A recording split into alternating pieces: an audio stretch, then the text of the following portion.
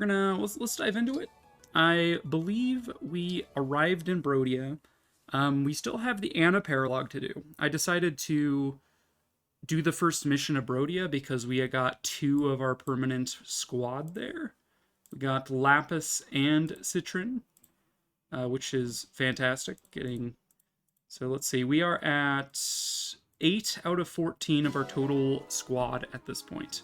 So we're a little over half our total squad that we're going to be having. We have Eclair, we have Vander, Fram, Alfred, Louis, Jean, Citron, and Lapis. And to be recruited, we get Amber for free, I believe, in the next map we do. At least the next story map we do. Zelkov we get a little bit later. Pandrea we get like a chapter after we get Zelkov, I think. Seadall is toward the end of the Psalm area. Linden and Sapphire are fairly late, but they are the end of our squad. Rounding out our numbers. Let's see. What? I didn't do any facilities, right? When we left off, I was just like, I'll leave facilities for myself. Hopefully I remember to do it. And because I said that, I did remember to do it. You ever think it's weird how memory and speech are linked? Like, if you say something aloud, you're more likely to remember it than if you didn't. This is crazy. I guarantee I would not have remembered if I didn't say it aloud. We don't need to sell anything, do we? Surely not. We still do not have a restock on our item shop. We probably get that after we do the Defense of Brodia Castle mission. And presumably we also do not have... Yeah, okay. Attack. As far as the challenge is concerned, though, we are able to flesh out the other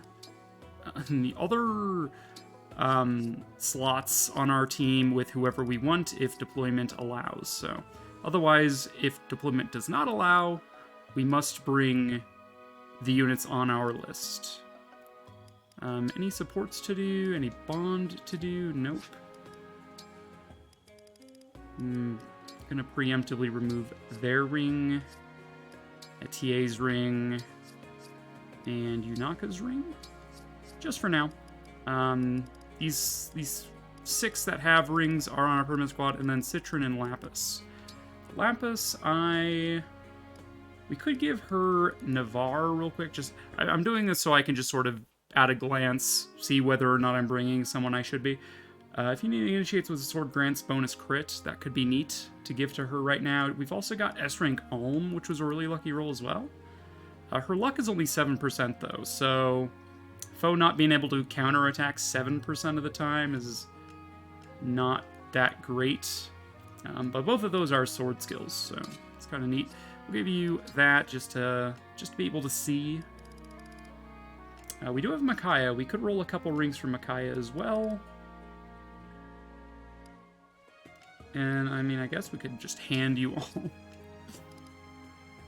We could hand you Merrick. Do we have anyone that, like, gives a decent amount of magic right now? Not really.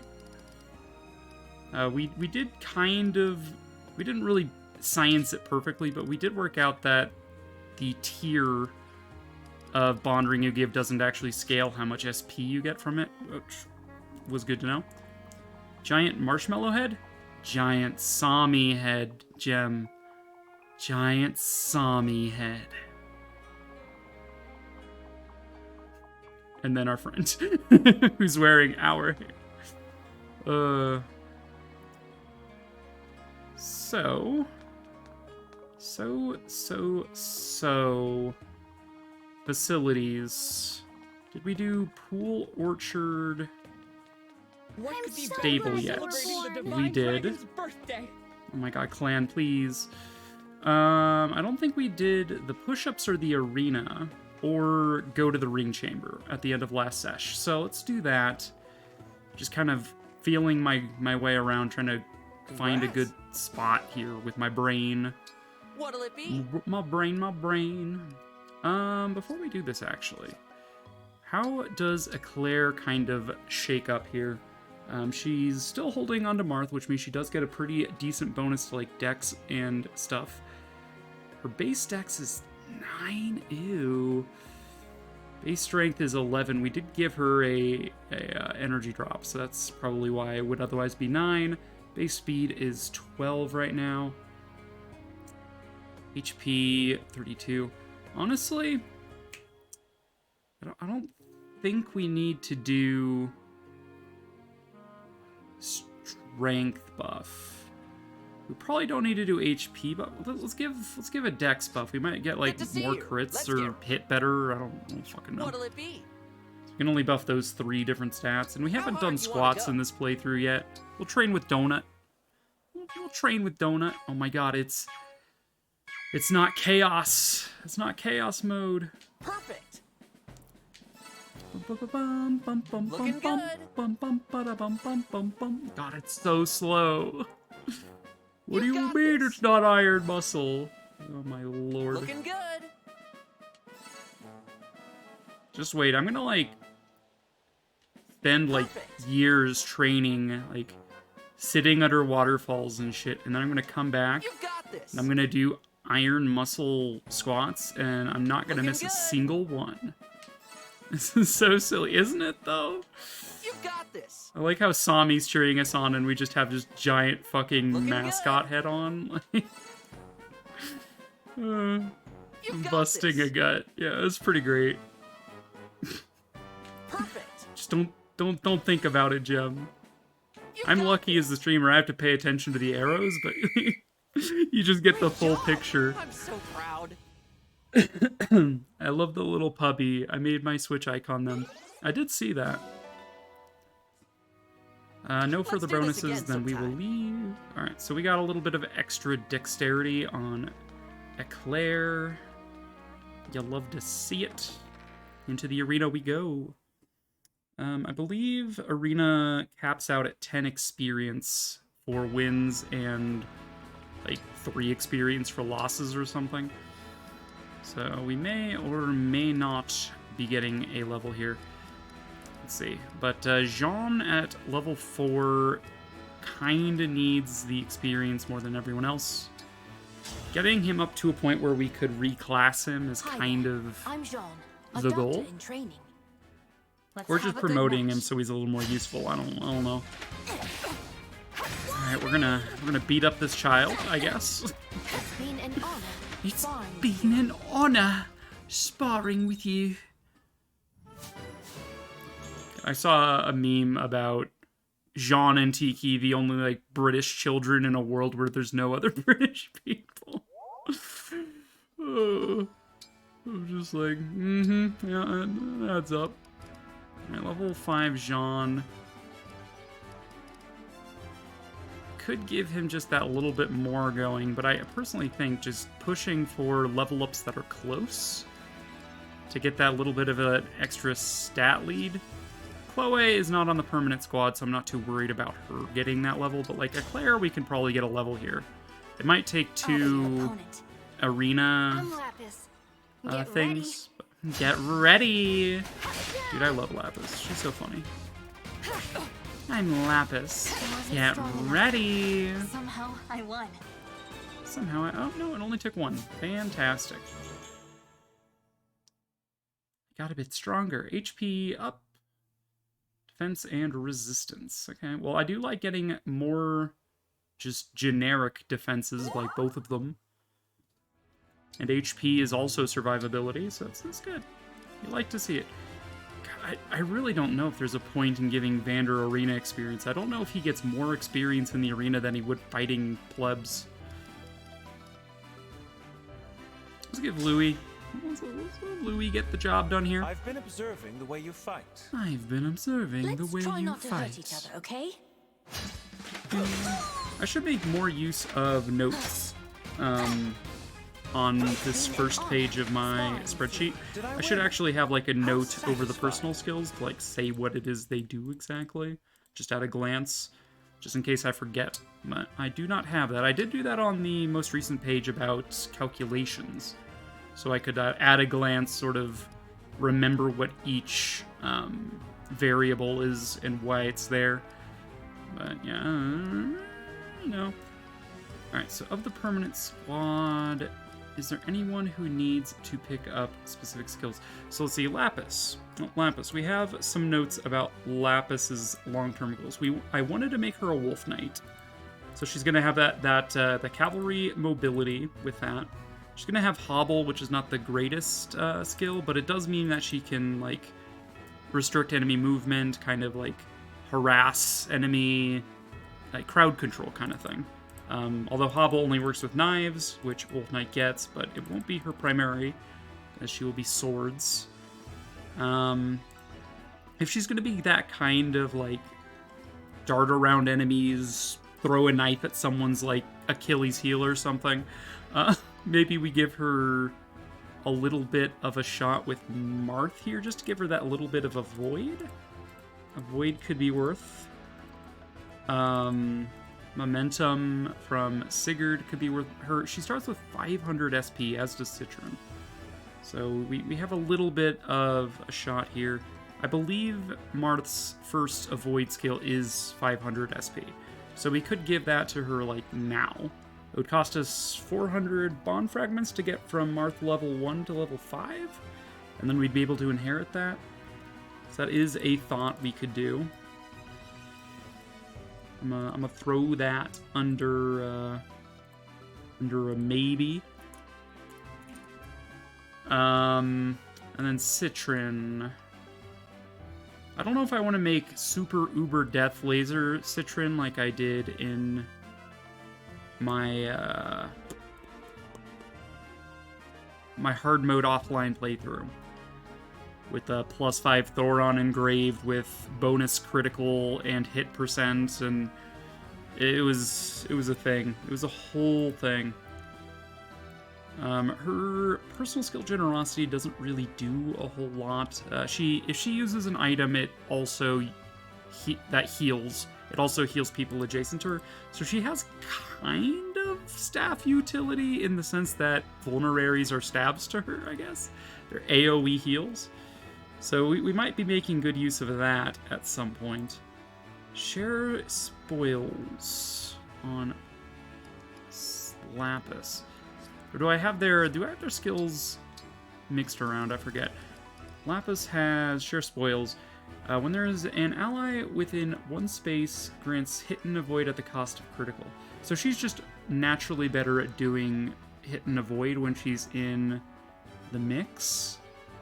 So maybe, like, making her do the Wolf Knight thing where she just kind of, like, darts around and harasses the enemy.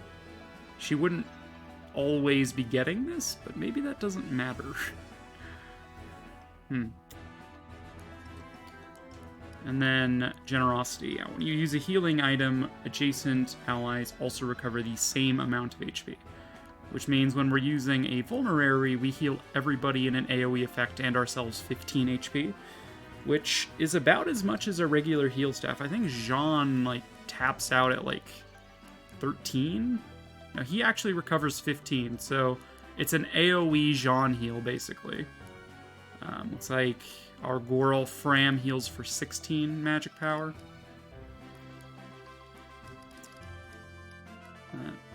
So even though she can't use stabs yet, she is kind of like an AoE heal wherever she goes. Jean's expertise just gives him bonus growth. I'm actually going to add these notes now just so I remember. So this is... Here. Well, let's just go through. Let's just go through. Divinely inspired. Insert note. Adjacent allies deal +3 damage and take 1 less damage. Fantastic. Alabaster Duty, Vander. Duty. Insert note. If unit is adjacent to the Divine Dragon, grants crit +5 during combat to both units. Gratinous. Gratinous, guys. Typos, baby. Doesn't like that I wrote crit and not critical. Lol. Crimson Cheer is the same thing, but with a void. So I'm actually just gonna high key just copy this so I don't have to type it out again. Insert note, copy, paste, replace hit +5 with a void +10. Get wrecked. This is gonna take a while. Actually, I'm a skip. I'm a skip. We're not doing this. We're not doing this. It's gonna take way too long. But I definitely should do that when I'm offline. Dude, I love spreadsheets though. I said that last stream. I'm just like, I just love doing spreadsheets. Can't at me. Don't at me about it. Let's see, we did pick up Alchrist. We're probably going to use him over Etier as our token archer until we get an actual... Gem, I just said don't at me. I'm just like, you're just gonna hear like my clacky ass keyboard if I keep trying to do this. Like, I don't mind a little bit of clackiness here and there as I like enter a number or whatnot, but let's see. Claire is level 9. I did make a column for level that I am going to enter in because that's a single number, and I didn't know what level all of our units were at. John is now level 9. Citron and Lapis did not level up in their map. Okay. So, for the purposes of science, there is, in Fire Emblem, when it comes to calculating experience, there's hidden values regarding character's level. There is the displayed level, which is this number here. It'll always be a number between 1 and 20 in this game. Unless you're a special class, then it'll be between 1 and 40, I believe.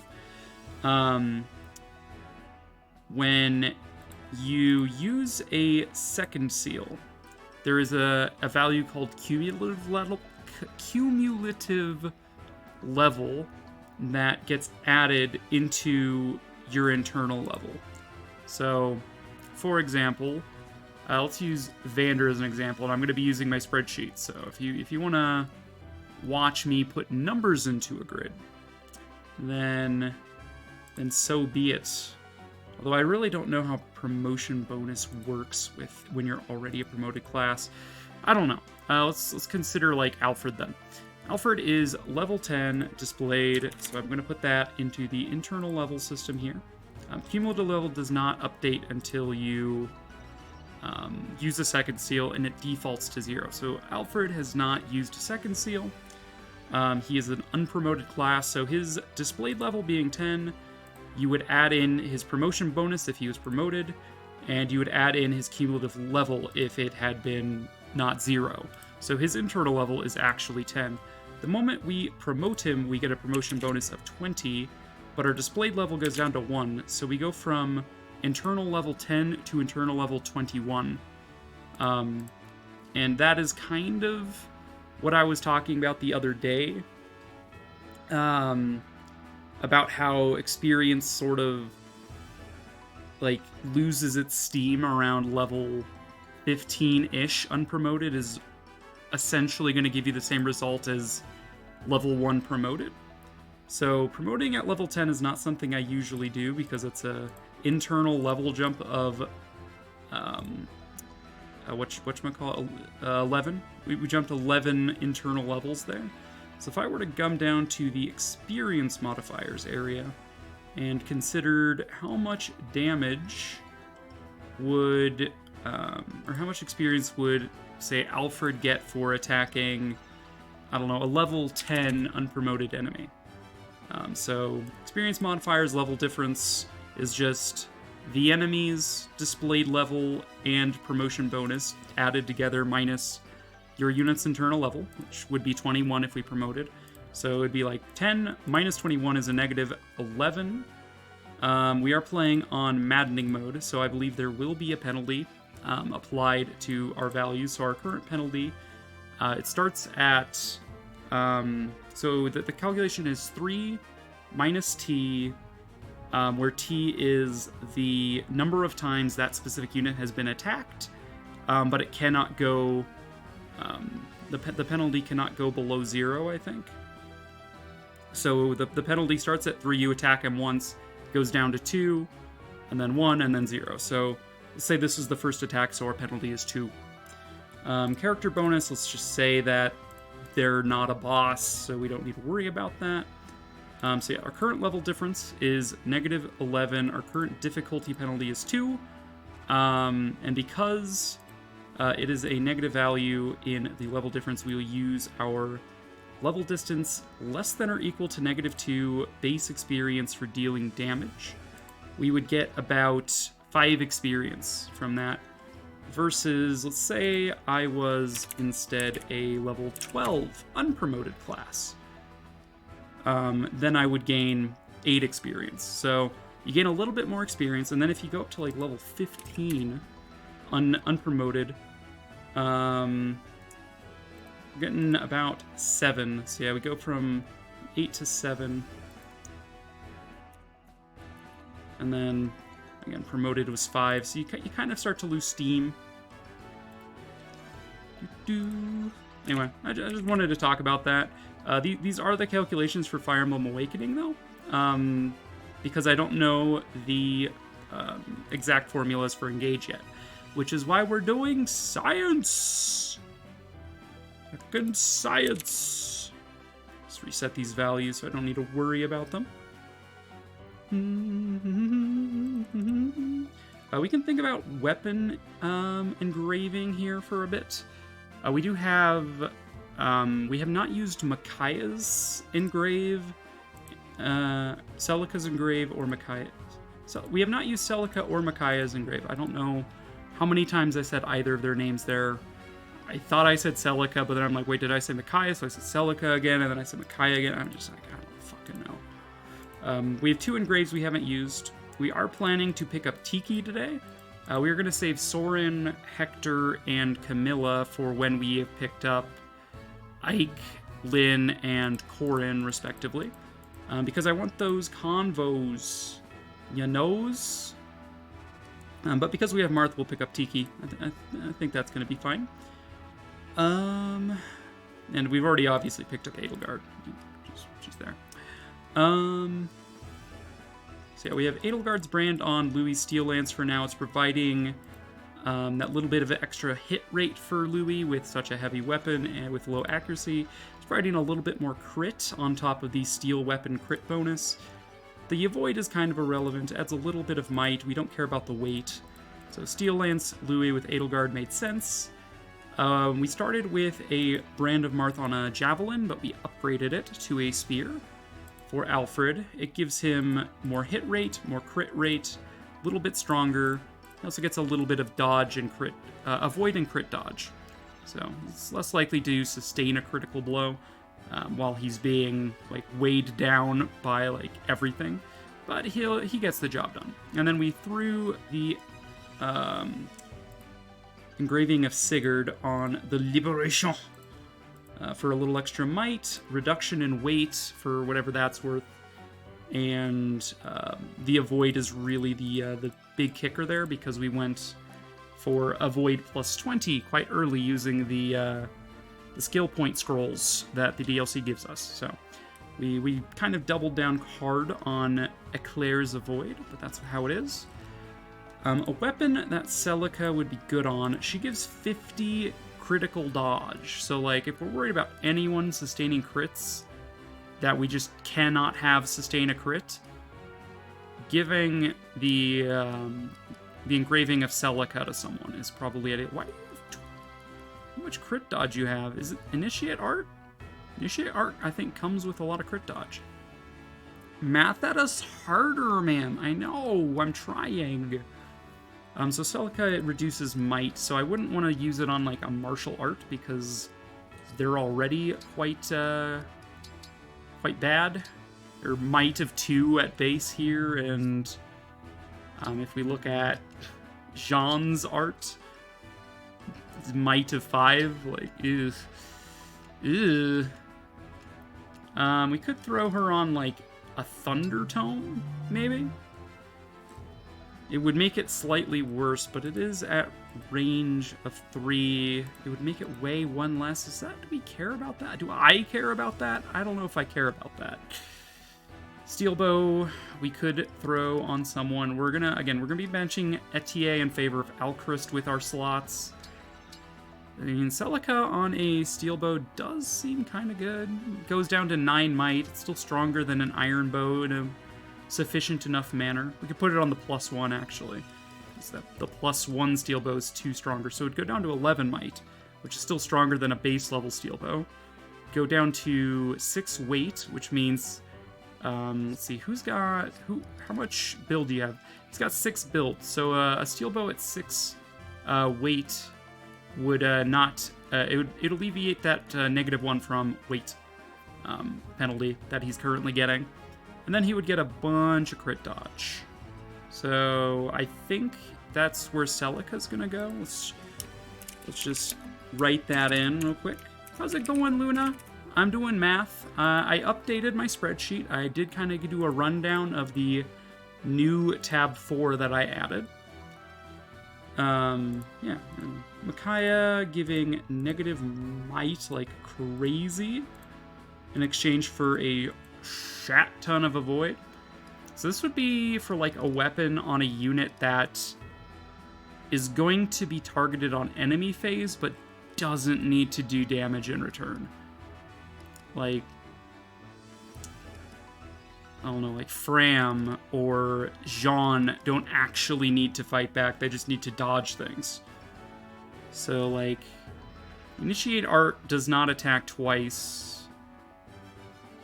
So we could give it to the body art, take it down from 2 might down to 0, with -1, but it'd floor at 0. In exchange for 40 additional avoid on her. She'd go up to 65 avoid at base. And then with Crimson Cheer, she could go up to 75 if she's next to Eclair. I'm doing good. Might do some Maddening Mode with this in the background. Hell yeah. And by the way, if you want to, like, save a copy of my Fire Emblem Engage build plan, like, by all means, you have the link to it. You can save it to your own OneDrive and do editing there. You obviously can't edit mine. I think I have it set that you can view or comment, but saving it to your own OneDrive would let you do editing on it on your own and sort of, like, plan your build. It's not the most like, min-maxed spreadsheet, but it is a spreadsheet. Sarah! Apparently this game isn't very good according to some reviewers. Probably time to drop it for something worthwhile, like EA Sports Ball Gambling Simulator 2023. You know, Sarah, I knew that you would know exactly what I need to do to game the algorithm. You're absolutely right. Let's just like delete this spreadsheet, just fucking like throw my Switch out the window. The only thing we need is EA FIFA Ball 2024. Alright, I do like the idea of Micaiah on a combat art. So, what's the name of this? Iron Body Art. And this will be for Fram. And the idea is that not that she's fighting with this, it's that she has it equipped at all times because she's using staves and bondage shield. Chain guard. And that way she just dodges everything if anyone tries to attack her while she's doing that. That is the general idea behind what I'm doing. So with that in mind, Fram becomes a little bit more dodgy. Do we want to give her avoid then? We could give her even more avoid from Marth if we cared to. You get level 1 avoid, plus 10. It would make her cap 85 next to... No. We need 40. We currently had 25. We're 65. We get another 10 from me next to Alear. Another 10 from this would put us at 85, and then support bonuses? We could make Fram just super dodgy as a chain guarder. Is something we could think about. We were toying with the idea of getting her up to plus magic, though.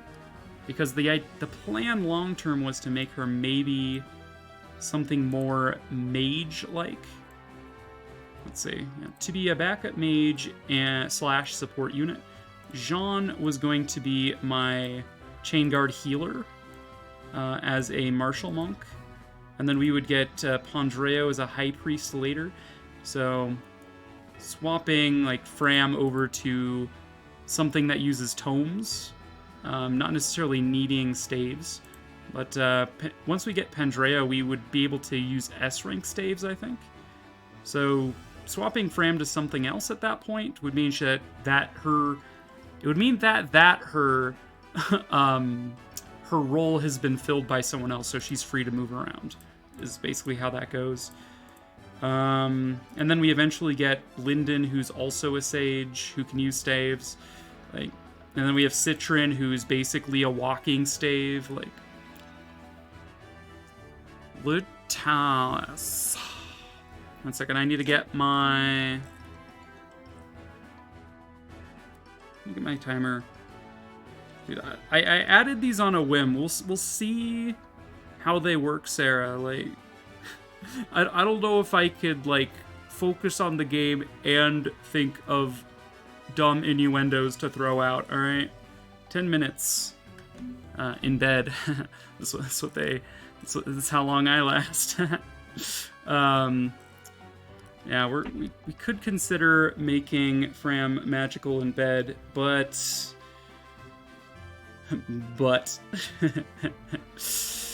I don't know what class I would put her in besides Sexette. No, she's underage. That's bad. I should stop.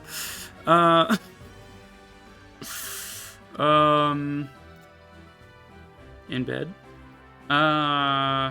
Yeah. So yeah, giving her more avoid would keep her away from predators for one, but also give me a way to pivot her into something else. Yo there, Coleus. Before I watch anything, what chapter are you on? We are on chapter Bradia at night. You can take sex ed as... I mean, they did teach us sex ed in 6th grade. That is true. Oh no, are all these characters high school age, like anime characters? No, Vander is 45. I think a Claire is 1,020 or something. Okay, epic. Just because I'm playing through right now and I want 0 spoilers. Yes, we have beaten the game, but I will try to keep spoilers to a minimum. Yeah. I'm currently doing a Maddening Mode... I'm going to pause this timer, Sarah. We're currently doing a Maddening Mode playthrough with... the challenge is that we're not using any of the characters we used our first playthrough. So I used a turn wheel to have them roll a bunch of random characters for me. So exclamation point planning gives you access to my spreadsheet of who I'm using, but there could also be spoilers in that spreadsheet, so be mindful of that. Things like weapon engraving could maybe cause some issues. I mean, you probably know the DLC stuff, but... Oh, I see a user there. Anonymous Blobfish. I bet that's you, Coleus. But yeah, we're using the spreadsheet to sort of plan things out. We have our units on the left, and below that we have who we'll be using next time we play. My fucking god, I saw Hector in this deal. I know, sick, right? I will be getting back, Sarah. I'm sorry. It's paused at 8.5 minutes. You have our class, we have our level. You have a second column of internal level, which is something I want to test out in this game, is how they calculate internal level for experience gain, so that's what that's there for, so I have it at a glance. That's a work in progress. And then you have their weapon levels for their class, what rank they are, and I can swap those around. You have the personal skills. I'm going to be adding in notes for what all these personal skills do, so I have it at a glance. We have prospective, class skills, inheritable skills, emblem ring assignments when we decide who gets what permanently, and then just some notes. And then weapon engraving is just sort of what we have currently. Once we've filled out what we have currently, we'll start moving on to the next one, which will be the perspective, what we might swap them to. And then we have a work in progress, quick level and experience calculations page based entirely around the Awakening second seal system. So basically comparing the two systems and seeing how accurate it is to use as an estimation, especially for Maddening Mode. So that is the spreadsheet, and that is the challenge. I'm going to drink some water. Resume. I'm going to moisten my mouth. Got a few questions for your first playthrough. Did you ever use a second seal? Did you have a really hard time doing paralogs? I'm gonna pause again real quick because that's a serious question. I really love this game, but damn, Maddening is rough. Maddening, I mean, so far for me, I don't think Maddening is too bad, but I'm only on like chapter 7 of Maddening, so I'm assuming it's gonna get worse. I have been doing a hard mode playthrough off stream. Our first playthrough was normal mode classic. It was the one we started on launch day. The hard mode one has had a little bit of a rough time with the paralogs, but I'm assuming the Maddening paralogs are gonna suck balls. Yeah, so I do expect to have a really hard time with paralogs in Maddening. So, and did I ever second seal? What was our team last playthrough, chat? No worries, take your time. Thank you for being understanding, Sarah. We did swap Eclair. We promoted Eclair into Divine Dragon, or whatever her promoted is.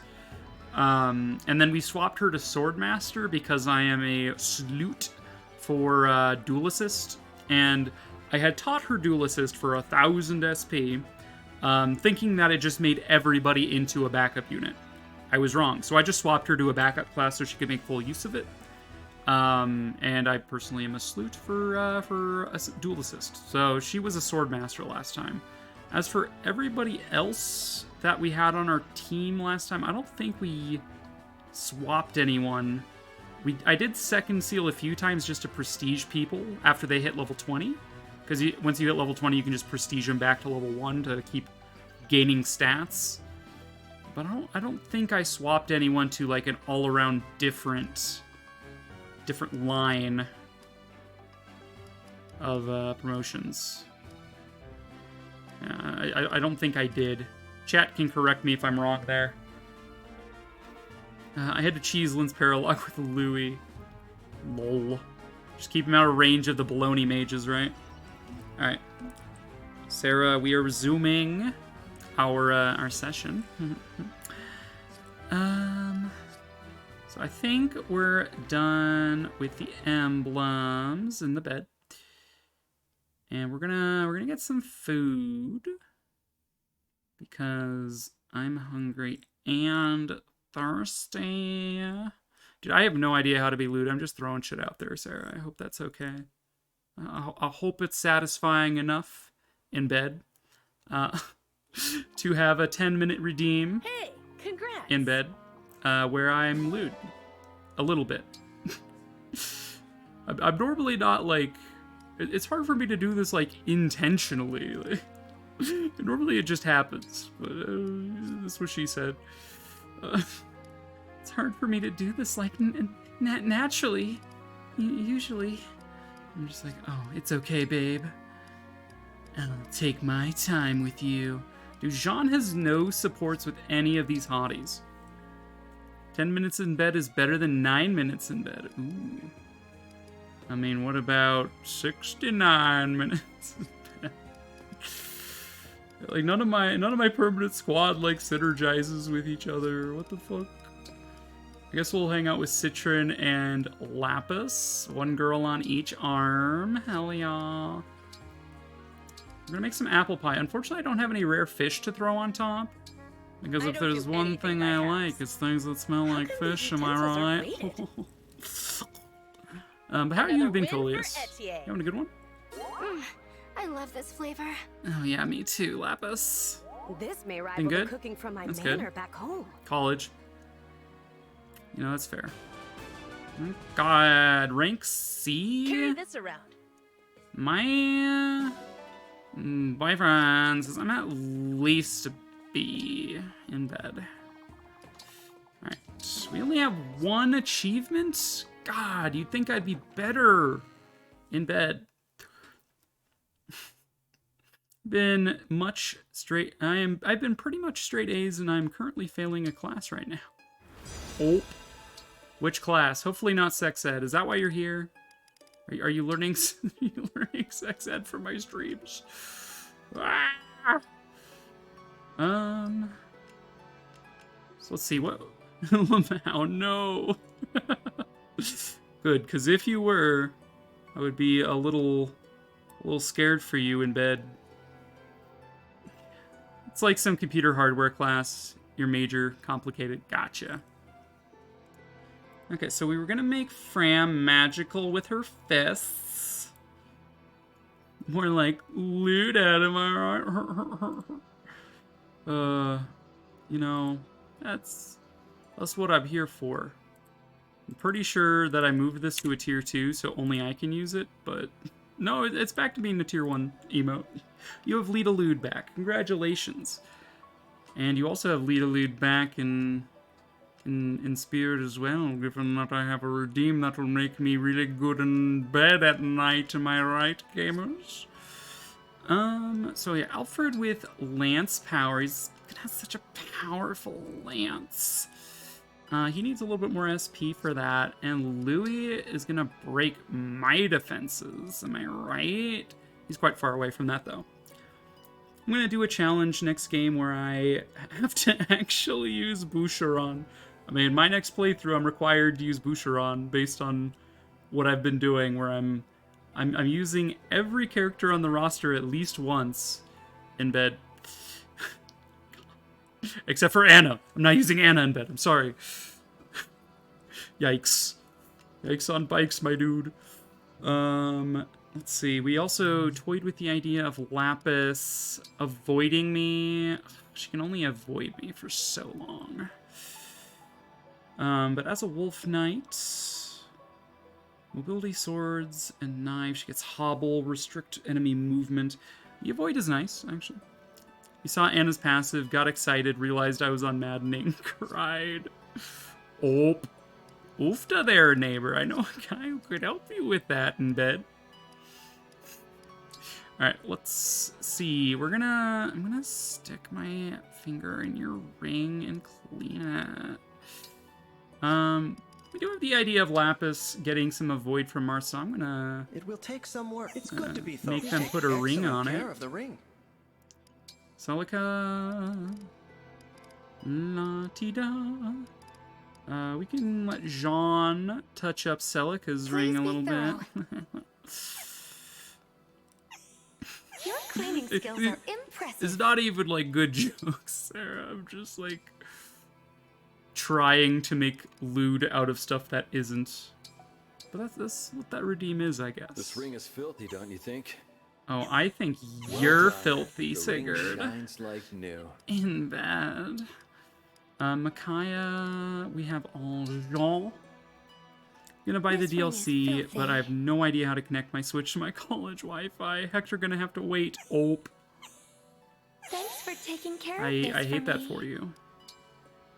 And then Louis has Edelgard, I think. Oh, fuck it. Oh, Louis. I can count on you. You know, you're a Thank you for cultured taking care man. of You it. know how to treat a lady in bed, right? Clean up her ring, bro. We can roll some bonded rings here. Got an A rank, and we'll roll another 10 just to, you know, make it fair.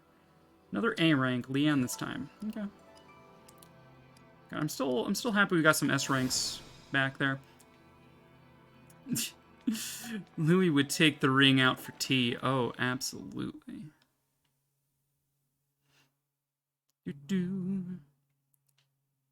Louis just like, ah, yes, I appreciate all the beautiful ladies in bed.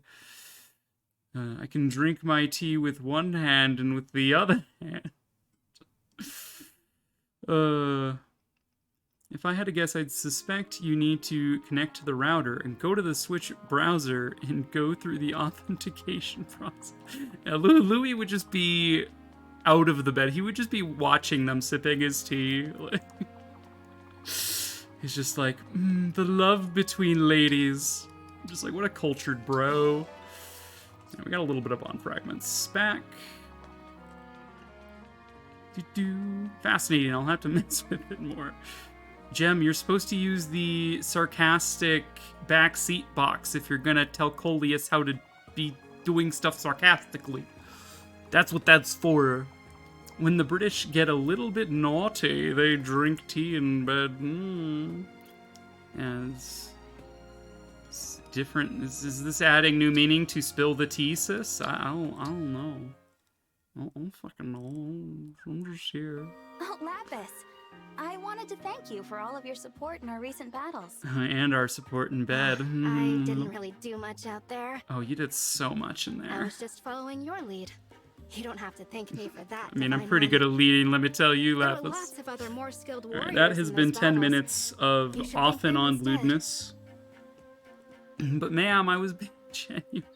I'm sure Coleus knows how to connect to a router. And our support in bed. Been there 5 minutes. How did I know you were going to say that? Alright, well, I have them set up. Each of them is once per hour, 3 times the stream. But you can redeem multiple. But I will not do them over the top of each other. So once one ends, I'll do the next. But all the voices and all of the lewd. I just like looked at my emotes. I'm just like, what does this emote represent? Can I make a redemption based on that? If yes, add redemption. Yeah, I mean, yeah, Gem, your feedback is actually like accurate. I didn't read it all the way. I'm like, yeah, the authentication process on a browser can sometimes get lost in translation and then like cause Lapis, issues. But please. You're strong and you think fast. You should have confidence in your abilities. in bed, Confidence? I don't know about that. I'm thrilled to be a retainer, but everyone else is much more qualified. I'm not even a noble. oh, you're way more than qualified in I bed, wouldn't want to Lapis. sound arrogant when I rank so far beneath everyone else. Lapis is a bottom, Wow. confirmed. You're pretty hard on yourself, huh? I guess that can be a good Mhm. motivator. I'm pretty hard on myself too. But you shouldn't compare yourself to others like Oh, that. the redeem's over, Everyone is different. Latalis. Be a little more All kind. right, we're done. We're skipping. We've already seen these supports before. Actually, I don't know if we've seen the Lapis supports on the Twitch playthrough. I've been using Lapis in my offline playthrough. So maybe I'm just like, I've seen these. You guys don't need to. But yeah, well, Lapis has like confidence issues, and I'm just like, she's kind of cute though, you know. She's kind of a cutie. She knows how to do like DIY shit. Okay. Okay, she can have a sport with Fram. We should probably work on that. Jean, I don't think has any supports with the permanent members of my team. You hate to see it. At least anyone besides Claire. So, let's see. What about Louis? Louis should. Louis can't support Alfred. Come on. I know he's Citrine's knight, but like... Alright, so Louis also lacks a support with like everybody on my squad. I guess he and Alfred and Vander. Literally what I had in the next tab. Hilarious Latalis. Alright, we will Citrin Lapis, I suppose. Oh, I've already used everything. Alright, we did do some of the facilities at the end of yesterday, then. Yesterday? At the end of Wednesday. We didn't do all of them, though. We used up all our bond fragments, so we can't do any engraving right now. We might be able to do a little refining? We might be able to buff something. Refine. You're refine. I mean, I feel like the earliest you get the liberation all the way up to +5, the better, so let's just work on that. I'll be here. And then let's see, inventory. Etier, you're being benched in favor of temporary Alchrist. Yunaka's probably going to be used for a little while yet. Chloe's probably going to be used for a little while yet. Boucheron is definitely benched. But I think we have a, quote, full squad now. Refined my Brave Axe and I couldn't be happier. Dude, when I saw that Brave weapons were like hella weak, I was just like, oh no, dude, what'd they do to Brave weapons? And I'm just like, oh wait, we can refine and engrave. Ooh, the possibilities. I ended up giving Tamara a really epic Brave Lance that she dominated with Sandstorm. I'm just like, yeah, I don't know. Tamara, good. Yeah, but I'm a little sad that all of the units I used last playthrough are not allowed for this playthrough. And next playthrough, we have 1, 2, 3, 4, 5, 6, 7, 8, 9, 10 required takes in addition to Alear and Seadall, because required and dancer. I'm putting them on every playthrough. So we only have 2 open slots that I get to choose myself on the next playthrough, which is a thing. So we have not done Anna's parallel. Oh my god, why are we so fast? Why are we so fast? Meow. Deja vu. Alright, I did say we wanted to pick up the Tiki bracelet. So Coleus, if you don't want to spoil yourself for DLC maps, I will be doing Tiki's paralogue after I do Anna's paralogue, just so you know. Fair warning. Give it Ike's blessing to whoever holds it. Has 0 speed. It's great. Yeah, but it always doubles on player face, which is great. And that's like really all you need. It's the benefit of martial arts is they double on player face. You still haven't found her? In bed? You still haven't found it? That's what she said. Haven't touched the martial arts. A lot of the early game martial arts are super weak, but like they refine, like they scale really well off of being refined. I love that Anna just hides herself in a box. 11-year-old logic. Okay. So this is our required squad, which means I can't bring any of these other people unless slots are available. So, as expected, here we are. For now, I will also drop this equipment and convoy just so I can access it for the purposes of optimizing my current stuff. Steel Sword Plus is really just crit over the Liberation, but not that much crit. Armor Slayer for obvious reasons. We could actually give the Steel Sword Plus over to Lapis, because she's probably going to need it. Vander has the DLC Silver Axe on him right now. Honestly, I would rather have Poleaxe and Hammer going for me right now. We have a Hand Axe for range if necessary. This will be our lightest weapon to equip if we're worried about getting doubled, so I guess we'll start with that. Fram, we just have a spare heal staff in storage. You're carrying some junk. Spear, and then that. We could hand you the Rider's Bane, but you've got Sigurd. Auto mod, come on. Bitch. Bitch boy, anyway. The only dead character I have right now is Alchrist. Dude, I used Alchrist in my last playthrough, and he turned out really well. And then I used Etier in my offline hard mode playthrough, which I haven't finished yet. Mind. I keep referencing it like I finished it. I haven't yet. Etier is also really good as an... I made her a horse archer? A bow knight or whatever? Alchrist sniper. Like, oh, there's some good classes. There's some good classes. There's a lot of interesting classes. Like, the mounts tend to have really interesting sort of, like, positioning and mobility sort of buffs. Skills. Like, pivot, I think, on paladins. I think Armor Knights get reposition, which is kind of cool. Griffin Griffin Knights get the traversable terrain equals 1 buff, which makes units able to traverse shrubs, bushes, pillars, forts in a single move. It's quite interesting. Wait, for real? Yeah. Here, I should be able to see the class by coming here.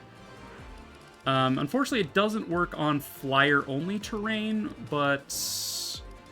Griffin Knight. Clear the way. Unit space and adjacent spaces have a movement cost of 1 for allies.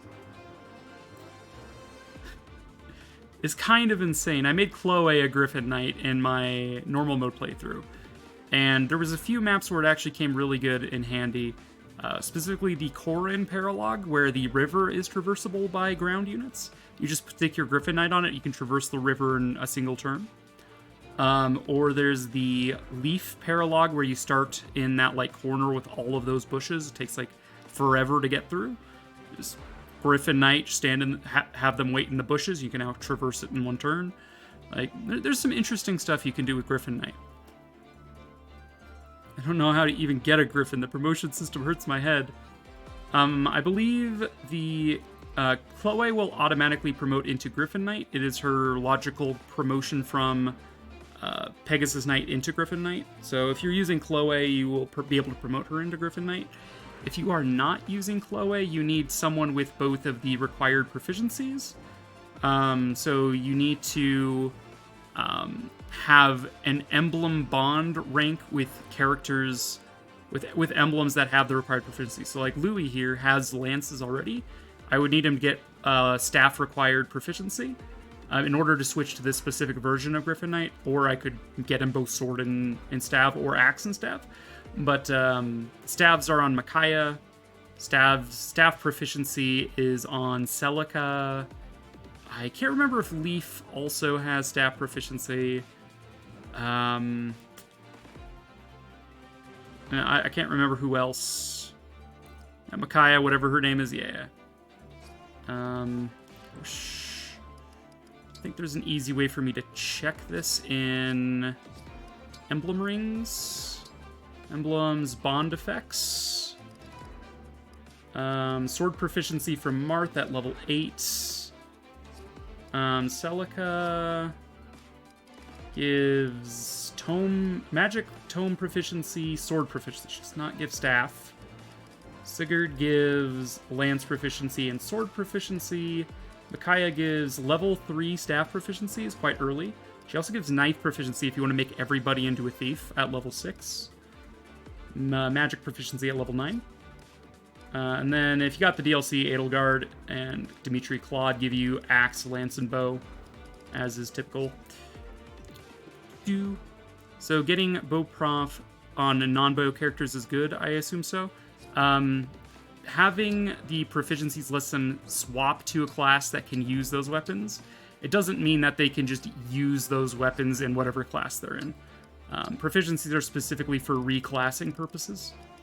So, like, if I wanted Eclair to be a bow knight using swords, I would need her to have a bow proficiency. But it doesn't mean I could use my bow proficiency as a dragon child. Yeah.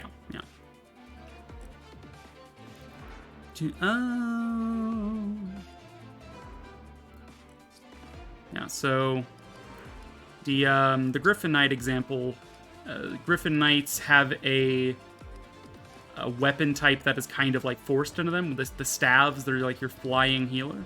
So they only get a choice of 1 offensive weapon, unfortunately. But then you have like stuff like Wyvern Rider that has a little bit better weapon triangle coverage.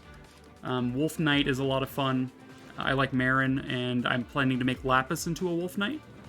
Because she starts with the sword proficiency, and then the daggers, and then hobble to just feck off enemy movement and stuff. Great Knights have also a decent weapon triangle stuff, but then the Paladins, like Vander, only get 1 weapon. But yeah, is a thing. Heroes kind of had that weapon triangle thing, but they have a forced sword. Yeah, this is some interesting. In Chapter 18, I'm learning this now. Yeah, the reclass system is very interesting to me. Because you can, like... There's the twist halfway through where you lose all of your first 6 emblems. And so, like, if you didn't know that you needed staff proficiency, and then you, like, lose Micaiah, and you're just like, well, shit, now I can't switch to the build I wanted until I get Micaiah back or buy the DLC, and get an emblem from there that can teach you staves. I don't remember if the other emblems teach you staves. Like the ones you get afterward. I don't think Corin teaches staves. I don't think Byleth teaches staves. Byleth teaches fists. Corin teaches swords. Who else does Soren? I think Soren teaches staves. I think Soren teaches tomes, daggers, and staves.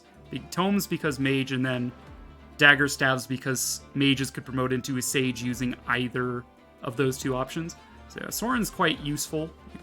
Leaf is the best because you can get all weapon proficiencies with Leaf, given that he gets that Master Knight class in Thracia, which has access to every weapon type. So his emblem literally teaches all weapon proficiencies, which is super cool. Which is why he's the Sage Lord.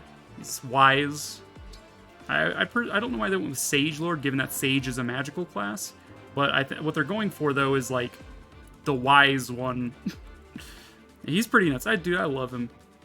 Anyway, we should probably play the game, yeah? Tomes, Daggers, and Staves, the new D&D-themed Earth, Wind, and Fire cover band. There you go. Alright, let's consider this map for a second here. It doesn't look like these 2 guys have changed, maybe except outside of their base stats going up. Heal staff. The idea is that I get just a Sigurd into here and just, like, park him in front of Anna's chest so she doesn't get opened and then just, like, beelines the enemy and dies. So, probably went Alfred over here. I found it's easier to get into the throne room from the right-hand side. Although, maybe not. We'll probably use a freeze staff on this thief, because it seems quite safe to me to be able to just, like, move like, Fram here, use a freeze on him just so we can kill him on turn 2. This thief is a little less capable. You need to put, like, Jean or Fram there just to freeze him, which is just asking for them to die. So this guy's probably gonna get away, but if we use Sigurd, we can get ahead of him and just kind of camp. So let's move Alfred over this way. In favor of Citrin on the left-hand side. What am I dealing with here? We have a sword backup, we have axe boy backup. We do have an armor knight here, which could cause me issues. We have an armor knight here, but he's a little bit deeper. I think we're going to be coming up against this armor knight first, and this is, like, my only mage outside of, like, emblem ring stuff. So let's move Lapis to this side. So we're going to have 2 swords, which is fine because we're dealing with a bunch of axes over here. Then we have Vander's backup and Fram to chain guard, except we do actually want Fram on this spot. 2, 3, 4, and then Staves 1, 2, 3, 4, 5. Perfect. Can freeze him in place. We can stick Eclair next to Fram to keep her safe with the bonus Avoid that she gives herself and Alear, and then the Divinely Inspired for reduced damage. That should, hopefully... It'll get Fram up to 36 Avoid and effective defense of 10. She shouldn't get doubled. Is there anyone with range attacks here? You're going to move toward the stuff. See, if we move Fram up, she will be out of range of the mage, so these guys can't do just, like, endless backup attacks against her. So I think she will live.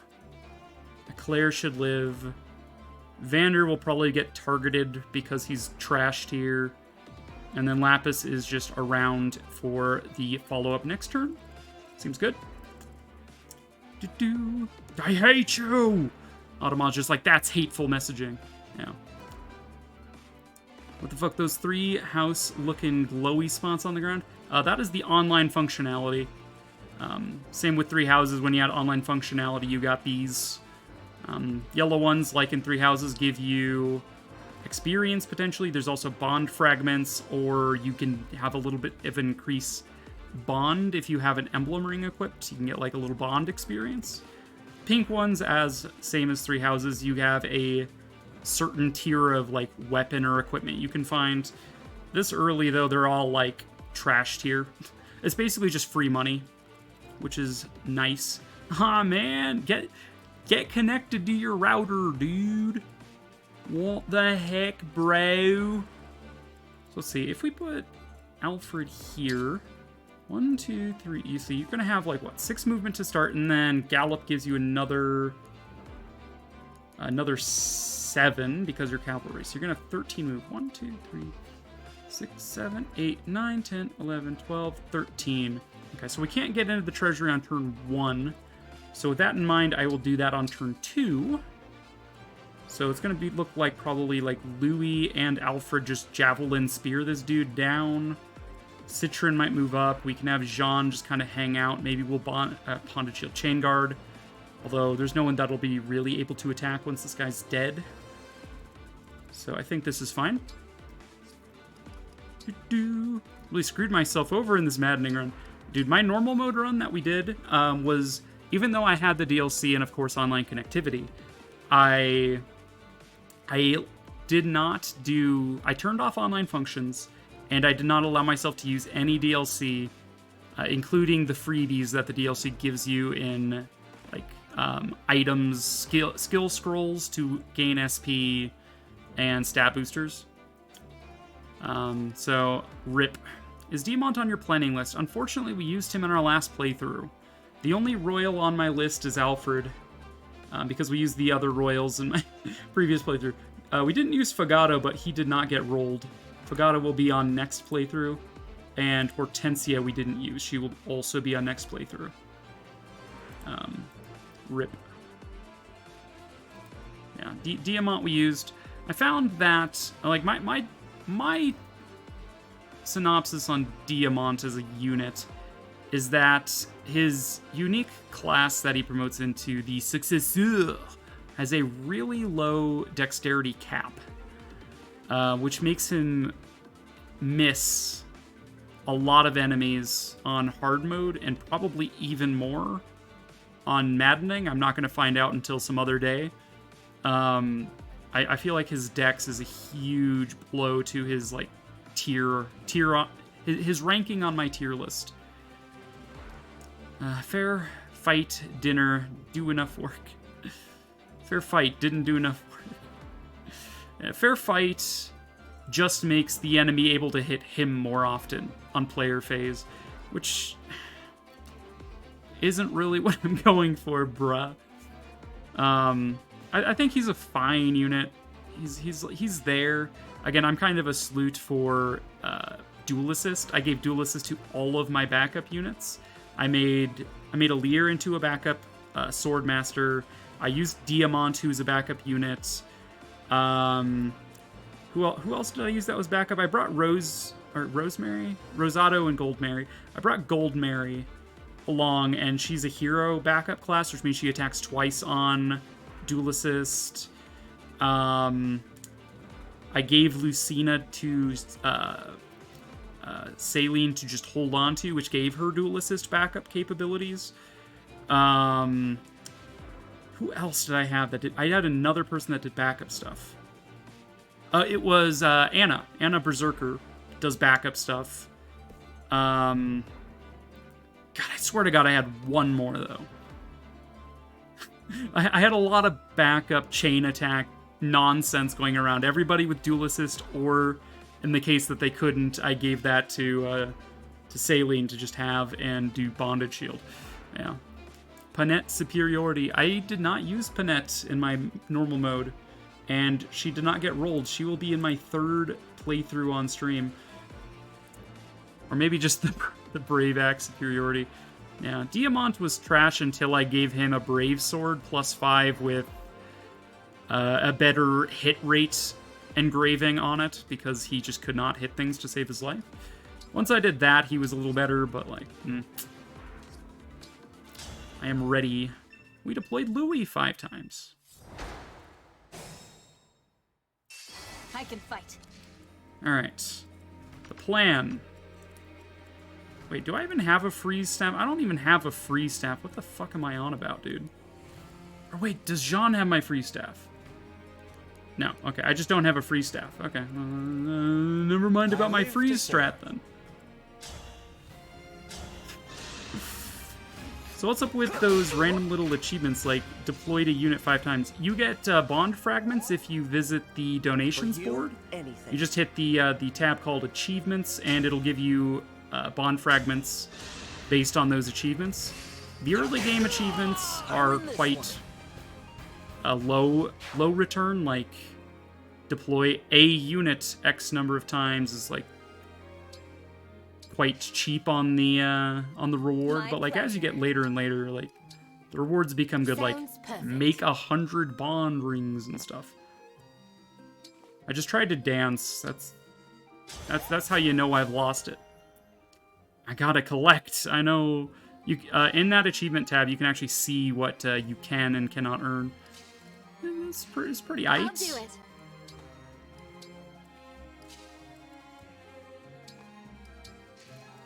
Whatever you say. Alright, we're still gonna put you here.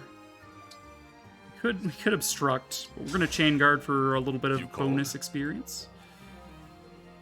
And we'll put you here to just kind of hang out. You're gonna get doubled by the axe dudes anyway, I think, because they're 9 AS versus my 5. So I think on Maddening Mode they changed it, because on normal and hard mode it's 4 speed or greater than the enemy you double. I think players have to have 5 speed or more in order to double on Maddening, but I don't think the enemies do. I think the enemies still double you at 4 speed or more. Hello, Lily. I did see you, but I just didn't acknowledge you. I'm so sorry. Bleep Blorp, you got an achievement. You mind if I tell you all the units I'm using? Go for it.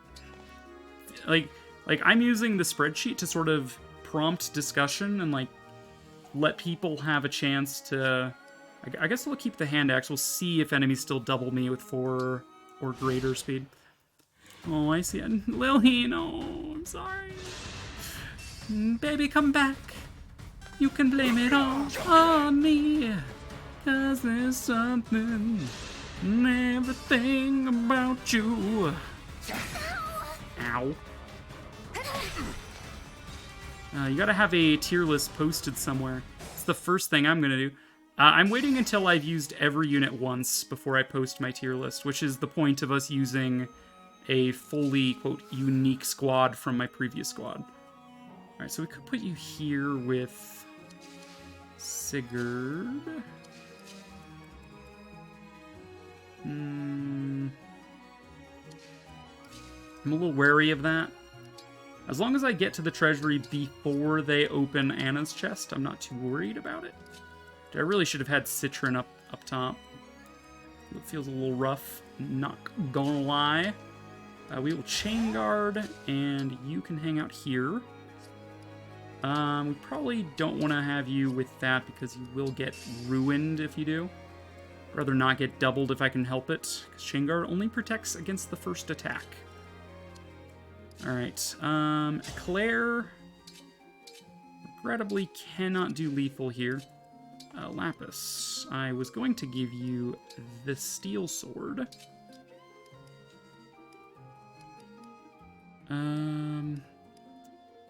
Might's 10. Steel sword +1 is stronger than Iron Blade. We'll give the Iron Blade over to Eclair then. We might do some smashy smash stuff with that. Let's see, we cannot double, but here we could. So Lapis can get this kill. I give good compliments last night, and Talish is like, okay, I got everything I need from. I'm just gonna like. I'm good. Don't need anything from ya, gamer. I can still fight. Can you, Vander? Can you still fight? Good grief.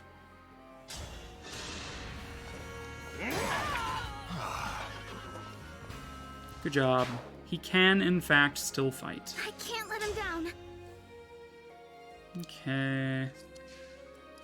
Ram could finish the job. Why am I all of a sudden able to kill you? I thought I couldn't... Oh, I was checking the mage earlier, maybe? And I was like, I can't kill you, and I just stopped looking. Okay, I guess we can kill you. Me first. Never expected them, but I always appreciate them. I appreciate you. This time, victory was mine. This time. Next time, though, not happening, gamer. I do kind of feel rough about the fact that she did actually get hits. So we're going to use a Vuln. It's not going to heal her to full, which means she can't chain guard again, but it'll be fine, I said. Okay, you doubled, but we hit you. Fagotto, Ivy, Marin, Panette, Louis, my favorite, Risotto, Hortensia, Seadall, Tamara, Amber, Goldmary. All promoted into their respective canon classes, except for main protag, who is still unpromoted. Interesting. You didn't promote Alear early. That is interesting to me, but like not altogether unexpected, I would suppose. Okay, what are the odds of us warp Ragnarocking your face in, Mr. Thief? -1 on the HP damage. It's not a terrible idea if we get Alfred in here, though. Okay, we are going to attack you for lethal. Of those units, I used Ivy, Seadall, Tamara to great effect. Goldmary and Risotto were my, like, extras. Because they came so late, they were, like, the most leveled and, like, capable in the late game. So if I needed to, like, if I had extra deployment slots, I deployed them. Although they didn't see very much use. In my offline playthrough, I did use Marin and continue to use her, and she's quite good. I have not used Amber yet. That's why he's on this list. I mean, he was randomed into the list, but he is on this list. I've never used Amber. I've never used Panette. I used Louis a lot in the early game. Never really got to see how he shines in the late game. Never used Fagotto after his map. Unfortunately, he did not get rolled. But next time, he is on that roster. I've used Hortensia in my offline playthrough. She's quite good for staff utility. Yeah, it's a decent team. I don't know. I just don't like he has plenty of miscellaneous benefits, but damn, he just does 0 damage. The struggles of a gamer. Let's see, what is your range? Yeah, so if we did gallop to here, we could fight you. If we could kill you, we could then canter to here. We should consider this with momentum potential. With our spear? 80% shot. Get you out of here early. Okay. What's your speed? 2? I don't mind being in range of you. Your hit rate will definitely hit me and break me, but I don't mind the... Knifey boy is going to open chests, so I don't worry about that.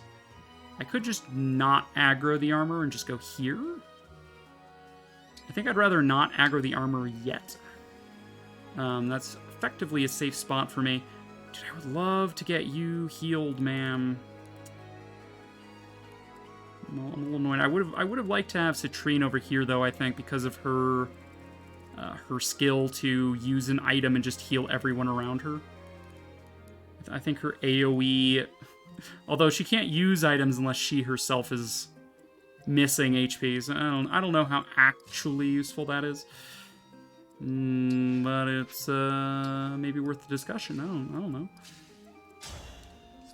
All right, we will move you here. Shall heal. Could it maybe engaged? Oh, I don't need to be engaged for Micaiah to heal me back. Okay. It's like, maybe we could have engaged to use Healing Light, and I'm just like, oh, wait. We don't need it. It's not an engage skill. All right. Eclair here.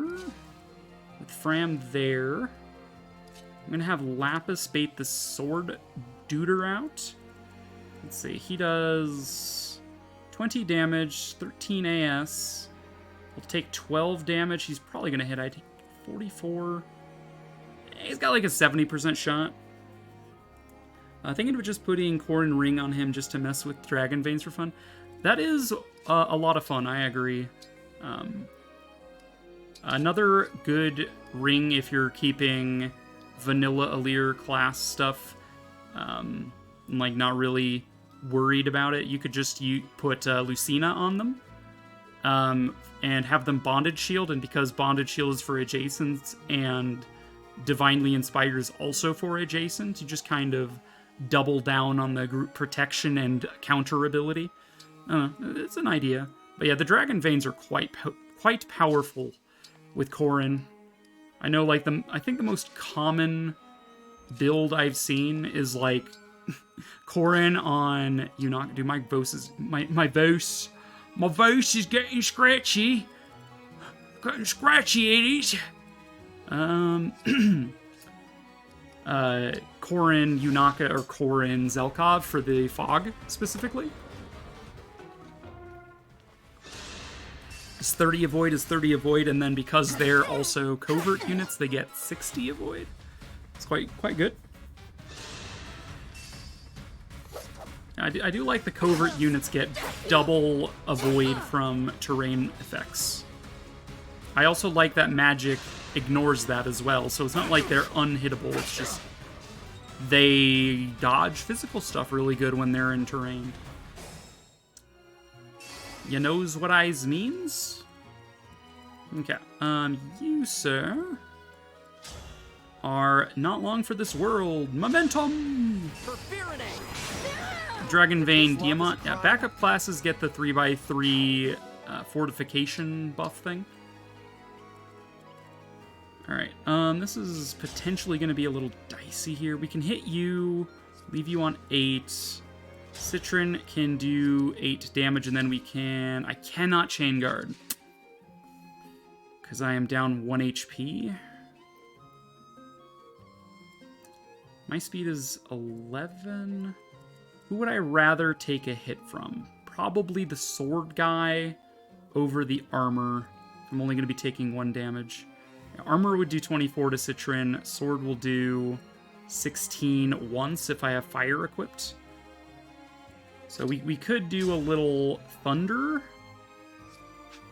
Jean trade and then heal Louis. Get you back on fire, and then Louis can finish off the armor. Or we could just have Louis attack the armor now and see what happens.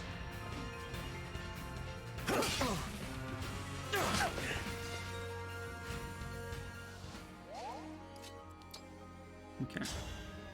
So we ruin this guy's whole career. This will protect Jean from the Swordy Boy. Swordy Boy would have doubled Jean and probably killed him. We swap back to fire. We heal Louis. 15 enough? Yeah, 16. We heal ourselves as well with this. That apply to enemies too? Does what apply to enemies too? The avoid to covert units, you mean? Yeah, enemy units that are covert class. Covert classes are thieves and archer snipers. Basically anyone with a gray that isn't magical. Magical gets the mystical tag. But yeah, anyone like this guy would get the covert bonus just by being covert. Double their avoid in terrain effects. Quite interesting. Quite an interesting buff. Yeah, it does in fact apply to enemies as well. Alright, Lapis can score this kill. Here's hoping that Vander can finish off Money Swordy Boy. What's your accuracy? What's your ascracy? Or we can have a Claire deal the final blow and have Vander just frontline. I kind of think that's more likely to matter, although I kind of want it Divinely Inspired on you so you don't get your shit absolutely kicked in by this guy. Because he's going to hit you, I guarantee it. You are going to get 10% avoid when we put someone next to you. So it'd be 44 avoid. He'd have like a 44, it's like a coin flip to just kill you outright, I think. Unless we heal you, which is what Fram will do. don't know, I'd like to have Divinely Inspired here, so I'm gonna roll for the Vander kill, even though it's not guaranteed. It worked. I will defend, always. I will defend you always. Yeah, we're probably gonna, once we get second seals, and we might have Vander learn his class skill just in case we want to swap him back to it. Armor Slayer. I'd rather go for the no shot of being attacked back right now than worry about armor slaying him, because he's gonna live regardless. We're thinking about swapping him to an archer class, like sniper or like bow knight, because I don't actually have a archer class on my my roster until I get all the way down to the bottom and get a C rank bow user. So we could swap Vander like warrior to keep his axes but give him bows. We could swap him to bow knight, give him bows that way. Like I don't expect Vander to be You really saved my skin. DPS for too much longer. I'd rather him be an effective damage dealer, like a special ops, where I don't have to rely on him, but having him is nice. Because he's not gonna stay relevant for long. I guarantee you.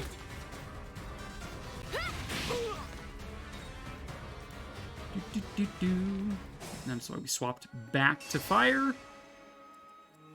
Right, we were gonna do some testing about experience gain, right? A little testing.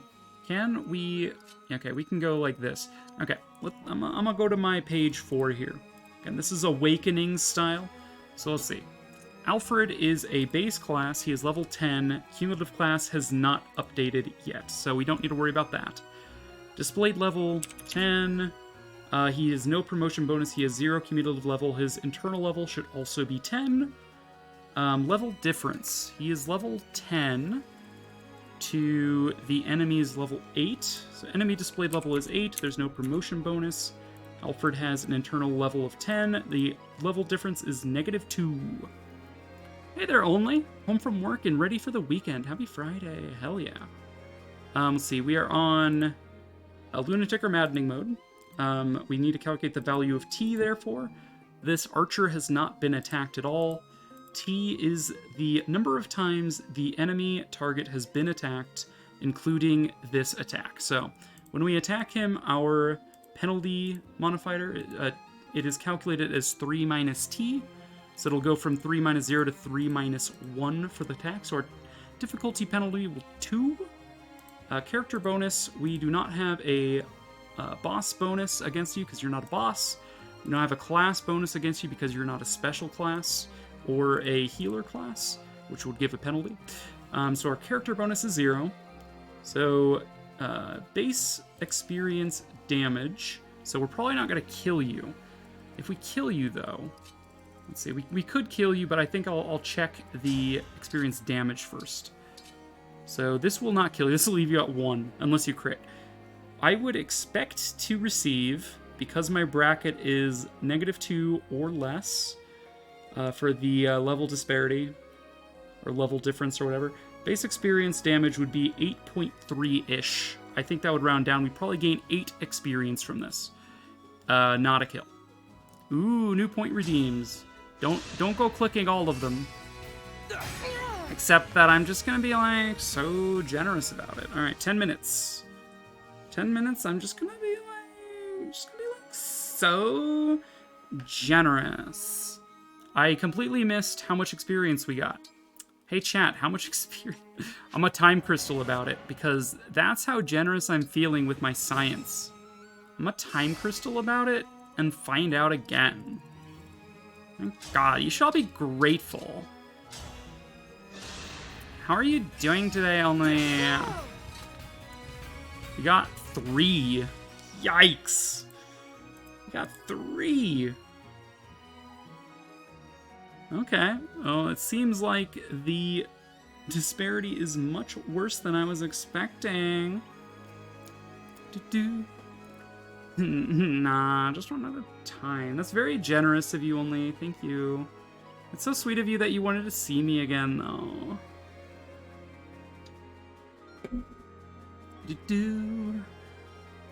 Alright, we will generously leave this archer alive, as is customary in my culture. So you do 20 magic damage. Oh my god, you would do 8 damage to me. Let's be off. Okay, we can hit you with fire for a guaranteed kill. We can hit you with iron for a maybe kill. Alright, we're gonna generously end your life. We're gonna put you out of your suffering. Iron Lance, Steel Lance, same hit accuracy. You'll just use Steel. Because the +1 in the brain. Apply a restriction. Cannot attack with Alear rest of map. Ooh, that's so generous of you to spend your points like that. Alright. I will stipulate that they are allowed to counterattack. So I don't have to unequip their weapon. I just cannot use them on player phase. How does that sound? Because I'm just so generous. I'm bargaining with you. Thank you for the dance. Counter is fine. All right. All right. So, we're gonna just like, oh my god, I'm gonna heal you. I'm so generous. You don't have to. I'm just memeing. I mean, the redemption's there, and it's not a bad restriction. Like, I used to have that redeem on because I was so generous. I had it on for a little while, but people kept redeeming restrictions just like, you're not allowed to attack. You're not allowed to deploy units, lol. You're not allowed to, like, do a thing that's like 50% of the game. I'm just like, I don't mind having a little restriction like, Eclair's not allowed to attack. I'm not that mean. Yeah, no, I reserve the right, because I'm so generous, to myself mostly, to refuse. And I will not refuse that one. That's a good one. Allegedly. I'm prepared. Alright, well, since Eclair can't attack, she's gonna be so generous and give the Armor Slayer over to Lapis. And we're gonna, like, generously relieve this man of this armor, because that armor looks really heavy, right? What's the cooldown on the redeem? Just curious. I got a good one. I won't let this go to my I head. forget how long I made the cooldown. I think it's once per hour, because I'm generous, and 3 times a stream. 1 second. Let me double check. Let's see. Channel points. Channel points. I made it once per user per stream, 2 times per stream, 2-hour cooldown. Because it usually takes me 2 hours to clear a map anyway. That was just me trying to prevent the same map from getting a double restriction. Because I'm generous to my ability to clear maps. Let's heal up Vander. We're so generous like that, you know, we're just like, I fight another Vander, day. you're old as fuck. You're 45, that's practically on death's door, but I will heal you because I don't want you to die yet. You know? I'm not that mean, but I am. Oh no, only.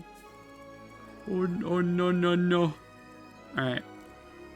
Armor 9 mage? We can probably bait the mages. We're gonna jabait the mages, I think.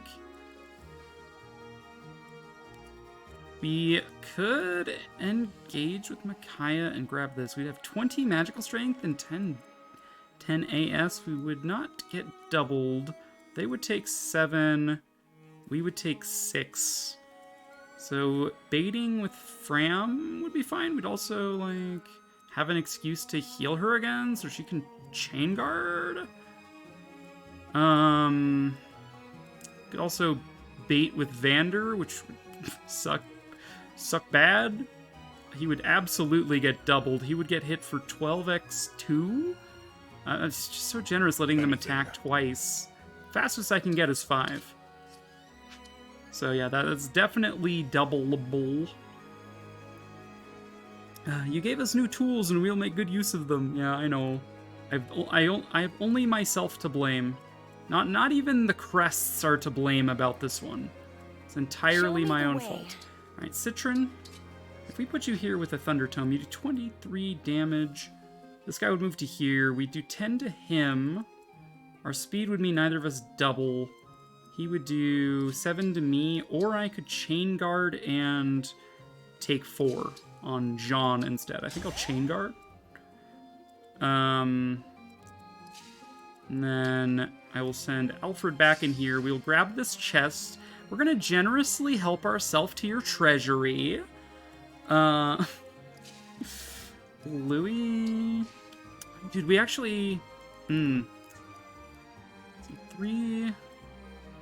We would get doubled, but we could have used the shield gambit. So the developers were so generous in giving us a ring with 3 different characters in it that rotate at random, but Dimitri is able to nullify the first range attack of any range attack that comes his way during that turn. So, like, you could just stick someone with Dimitri in the middle of a bunch of archers, use shield gambit, and as long as they don't double, they will not hurt you. If they do double, the second one will hit, though. So we would end up taking 1 hit from this with Louis, which would do 16, but then we'd counter with 24 and do 19 back, and we wouldn't kill him. I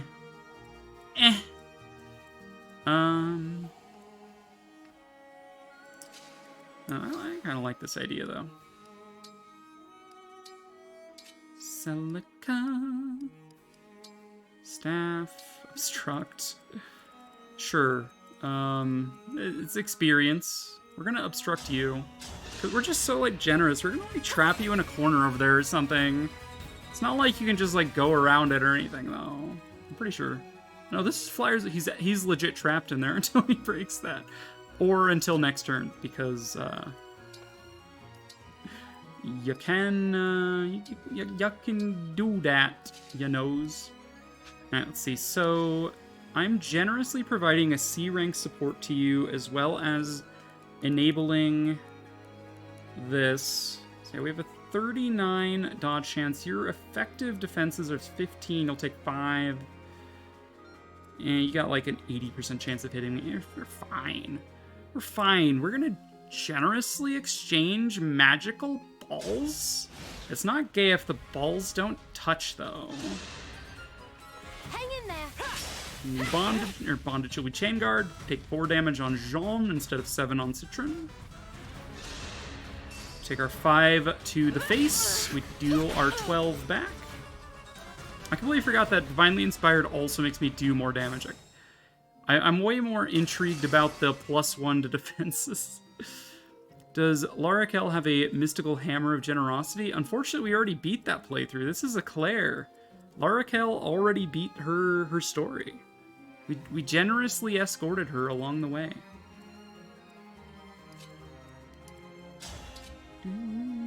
Alright, Citron. I would much prefer to take down this guy, and we can worry about the mage later.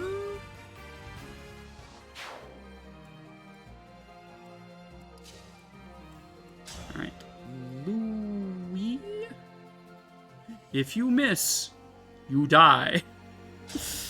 Alright, that is time on that. How very generous of me to go, like, I think I'm like 2 seconds over. I'm just so generous like that, you know?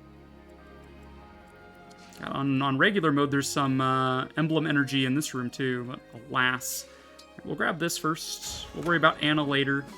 Master Seal is really why we're doing this.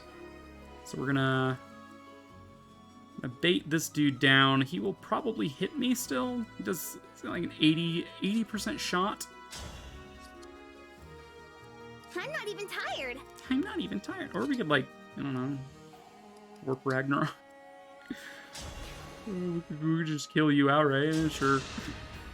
Oh, Larakel 1 already? Nice! Yeah, we brutalized the end boss on normal. I am not expecting things to go nearly as well on Maddening. I expect great things from the enemy. Not myself. You're going down. Sorry about that. Sorry about that. Ends a dude's fucking life? Sorry about that?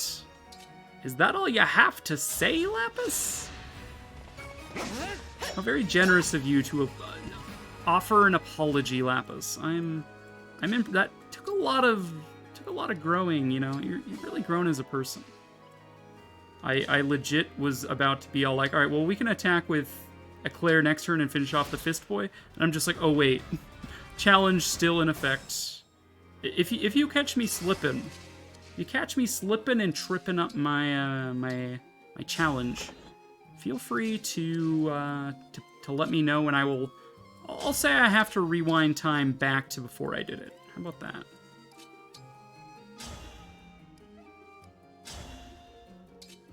So it actually has an effect in that I have to waste time travel charges. All right, now you guys are all backup classes. An interesting idea would be to bait and just constantly plonk a obstruct staff here every turn to keep this guy away. So we'd only have to deal with 2 of them. Let's see, but you cannot be moved with smash weapons and cannot be broken, which is going to be really annoying. God, the devs are so generous giving you skills on Maddening Mode that all bosses get. Rewind time, that's very generous of you. I know, look at me making my redeems more fun for people. What the hell? Alright, we will once more equip that. Bait out that mage. Right, we can attack you with magic. We can echo you with magic. I wonder... So, Seraphim does 8 if I just want to attack. If I use Echo, I get to attack twice. Do I get more bond experience with Celica having attacked twice? I wish there was like a numerical value that it could tell me what my... I'm already at 10. Never mind. Doesn't matter. Dirt. Don't matter. Let's see. Lapis. We'll do this. Who's next? Who's next? Alright, Anna should path in a way that makes sense here. I think she should beeline Eclair. Yeah, in my playthrough, she's always gone north, but that's just because I always have Eclair north, I think. I don't think she's actually beelines the throne room. I think she just beelines Eclair. I have nothing to back that up from my experience, but that's what I'm assuming, because that's what I want to be the case, you know? Let's see, bonded shield. Right, for now, since I can't get my healers in range of each other, we'll just kind of hang out. Get you some of this sweet, sweet stuff. Yoinky Reno. Alright, that's money. Like money. Throw money into Convoy. Get you. Experience. Thank you for the hydrate. My voice is getting raspy again. Good. Good.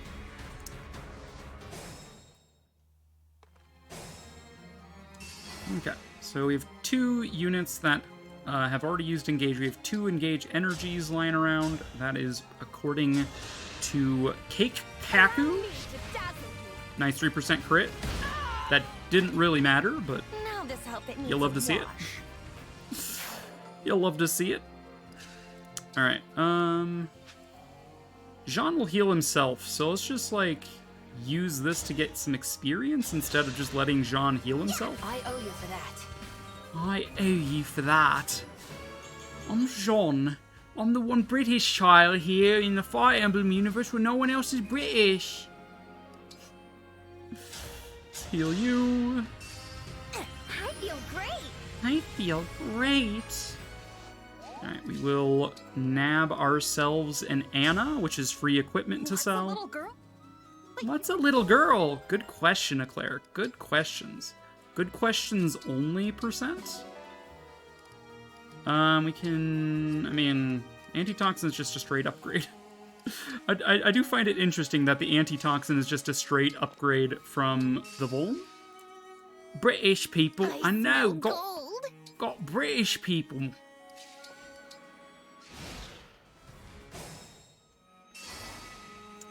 Alright, Sigaludo. Can refill there. Whatever you say. Citron, please move. Move, bitch. I will refill the emblem energy this turn. I think we are ready to bait, probably. Let's see, you have a hand axe. Again, Eclair cannot attack, and that goes for emblem attacks too and stuff. So I don't know that there's a way for us to get you to physically attack at one range, Eclair. So Eclair cannot fight this boss, is what it comes down to. Now, we could put Louis in range. He could have a javelin, and he's currently with Dimitri, so we could do the gambit, the shield gambit, to block the first hit. We'd have 3 AS. They would more than double me, so we'd block 1. They would do 29, and that would result in 8 damage to Louis. He, again, would do 24. Plus 3 because we'll put Eclair next to him, so we'll do 17. Wait, 17, 27. What the fuck am I thinking? 27, like, that doesn't seem right. We'll do 16 to her, she'll do 16 to me. Oh, no, she'll do 8 to me, was what I said, right? Fuck, I'm getting all confused. The point is that I didn't swap to my javelin. Let's put you there. Alright, that's fine. We could also Chain Guard. I don't know if Chain Guard will work with Shield Gambit. And to be honest, I don't think it matters. But we can try. We can heal you for 1. That would give me experience. So does Chain Guard, although less. Jean needs the experience. More generosity, please. I feel I will generously bestow you the title of being my favorite German viewer. How about that only? Are you happy with that title? That tittle? Damn you for playing us for fools. In bed. We dodged that. And we dodged that. We dodged both. We heckin' did a dodge. Like, we did a dodge Durango. Alright, let's see. You... Alright, these are all backup units. That's like where the real danger lies. We either kill you this turn, you have 2 health bars, you're halfway-ish through the first.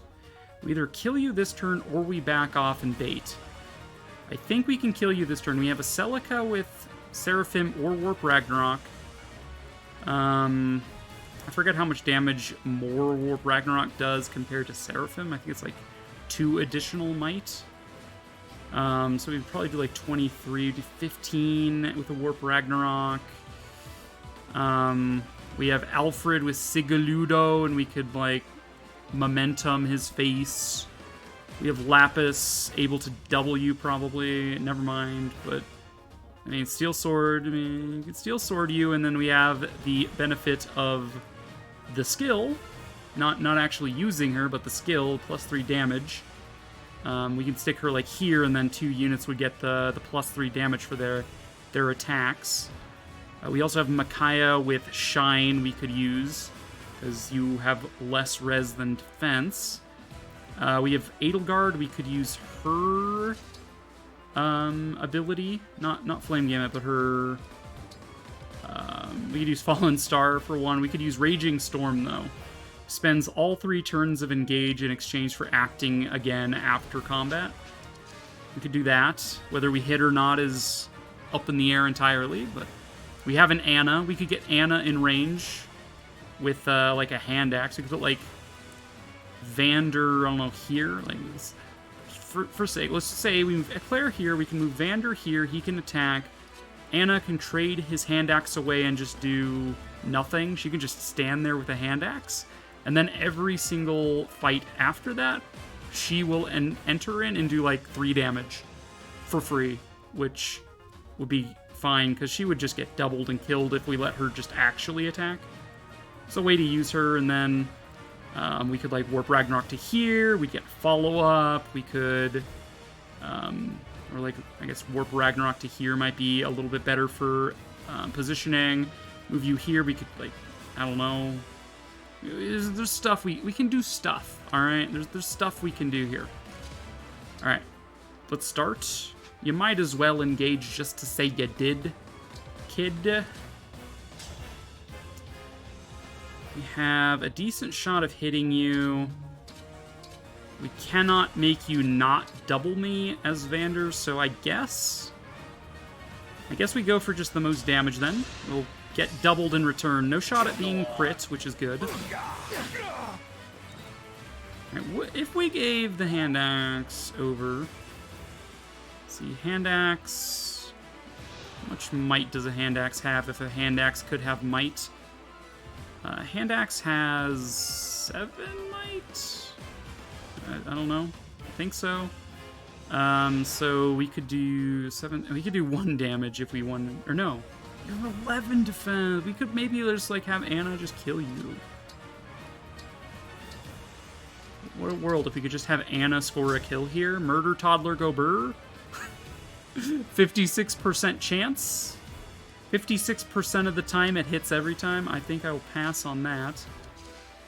I would like to rewrite your health bar here. So we are going to use Jean with Shine to do that. 4 damage from the chain attack is fine. If the hit misses, Jean dies. But that's why we have time reversal, I guess. This is not an Iron Man challenge. In fact, we're critting, so get wrecked. I feel the potential. But Micaiah doesn't have an engage attack, which means he is not going to be immune. Jean is not going to be immune from counterattack. I mean, we could use Great Sacrifice, but I digress. All right, Warp Ragnarok then. We will not be able to follow up on Warp Ragnarok, but this is a lot of damage. And it's guaranteed to hit because it's an engage attack. We'll do 24 damage here. See, we did 24 damage to you. What would that imply that the strength of this is? 32 minus my 17 base might on that? That's not bad at all. And honestly, we can just, like, tap you. I would like Lapis to get this kill. We can at least tentatively hope for the 80% on the chain attack to hit here, to get Lapis this kill. Like, everybody here is level 10. I would like Lapis to get Anne level at least once. Gets us a little bit of support points with Eclair. We did hit, and we did kill. Alright. I guess. Wait, is this not a defeat boss? It is. Okay, I'm like, wait a second. What if this is a route map and not a defeat boss map? I would have cried. I'd be like, we're going back. All right, that's fine. We're fine. We're fine. All right. So, done. So we'll be doing Tiki's DLC Paralog next. Here's hoping the local And then we'll be authorities will keep these bandits from causing proceeding. any more trouble. Yeah, let's hope, Eclair. Anna is not on our list. We used her last time, unfortunately, so she will be benched. But her equipment is free loot, and her backup actually mattered there. So congratulations, Anna. Put your stuff away. You did good. It was your one job. You did it well. Let's give you back your hand. We can give you just like an iron great axe, though. This is stronger than the silver axe. Silver axe gets to attack before this. How is this lighter than the silver axe? I guess it's iron. That's probably why. Iron great axe. Nah. You have a strength tonic. Alright. Bum bum. Sup, Anna? Thanks. Thanks, Divine One. Yeah. No read, no story, only game. Right. We've already experienced the story. Now game. No read, only challenge. This bird is mine? The bird is mine. No, Mr. Frodo. Don't do it. The bird is mine. Doggo is mine? Doggo is ingots. Ingots are good.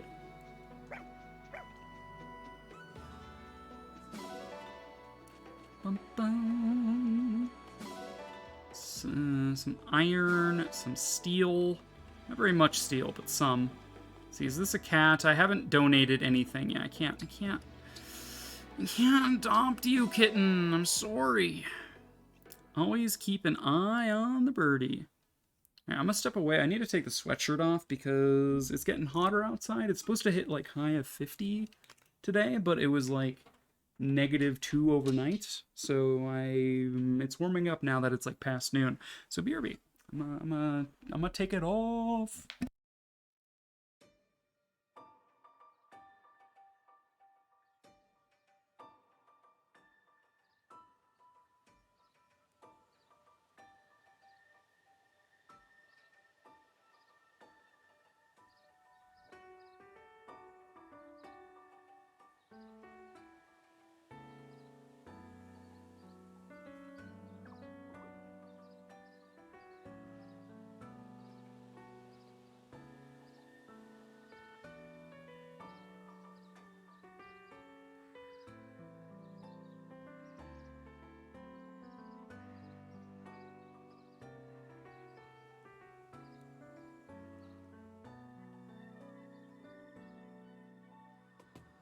Yeah, is it hot in here or what? I am back. All right. Happy birthday! Oh yeah, we set our birthday. We set our birthday as today because I wanted to see what would happen. Congratulations! Oh my god, we're getting stuff. That's neat. I don't know how useful it is, but would you like the sun visor we just got from Boucheron? Amazing! What a splendid gift! Yeah, there you go. Happy birth, Trimmer. It's not my birthday. It's Claire's birthday. Welcome. All right, I swear you have not restocked. Yeah, no, you're. Do come again. Sending the love. You probably haven't restocked either. Let's see. Have we talked to Lapis at all? Ooh, Just run around and add people to our reference book. Alright, let's do the loop before we come back to the cafe. Let's do the loop. Gem! I know this. Do you know this? You know what? That I said Claire's birthday? Oh, you're saying that you know this because I tried to correct you. Yeah, okay. I understand. Ah, nuts. Say it with me, gamers. Ah, nuts. Alright. References. We had no supports gained in that fight. Wow. Alright, skip to results. Fram and Lapis now can talk to each other. Alfred and Vander can now talk to each other. And Citron and Eclair can now talk to each other. Fantastic. I'm like, I don't know if I really want to spend time listening to supports in this playthrough, because this is a challenge run, not a story run. Our next run can be a story run, and we can, like, check out more of the supports. We'll probably do, like, a hard mode challenge run that's more story focused and like getting support. So I'm gonna skip these. These are just for stat boosts and stuff. I shared in the Discord. Fargast posted on Twitter a really nice nice chart that they made. They and their team presumably. I know they got like a lot of editors and stuff helping them get like that information out quickly. But it's a very nice thing. If you don't follow Fargast on Twitter, you can see that chart in the Discord. Yeah, it's a pretty good chart. It gives a breakdown of the support bonuses, which units give which, yeah, it's quite useful. You found the hidden princess. She escaped the castle. That's unacceptable. Someone go get that princess. Get her back here right this instant. Alright, do I actually want any of the, one second, we need to scan our amiiblis. Do I want any of the scan outfits? Because we're not spending our resources on outfits this time. The cosmetics did, in fact, eat an awful lot of my, my iron and steel supply. So, we're not doing that, but we can get these for free just by scanning. Oh, I fucked it. I cannot beat the ship chapter for the life of me. Oh, frick. Frick frack a hacky sack.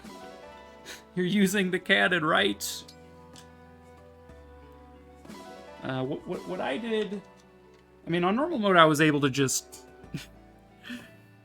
I think I fucked up playing Maddening. I mean, a strategy that I used in hard mode. In normal mode, I just kind of, like, split my team and just went both directions and it went fine. Hard mode, I sent half my team left while the other half stayed on the main ship. And just, like, kept everyone at bay. We recruited Lyndon when we could. I think in Maddening mode, I might just send everybody to the left. Clear out that side and then send everybody back to the right, you know? So, it's an idea if you needed one. Did I scan Marth? Thought I scanned Marth. I already scanned this amiibo. Oh, I dropped him.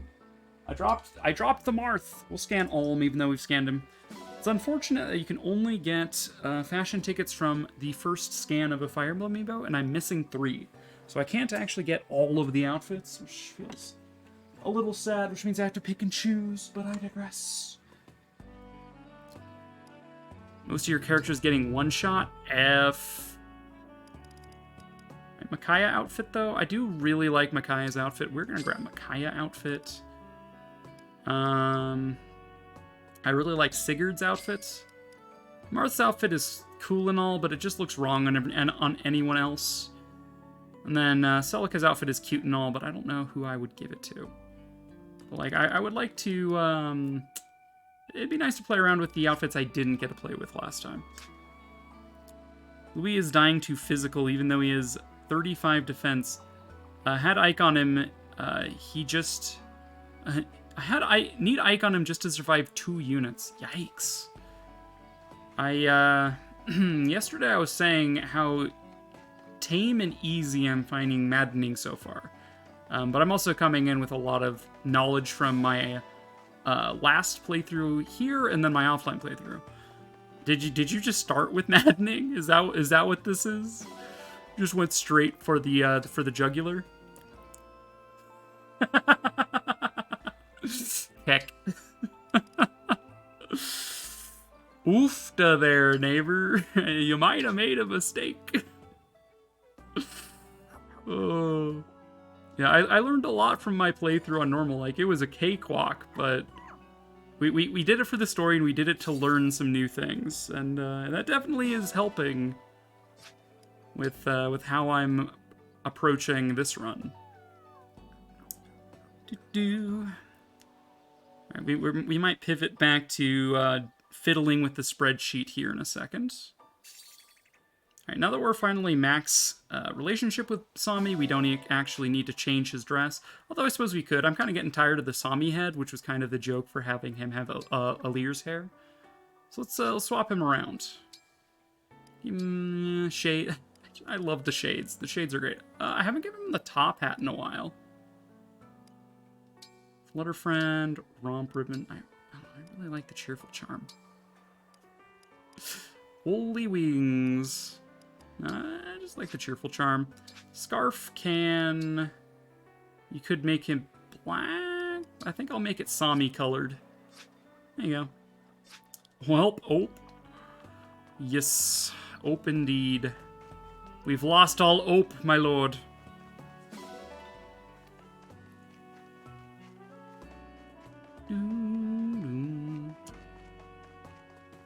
I mean, something you could do, Coleus.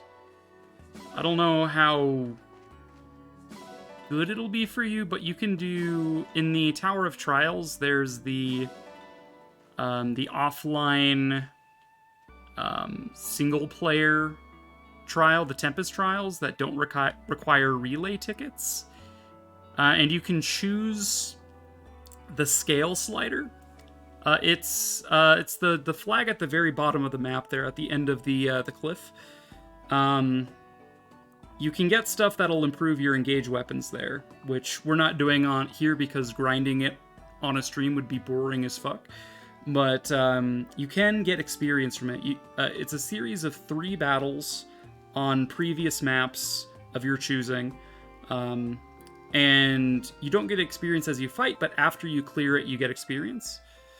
You can grind in this game. I know, it's not just skirmishes, but the amount of experience you get quickly falls off. Like if you try to scale it down to like an even lower level, like it defaults to the level of your party, and it's just like after you clear this, you'll get 50 experience on all your units. And then if you scale it down, it kind of like exponentially decreases how much experience you'll get, but you can technically grind that infinitely. I don't recommend it, but like, it is something you could do.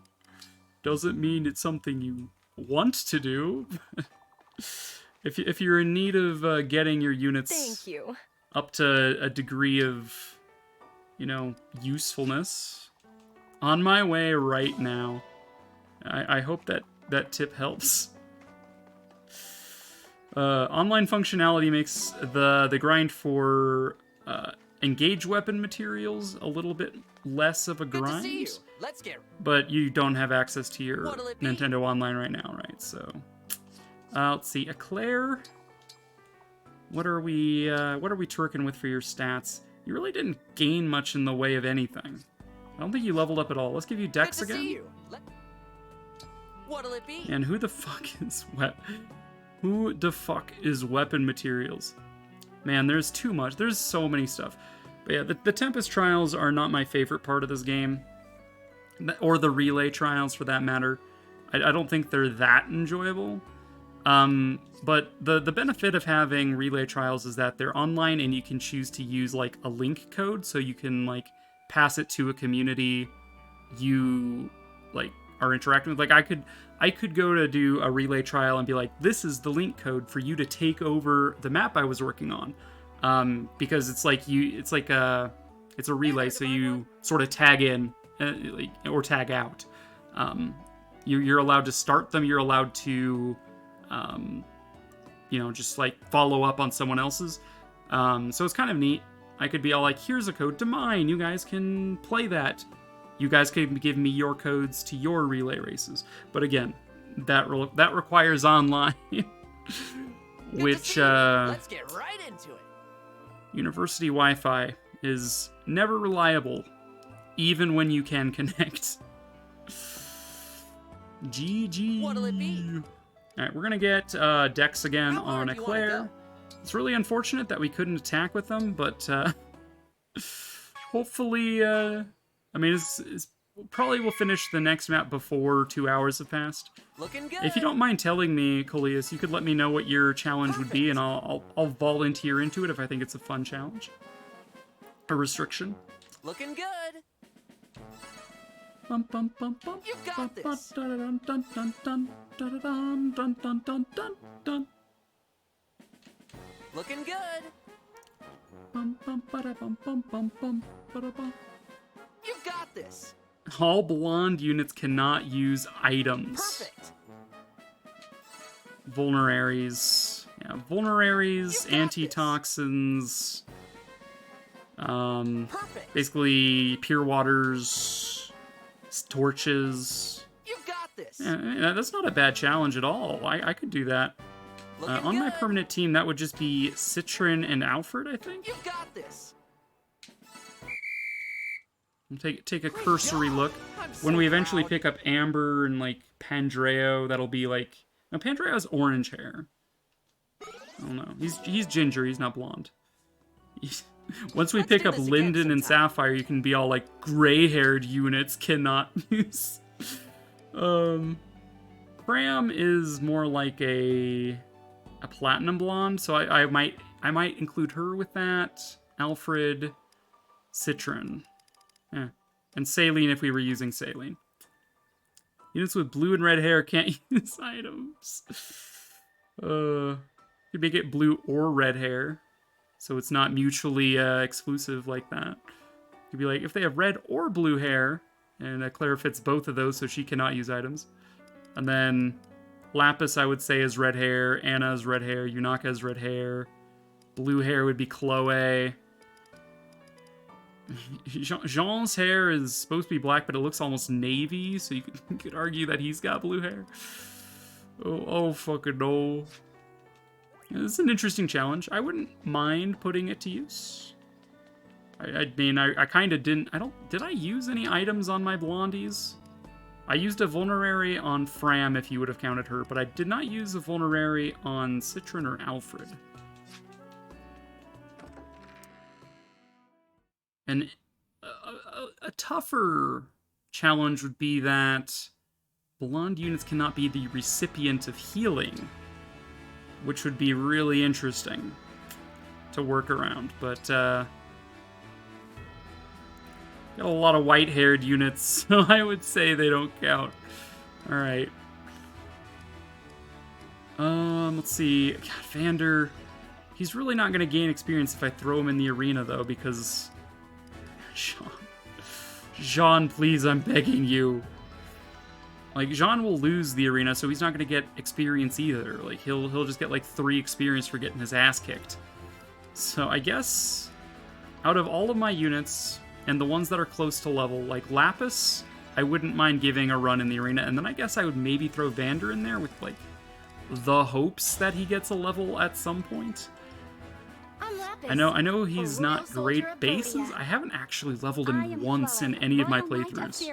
So I haven't looked at his growths. I can't imagine they're that great. Oh dear. Get wrecked, Chloe. Thanks for the sparring Level? match.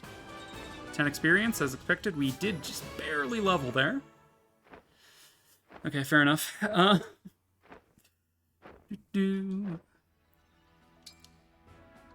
Alright, I should probably update my spreadsheet of, like, levels. Fram is now level 9. Alfred's still level 10. Louis still level 10. Jean is level 6. Citron and Lapis are both level 11 now. I'm actually going to delete this column for the hidden... whatchamacallit, the internal level of my units, because I don't think I can properly calculate that right now. I might add that in when I'm offline and doing a little bit more testing in, like, hard mode. Of my unit, let's get Vander rolling here. Maybe he'll beat up John or something and get some experience. Will you face me? Etier here, busting in So once again. I do think... I really thought I had you. Shall we say... Etier with getting age destroyed. comes I do think we're going to make Lapis a Wolf Knight, so I'm going to preemptively, like, shift the coloring and what we have listed for things. So Lapis, we're going to switch you. You're going to become Wolf Knight. Just highlight that in, like, a light off red, just to signify the in-progressness of that. No one else. I mean, no, Alfred will keep his, like, royal class, probably. So tired. We'll go to sleep only. Jeez. Sheesh. I'm probably going to promote at level 12, I think. My normal rule of thumb is you promote... You either wait for level 20 just to say you did, or you promote early at level 10, which I don't think is the most optimal because the internal level then jumps you from internal level 10 to internal level 21 and, like, tanks your experience gain. I feel like between level 12 and 15 is a good place. And given we're in Maddening, I value the stats and the additional growth rates that promoting will give more than I prefer the 3 additional levels above 12. So I think I'm going to prioritize promoting at or after level 12. So characters like Lapis and Citron will probably have priority for my first Master Seals. My second seal is gonna go to Vander when I get one. Like, I like how I misspelled Paladin, and the sheet didn't even, like, pick up on that. Whoops. Like, looking over the classes, I'm just like, wait a second, that's not how you spell Paladin. Paladin! What a world. Anyone interested, by the way, in looking at the spreadsheet, it is available, ! Planning. It is available as a Google Drive sheet for all to view and comment on if you want to leave me a comment, but, like, nothing like fuck you or anything, please. It's for discussion purposes only. As far as our classes go, Eclair is probably not going to stay Divine Dragon either.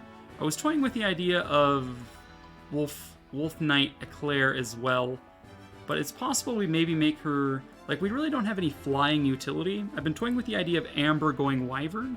We could make Eclair go Griffin Knight for that movement utility. The movement support on all units adjacent. We could do that. There's just, like, sword staves. I personally think that would be more useful than sword fists. Ram... I'm toying with the idea of moving her into a mage/sage/mage knight route, as opposed to the martial monk. I don't think... Like, we have a dedicated chain guarder in Jean, and he's also going to be my staff bitch. And then Pendreo will come along and also be a staff bitch. We'll probably won't second seal Pendreo away from High Priest. So I have my 2 healers. So Fram... doesn't need to be a martial monk. We have my support kind of covered. So, like, Mage Knight would be an interesting way to go with Fram. Her magic's already quite high. We're toying with the idea of giving her the +2 magic from Celica inheritance. I don't know that she's there yet. 1 second. Standard. Let's get Vander back in there. I believe the first rank is magic +2. For... It's either 1,000 or 2,000. I think it's 1,000. We did give Fram a +500 SP, so I think she's at like 800 or so. Lance power on Alfred. He should be close to that. Break defenses on Louis is a little far off. We already have his bond with Marth high enough to gain it. We just are waiting on, I think it's like 300 more SP. We're not going to grind it, so if we don't get it before the pivotal moment, it's not the end of the world. We can always get it later. But Louis is going to be sort of like the spearhead is kind of the idea. Like, he's the frontline defense unit, but break defenses allows him to chew through sword dudes even faster. It allows him to double them at 50% damage, right? Break defenses, I think. 1 second. Let's check.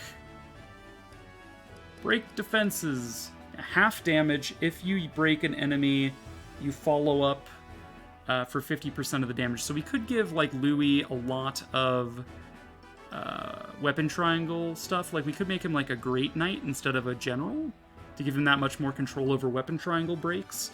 So since he's so slow, having him be able to double even at 50% damage would be fine, because he does enough damage that 50% of it will probably be a lot, is my estimation. Only, thank you for being here. You have a good slep. My favorite German viewer. You have a good one. Let's see, yeah, Celica's first one is magic +2. Yeah, the plus magic is quite expensive for Fram if we really want to do that. We could also go Tome Precision on her.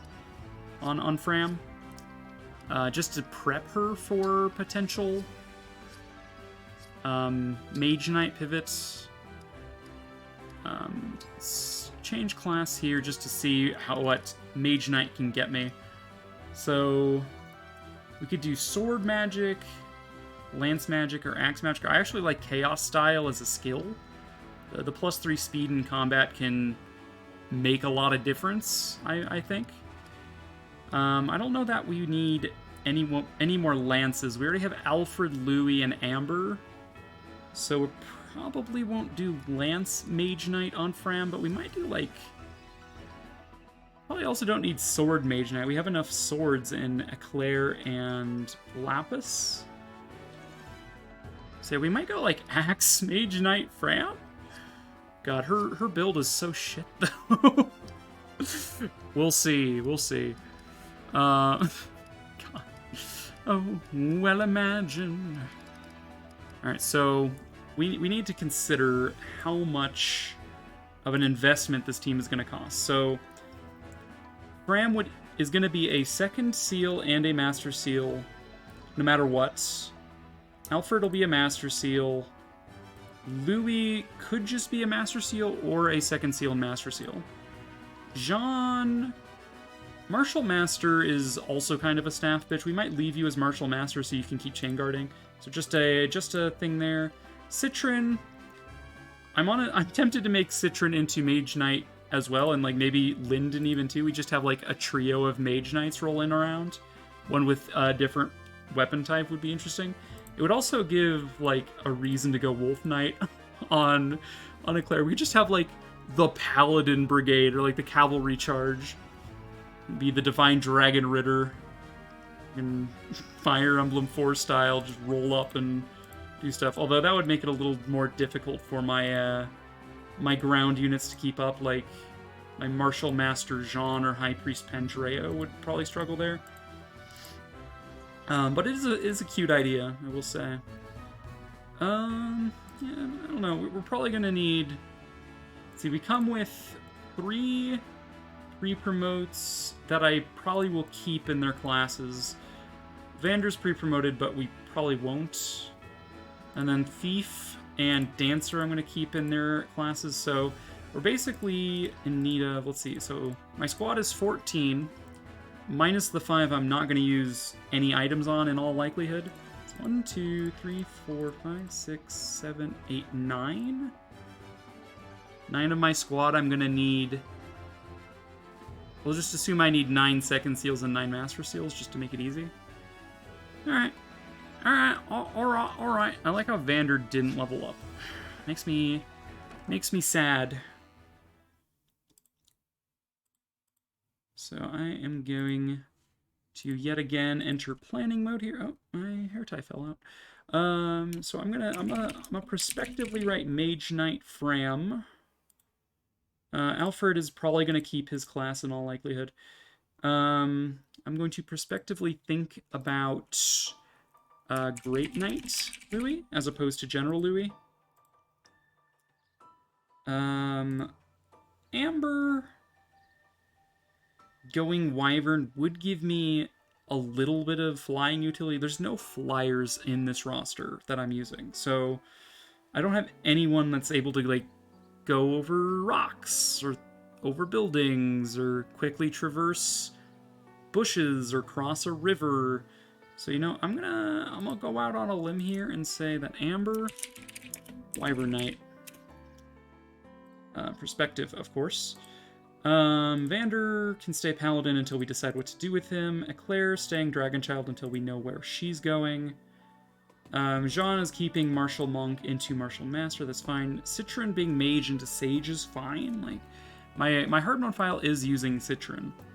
So I know she can be really good, and her magic growth plus the Sage gets that 30% magic growth. It's basically like all of the class growth is in a single stat of magic. So like she could pop off. I have Death Laser I'm so Citron on my hard mode file. Thoron Tome +5 bonus crit on it. Just Gober gave them Sorin after that DLC dropped. They used to have Byleth for a 5 range laser, but anyway, let's go with Vander. And it doesn't matter who else we grab, I guess. So whether or not they can support each other is irrelevant. Let's just bring... Do I have anyone on my squad that I don't at least have C with? No. Okay. In that case, let's get up to B with people. Let's go with... I think Jean will be fairly close to Eclair. at most times. We're going to hold on to our rare fruit because a chocolate orange already has enough fruit. Now, if we had a fish, we would change things. Okay. How was the rest of the no Alear attacking map? Hopped on some dishes. No worries. No, it should. Fram. Fram, please don't screw up my food. It worked. Oh, it worked. It Thank God. worked. Why, You this literally is quite sliced nice. an orange and dipped it in chocolate. What do you mean it worked, Fram? The map went really well. We used Eclair's inspiring, or divinely inspired, or whatever, to give some bonus damage to adjacent allies. We made use of Anna by trading her a hand axe, so she did follow-up attacks. And we took down the boss in a single turn without getting countered.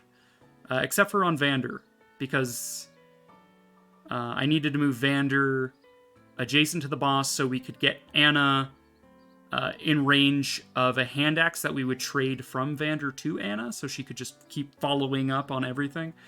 Just like, hand axe, hand axe, hand axe. Even though she's not on the permanent roster, she got some work in without stealing my experience, which is nice. And then we did a... so Vander did a lot of damage. We wiped out the remaining health bar with Jean engaged with Micaiah. We did Shine to finish him off. Jean critical hit, which wasn't necessary, but it was fun to watch. And then, so next health bar, we warp Ragnarok, which didn't have the option for her to counterattack, or for our backup attack to go through, but it is guaranteed like half health bar. And then we just had Lapis run up there with a Steel Sword +1 adjacent to Eclair for the +3 damage. It wasn't going to be enough, but the follow-up damage hit, and then we killed her. So, yeah, it was a really good strats. Good strats. Looks. That is the play-by-play, if my memory is anything to go by. This lunch is for you, Babaka. Thank you, Fram. 500 bond fragments. I haven't seen that many bond fragments since the war. You love to see it. Yeah. Coleus, if you're still here, one of the achievements that's worth an awful lot is the deploy X unit 5 times. So you can check the progress if you visit the achievement board and be like, okay, I just need to deploy this person once in like a skirmish. So if you think you're like good to go, you can just, like, if you're good on a skirmish that can just like not have one of your main units and just throw in a filthy casual, you can just hide in the corner. That's a way to get some more bond crystals as well from achievements. It's a thing. I don't think you need to do that, but what do I know? Inherit skills. How close are we to Magic 2? We're 150 away. That's fine. Vander, no. We already have our maximum avoid buff from Bond 10 Marth. We won't be able to get more until we reach Bond 20. Vander... I still don't know what to do with Vander, to be honest. We could just keep him as a paladin. We could swap him to be like a bow knight or a sniper. We could swap him to be literally anything. So the joy that he's pre-promoted is that he can swap to any pre-promoted class, or any promoted class. Filthy casual in the corner, Boucheron on the Micaiah map. Yeah, I did kind of do that, didn't I? All right, so we could go for the raw magic, the raw bonus magic, or we could go for Tome Precision in anticipation of Fram's pivot to Mage Knight. That is something I could think about. We get a little bit of hit and avoid. I don't know, Fram, are... Alright, one second. Let's back out. I wanna see some stuff. Fram, your dex isn't the greatest. So you might have trouble hitting things, so getting a little bit more hit would help. You're not the speediest, so a little bit more avoid would help as well. So maybe Tome Precision is what we need on her for when she pivots. It would also help her with being engaged with Celica. Seraphim would get the buff from that, as would a Warp Ragnarok, I think. So I think for now we consider Tome Precision as a hedge here. We're going to say the raw plus magic can either wait or just not happen. I would rather have something now that maybe not infinitely useful, but, you know, it's a thing. I also want to consider what the class skills of the possible classes are, so 1 second. Can I access the screen? I can. So let's see, Mage Knight Fram. We're toying with the idea of Axe Mage Knight Fram. She would get Chaos Style. She can swap between magic and physical at will. She would get 3 extra speed when she attacks someone who's using the opposite physical or magic. Or we could go with, like, Lance and plan on Flame Axe. Levin Sword is an option here. Or is there a magic axe in this game? I can't remember. Hey, Lily, is there any axes that use magic in this game? I know there are in other games, like Bolt Axe, for example, which is going to be one of Hector's Engage weapons, but more hit equal more chances of not giving enemies, or not having enemies on the map because she missed. So true. I don't think there's any magic-based axes, like the same way that there's Flame Lance or Levin Sword. So maybe we go Sword Mage Knight? With that in mind? Although if we're going for Tome Proficiency, then we're going to be wanting to attack with Tomes if we're using magic. Anyway. So we're picking up Tome Precision, so our magic attack should be with Tomes. So I think if we're doing physical damage, we should just do as much as we can and just attack with an axe. I like the idea of Axe Mage Knight Fram, so that's what we're going with, alright? That's what we do in here. So, yeah, let's just preemptively switch her possibilities here. So she would end up with B rank that axes and A rank tomes. She would not get S rank anything. There is, just remember, Hurricane Axe, but it's a Smash Axe, which makes it shit. I mean, we could still give that to Fram if, like, it's necessitated for some reason, but yeah. Smash Axe, not exactly what I had in mind, but you get 3 build just from swapping. It's not a bad idea. Potential thing, let's go ahead and start doing highlights here in my spreadsheet. Chaos Style is the class skill. Let's add a note that is attacking with physical versus magical, or vice versa. Grants, I mean, 3 AS basically, but 3 speed. This is initiating. I'll specify initiating attack. Physical versus magical, or magical versus physical. Grants +3 speed. I already know what Hobble does, but I'll insert a note about that for Lapis. Hobble is -2 move on enemy after initiating with a knife. That hits. That hits and does damage. Initiating with and doing damage with, I guess. I don't know. That's a weird way to word it, but it'll have to do. Louis' Great Knight. What's Great Knight? What skill does Great Knight get? Is it like I think I know it. It's the one that, like, if this unit is between an ally and an enemy, then the ally takes less damage from ranged attacks or something, or like whatever. Allied shield. So Louis will probably be like Lance Sword, or yeah, Lance Axe probably will be Louis, or Sword Lance. But Allied Defense on Louis sounds pretty good. Allied Defense. Let's do a little highlighting. Y'all like, oh, this is perspective. Just I don't have this yet, guys. This would be a little insane if I did. If unit is sandwiched between an ally and an enemy, then that ally takes 3 less damage from that bow. Okay.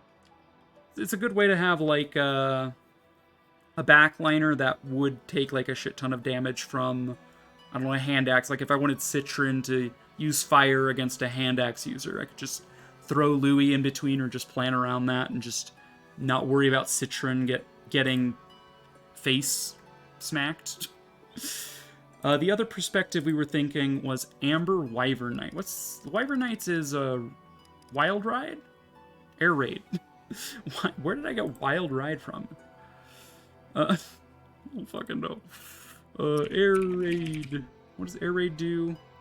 You initiate combat. Okay, yeah. A lot of these are on initiate. So, initiating combat from a space the target cannot counter from. Grants +5 speed. Okay. It's not bad, not bad. Never used Hurricane Axe myself. I don't mind smash weapons. They come in handy. I used it once to set up a 5-person override. Damn! I hadn't even really thought about the positional, like, implications of using smash weapons, but yeah, I guess you could, like, set up stuff like that, like override. Another good AoE would be, like, Soren's Cataclysm. You could set up something like that. But in the chapter you get Lapis, the tutorial is you smack a dude off of a protection tile. So I've always just kind of thought of it in the way of, like, getting enemies out of obnoxious terrain, like the Miasma and Sirens Go Burr. In the Corrin map, the Miasma gets a little annoying, so being able to smash enemies out of it, yeah, I don't know. It's just some thoughts about that. I don't know. It's fine. So we're just kind of gaming here. So yeah, I preemptively swapped Fram's listing here. Weapon ranks from fists and staves to axes and tomes. Doesn't have that yet, but that's the prospective Mage Knight thing. Alfred's not changing his main class. Neither is Jean. Citron might, but I doubt it. It could be interesting to have Citron and Lyndon, like, stay sages and, like, coordinate with Fram to get the sage skill to actually proc. The having adjacent tome users, like, gives... What is he? It's not even, like, a great skill. He's kind of lame. Where is it? Sage. Spell Harmony. Grants attack equal to the number of adjacent allies with tomes. I could get a +3, which is the same as just getting Divinely Inspired, but... It could synergize. I don't know. It's a thought. We have a lot of mages potential. We have a lot of mage potential. We have a lot of horse potential. Making people mounted classes just for funsies kind of sounds funny. Like, we could move Sapphire from warrior to bow knight just to keep her bow utility but give her a mount.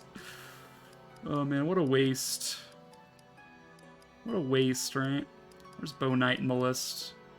I mean, she could keep her axes. It would just invert her axes and bow ranks. And it would give her mounted. It's a thought. Anyway, I think that's enough worrying about classes for now. So do I want to... I wanted to inherit Tome Precision.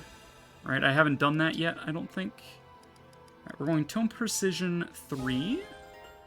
For now, we will assign that. It is usable. I'll note that this is Tome Precision 3. You hast not. Actually, I have. Have you looked at how much I've done here? Alfred needing hit rate is not the most urgent thing right now, but, like, it wouldn't hurt. But I think we're saving up for Lance Power. Right. He's really not close at all of that. Louis is saving up for break defenses, as we've said. He needs about 300 for that as well.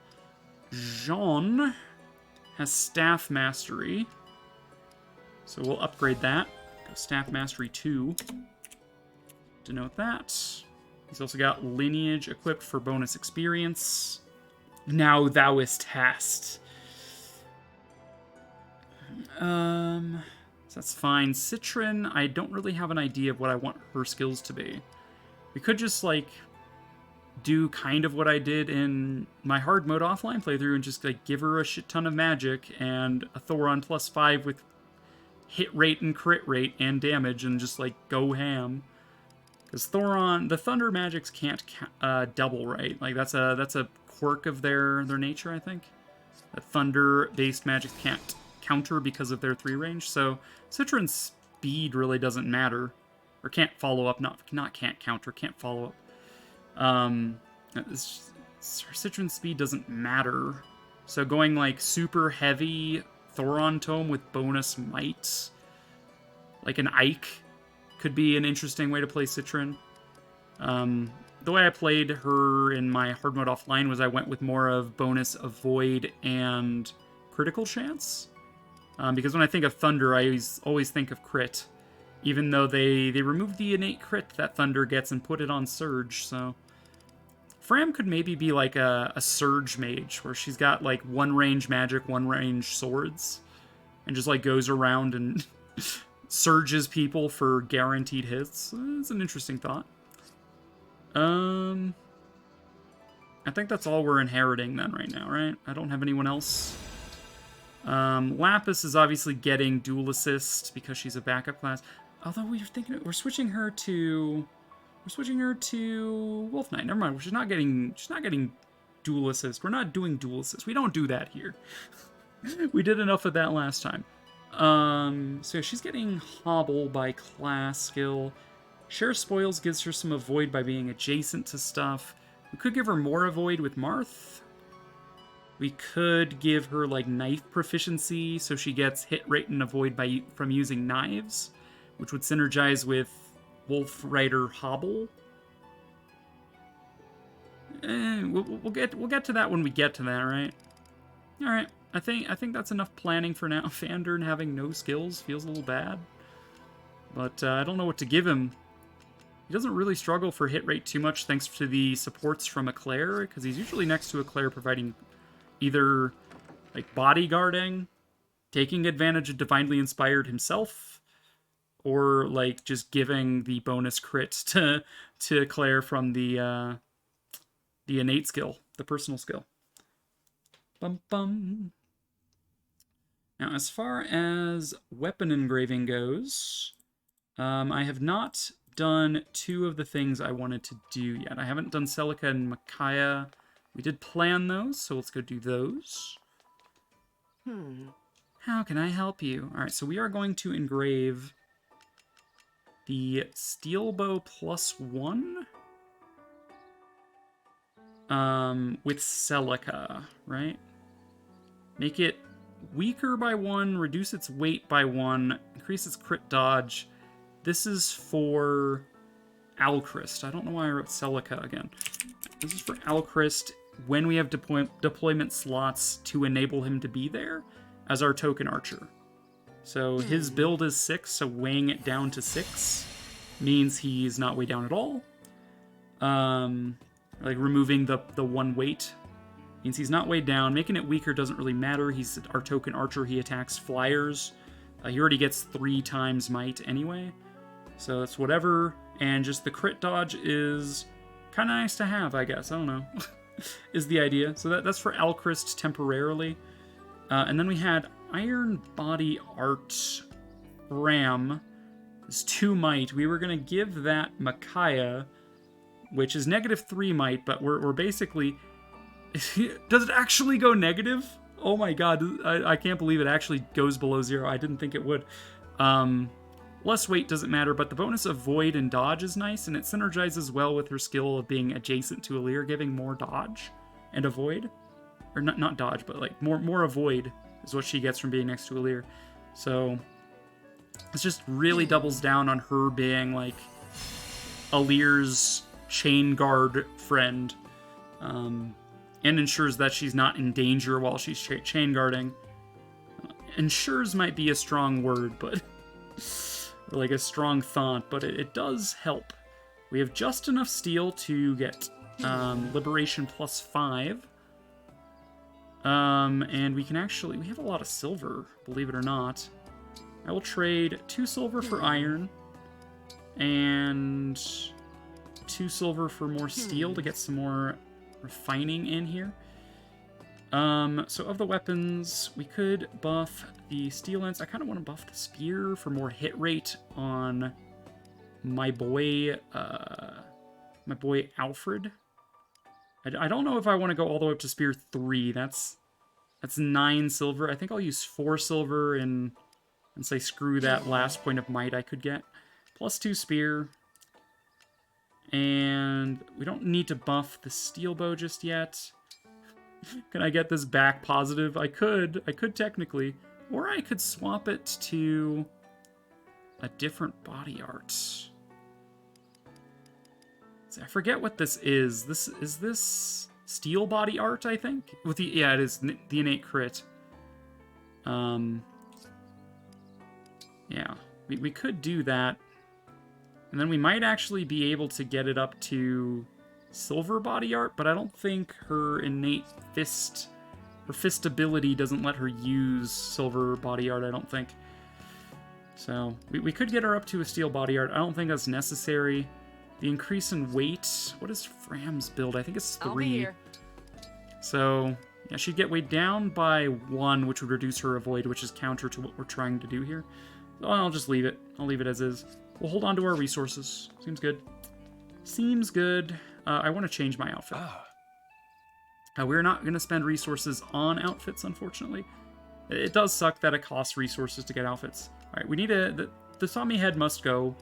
I regret to inform you. I do like the frilled band. The frilled band is cute. With Micaiah, it's kind of cute. We'll run around with this for now. Everybody else I don't really care about. just what we're saying on ourselves. I'm just like, this is cute. Yeah, it's good. It's good. Travel. We are going to be doing the Tiki Paralog now. In order to experience that while having Martha. Hopefully it is not terrible. Hopefully. Bum bum. Divine Paralogs. You can use the world map menu to return to Somniel and the world map. Yep. Alright, we can adopt a dog here, and that's about it. Feels bad. Bracelet is sighted here. Yep, this is Tiki. Let's do one final pass of our inventories just to see if we want to shuffle anything about. I will keep the Iron Sword on you because of weight reasons. Citron, do we want to give you a Surge? We should give you the Surge, and we should honestly give you the Fire +1. I don't know why you don't have that. Probably just didn't think about it last map. Jean, we don't have any real stuff to hand you. You can just shuffle your equipment around. Iron Lance is just there as a, like, maybe we don't get doubled by something bad if we have that. Same thing with this Iron Lance. The spear is quite heavy. We're still not bringing a Rider's Bane along. Louis, Rider's Bane. Alfred has his own. Fram, Vander, the effective weaponry is good. And then Eclair could grab, like, none of... If I'm going to equip any of these, it might be a Slim Sword for crit dodge. But, like, let's be honest. The Liberation +5 is better than anything I could have right now, so... No reason to give her anything besides stuff with utility, so the Iron Blade seems fine. Emblem-wise, do I want to swap things around? Probably not. Do we have a better ring I could give you? We have... The Yan would give you more luck and resistance and HP. Not necessary. Nagus. Like, Ulm is S, but, like, you don't need it. She's got Navarre. Merrick is probably, like, the best thing we could hand you, honestly. So, rip Vander. We're going to give Vander someone else. We're probably going to give Vander the Tiki, which is... He's got such shit speed with his stuff. We should just give him... We should give him defense and HP, honestly. Congratulations, you get Katarina. Unless there's someone else that's better for that. Like maybe the Elstrink Ulm? Is that better for defense? It's not better for HP, but it's the same defense, and we get a little bit of strength and dex out of it, sure. You don't have swords, but sure. Alright, and then Lapis has Navarre. Perfect. Let's go! Begin chapter. Begin. We shall begin. Alright. So we will be getting Tiki. It's interesting to think about what, who would get Tiki, but also, like, Here we are. her skills The island south of and Philly. her Engrave. Her Engrave is +2 might at the expense of, was it Avoid and Crit Dodge? So either someone who's really tanky or just really lucky for the crit dodge reason. The negative Avoid doesn't really bother me much. We can put that on someone's weapon that doesn't really care about taking hits. Like, my units that need to avoid damage are Pram Jean, Eclair, No, excuse me. Citron, maybe Lapis, arguably. So those 3 probably aren't going to be getting a Tiki on their weapons. Although Citron is a backliner, so maybe she doesn't care about the Avoid. Bonus damage on a Thunder Tome? Like, I don't fucking know. There's some stuff we could do. There's some stuff. You could go up to L Thunder and then put this on, it'd be even better. I'm the Divine Dragon. I'm the Divine Dragon. I wasn't gonna skip that. Whoops. I'm so used to skipping all the dialogue. Ah, shit. Alright, well, Tiki says that she's going to impose her trial upon us. And, yeah, stuff like that. Or something. This map is interesting in that it's got these ice dragons, these phantom wyverns with ice that do they not? I believe they do AoE change terrain to ice or frost, which gives +2 move at the start of enemy phase. So that's interesting. Tiki's over here. She's got Draconic Form. A Veteran Plus means she cannot be broken or takes damage from effectiveness. Dragon restores 20 HP to an ally. She's got all of the lights, all of the spheres except for one. I don't know why they didn't give her all 5 sphere potential, but it probably would have been busted to give her any more than she did. But the Fire Emblem in FE1 and 3 and their remakes and Awakening, it's all the same Fire Emblem. But it is powered by these spheres: Light Sphere, Star Sphere, Life Sphere, Geosphere, and the Stratosphere. Actually, I don't know. I forget what the 5th one is. Their power enhances the strength of the Fire Emblem, which weakens basically corrupted dragons like Fell Dragons, Dark Dragons. It's kind of neat. Kind of neat that they gave her those. It's a good fit. And you do get a lot of those in her shrine when you meet her. The Shrine of Raman, as it were. Alright. Eclair, you are not in range of this dude somehow. I still have boots. I could assign boots to Eclair to have her reach that guy. The real question for me is, do we have anyone with an Entrap Staff now that it's hard mode? Actually, I want to get this, and I don't have a warp or rewarp staff to get in there. We should come back later when I do, because that's a silver card, and that's worth a lot. I think I can replay these maps later, but I don't really want to have to. So I'm gonna leave. I'm gonna say no right now. Who says no? I say no. Let's leave. I can teleport back there whenever I want. But yeah, I need a rewarp or a warp in order to get in there with someone to pick that up. So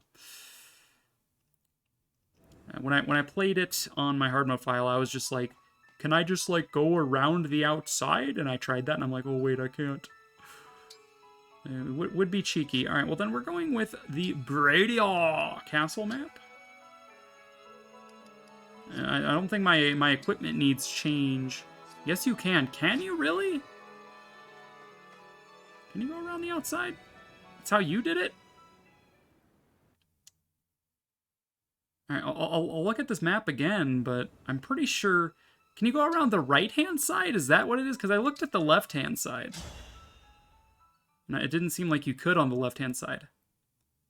It is the right-hand side. Oh my fucking god. I only looked at the left. I'm just like, how do I get in there then? Oh, I can just use warp.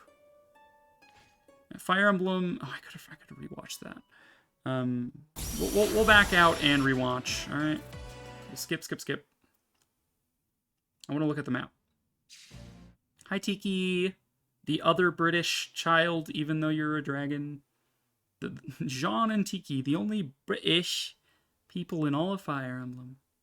Mounted with Sigurd can engage and get there in about 3 turns. Nice. Okay. And Sigurd gives immunity to the freeze dudes. Okay, yeah, that makes sense. Yeah, I looked at this and I'm just like, can I get around? And I'm just like, nope. And I'm just like, well, it looks like I can go back here. And then I'm just like, oh, but I can't go around the left side. There's some cases where Fire Emblem has secrets that you can only get to via using a warp staff. That's why my brain immediately just neglected the right-hand side. Okay, yes, you can, in fact. You are so wise, Lily. You're so wise. Makes a lot more sense why this guy is here. I completely just didn't even think about why this guy was here. I'm just like, oh, it's just there for symmetry, right? Because there's one here. All right, let's go back and watch the cutscene. We're gonna resummon Tiki a 3rd time. 3rd time's the charm. We'll go to Brodia later. Begin chapter. I saw you exiting and had to be like, wait, you can. Thank you. Here we are, the island south of Fierne. I definitely feel the presence of an emblem. Lake Ass. It looks like an altar over there. With a bracelet resting on top of it. Must be the emblem inside I'm sensing. Must be. Yes, I feel it now. What is it, Divine One? What is it, I Divine think One? an invocation just came to me. I'll try summoning the emblem now. Dream well, Emblem of Dragons! Emblem of Dragons! Emblem of Dragons! I like that she comes out in dragon form and then she just turns into little girl Tiki. And I'm just... people unfamiliar with Tiki, which I think would be people that came in either Fates or later may not have been familiar with Tiki unless they played Heroes. Yeah, people unfamiliar would have been like, wait, what? Mama? Would be my expectation. Excuse me, but who are you? But who are you? I'm the Divine Fucking Dragon. love Tiki. She's so I came cute. here because I sensed your presence. Divine Dragon? Why, that's what I am too. My name is Emblem Tiki. I must thank you for waking me. I feel I've been asleep for a very long time. Yeah. I can relate to that, Tiki. Do you happen to remember anything from before your sleep? I know my bracelet friends and I were all somewhere, very far away. We fought in so many battles. I cannot recall how they ended. Aw, Tiki. I do remember someone very gentle helping me to sleep. I wonder who it was. Someone gentle. I was kept asleep in my former world too. It was to protect me, but I was still quite frightened. But then Mama made it so that I didn't need to sleep anymore. Marmar. Do you mean Marth? Are you talking about events from the time of the Hero King? You know him? I do. Emblem Marth has been a guardian of Elios for a long time. If you'd be willing to join him in fighting to save this world, we'd be very grateful. I would love to join You have your saved group. our lives. We are Traveling with eternally so many grateful. new friends sounds like fun. But if I'm to join you, I'd like to see what drives you to fight. Will you show me your essence? I will Of show course. you my essence. Dude, How do we do why that? is my room so hot? Holy shit. My mom might have cranked the that's easy. heat. You can battle against me. Then, and you don't need to hold back. I am really quite strong. No kidding, gamer. I suppose after Fates, Fire Emblem Warriors 1 dropped, and Tiki was in that game. So it would be like after that, if they didn't play Heroes, they may not be familiar with who Tiki is, and they'd be like, "Oh my God, Dragon!" So yeah, I don't know. It's extremely subjective. All right, we shall move our units around then. We don't really have a way of dealing with you, and we don't have restore staves yet. We don't have... Do we have a longbow? I can't bring a longbow because I'm already at my unit limit, and I can't ditch these guys for, like, Alchrist right now.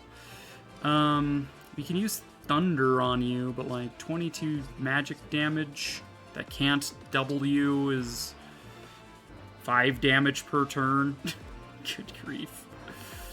So we're probably just gonna have to eat the freeze and be fine with it, unless they go after the Tiggered. Woody the Pooh, Tiggered. It's Tigger with a D on the end. Unless they target Sigurd, which is possible. They're more likely to target like Louis because of his resistance being so garbage. Maybe Vander with his low avoid. In previous Fire Emblem games, staff accuracy was based on the target's resistance, like scaling whether or not, but it might be based on avoid in this game. I've noticed that kind of seems to be the case, but we were toying with the idea of just feeding the boots to Eclair. I mean, I'm gonna be feeding a pair of boots to Eclair at some point anyway, so sure, why not? It makes moving her around a little bit easier for the purposes of Divinely Inspired as well. So there we go. Now she can yeet this guy. Presumably he's got 10 AS. We got 15. We definitely double therefore. We do what? 26 minus 5. We do 21. We do break, which means we follow up with half because of break defenses. So we do another 10, that's 31, and then we attack for another 20. Yeah, you're dead. Heckin' dead Bonzo, my dude. Now this guy could be annoying. We could give Lapis the Iron Sword back, or Iron Blade, to knock you off of this, but like, there's almost no way in hell we have the hit rate to do that, right?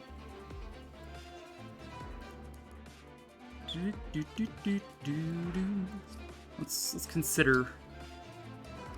Let us consider. Trade with Lapis. Trade for the Armor Slayer back, I guess. Oh shit. I didn't mean to do that many bees. My bad. It's like what I was doing before the final battle. I was just like, alright, time to leave. Oh no, wait, I need to be on the Somniel right now. Oh nope, time to leave. Goes out the wrong way again. Oh shit, I need to be on the Somniel. God. Heckin' mood. Alright, let's skip again. 4th time's the charm.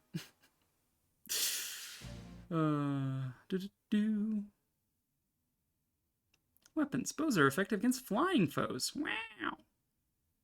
Incredible.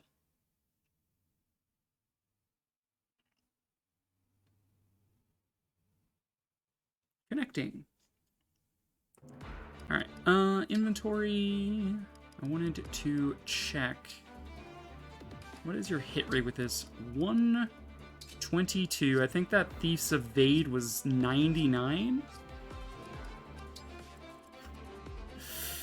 Ooh. So we'd have like, what, a 30% shot here? We're getting a buff from some supports here. We could try to feed those supports by having like Citron here attack with fire? Fire +1? She's 12 speed. She would actually get doubled here by 18 speed. 20 damage. Take 15 x2 if we did that, so we wouldn't be able to attack with Citron unless it was to finish it off. We could still move you up here with like Bonded Shield just to say we did something. Stop! pressing B, Latalis. Lapis could then move up. She would get the C rank support with Fram for the purposes of accuracy, which I think would just be like 5%, because Eclair would be here. She wouldn't be adjacent to Lapis. We could still move Citron up, just to say we did, and then Lapis would maybe get like plus 10 hit rate. And then maybe Alfred could finish the job by moving here and attacking. The prospects of taking this dude down are not great. So like, maybe I ignore the Axe Fighter. Maybe the Axe Fighter's bait. Maybe I prioritize you. So my hit rate on Eclair is quite high, and we can also do an engage attack. And we could just engage attack you off this tile, and then refill Marth here. I don't want to use my engage skills willy-nilly, though. But sometimes that's all you can do. It's willy-nilly your way through the maps. Now then, show me your strength. Show me your strength. Anything for you, Tiki. These? Yeah. Need to deactivate the doors.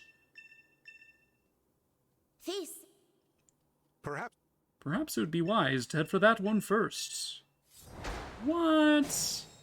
You mean the one that isn't, you know, like having a problem? I'll do my best. Alright. So yeah, we could take this dude down in one turn. The Divine Dragon looked at me! I'll do it. So again, without any help, you've 13% chance to hit here, which is just horrible. Raquel's normal attack has 38% chance.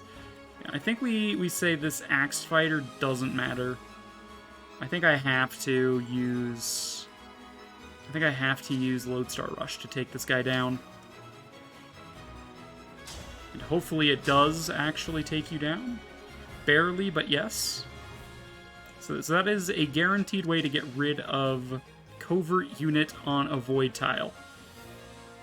The other way would be to just move up these units and then pray that the Iron Blade lands, and then, you know, Alfred can move up with their spear and finish it. 18% chance. Yeah, no, I think we're Lodestar rushing here. I'd rather not risk poison stacks either here on Maddening. Poison stacks feel bad, and I don't like feeling bad, so this is what we're doing. Alright, Let us be off. Move up. This does mean that this tile is open for this guy to get on, but I'm not as worried about this guy's void. It's just kind of a dude, you know? He's just a guy. A Lapis, some semblance of a void. You are a Lancy boy. Staff-wise, Chain Guard, just to say we did something in case Lapis takes the heat. I am willing to put Alfred here to try to bait the break on the axe and use a Chain Guard Jean to ensure that Alfred can counter on enemy phase. If he gets targeted. He might get targeted, he might not. Chain Guard. Enemy phase also gives him the +2 might. Like, bitch, he might. Like, as in his might. Alright, we also get a B rank buff to Alfred, I guess? Sure. Sure, why not? Who says no? You hate to see that, given that we do not have restores. You did get baited. Not if I can help it. We are countering. It is not a crit, unfortunately, but we are getting doubled. Feels a little bad, but getting that damage in on enemy phase is nice. So, you know, Jean gets a little experience that he wouldn't have gotten on last turn anyway, so. Alright, so Eclair is stuck here pretty much permanently until you run out of freeze charges. So, you're screwed. Actually, does Chain Guard intercept staff effects? I hadn't considered that.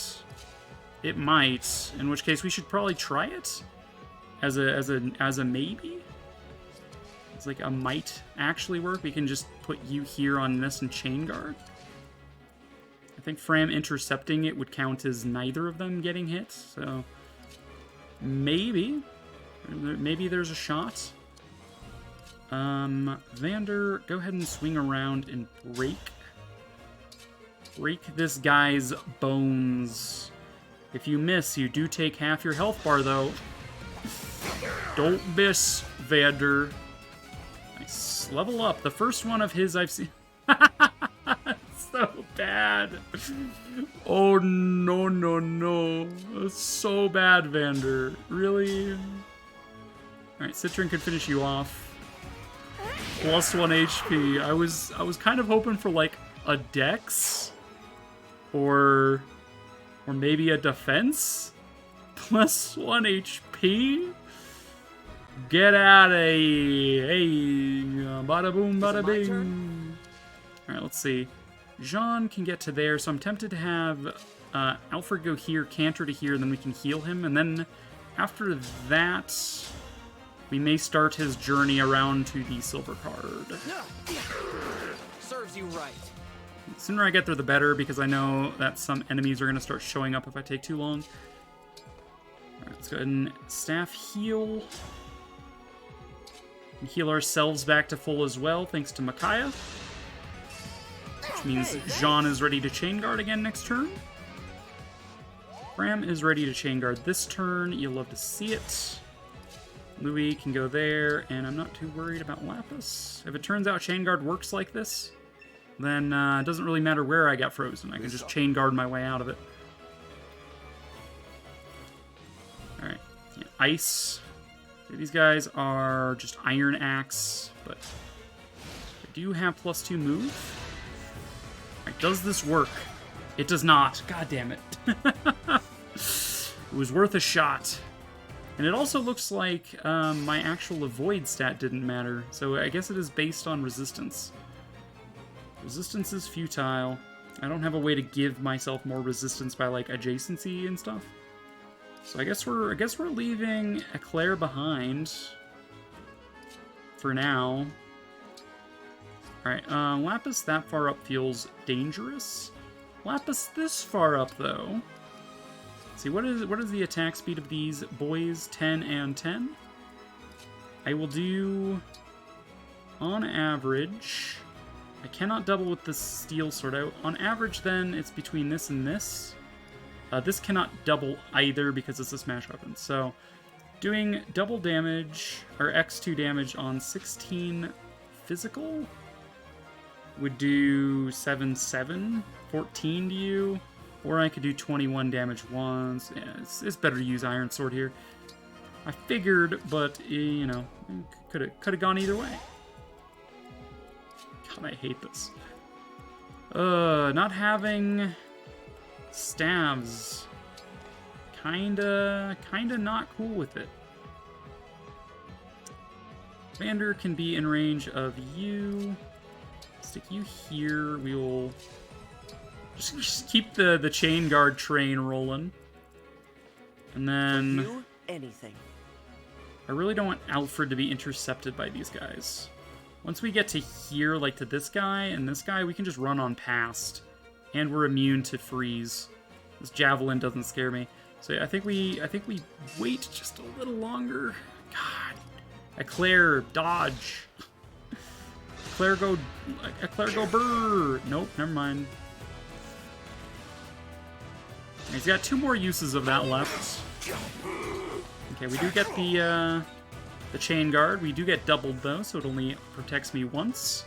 But it is a target for Jean to heal himself off of. And by having Vander in range like that, we did prevent Lapis from being targeted multiple times, I guess. Not that that would have been a problem because we would have had Chain Guard ready. Let's see. Citron. Do as much as 20 damage. Alright, I think this is going to be like a Louis bank on the follow-up from Lapis hitting to kill you. And then Lapis can get to this tile and kill this guy, which will then allow my chain guard train to continue with like healing and stuff. Alright. Here's my plan. Here. Hit. Fantastic. It's tea time. It's tea time. Eye-opening. 20% crit. You love to see it. Alright. You, what weapon do you have? You have an Iron Lance. No biggie. You have that range. I will keep that in mind. Alright, fire. I can't use Surge from this range. Right. That checks out. Alright, well, we missed with Lapis's follow-up, but that's fine. So what's your speed? Your speed is 12. If I put someone here, they're kind of dead, aren't they? You do piercing damage, right? Penetration attack, 21 damage. I need someone here that can tank that. And then also tank you. 22 damage. 21 plus 8 is 29. If we swap to Iron Lance, we have 11 speed, so we don't get doubled. Yeah, let's move Alfred here in order to protect Citron from this dude. And then we can chain guard behind him to probably block the spear, but if we block the freezing breath, I'll be happy. So that'll be Fram's action, will be doing the chain guard. Lapis for now can do the deal. Seal the deal on this guy's death warrant. Or death certificate or whatever. Whatchamacallit. Okay, but see, Fram there would actually be in danger as well.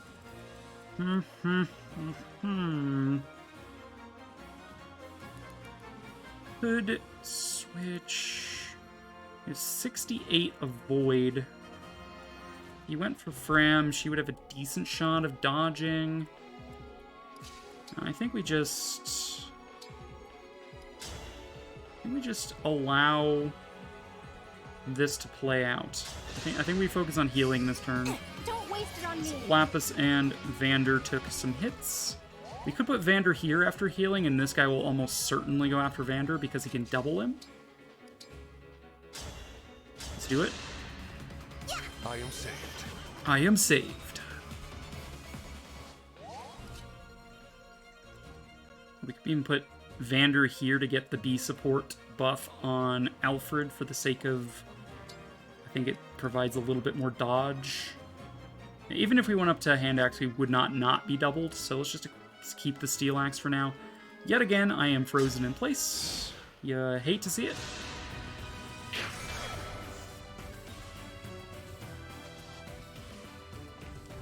And yet again, I am continuing to be frozen in place. As expected, you targeted Vander. And as expected, you're going after Alfred.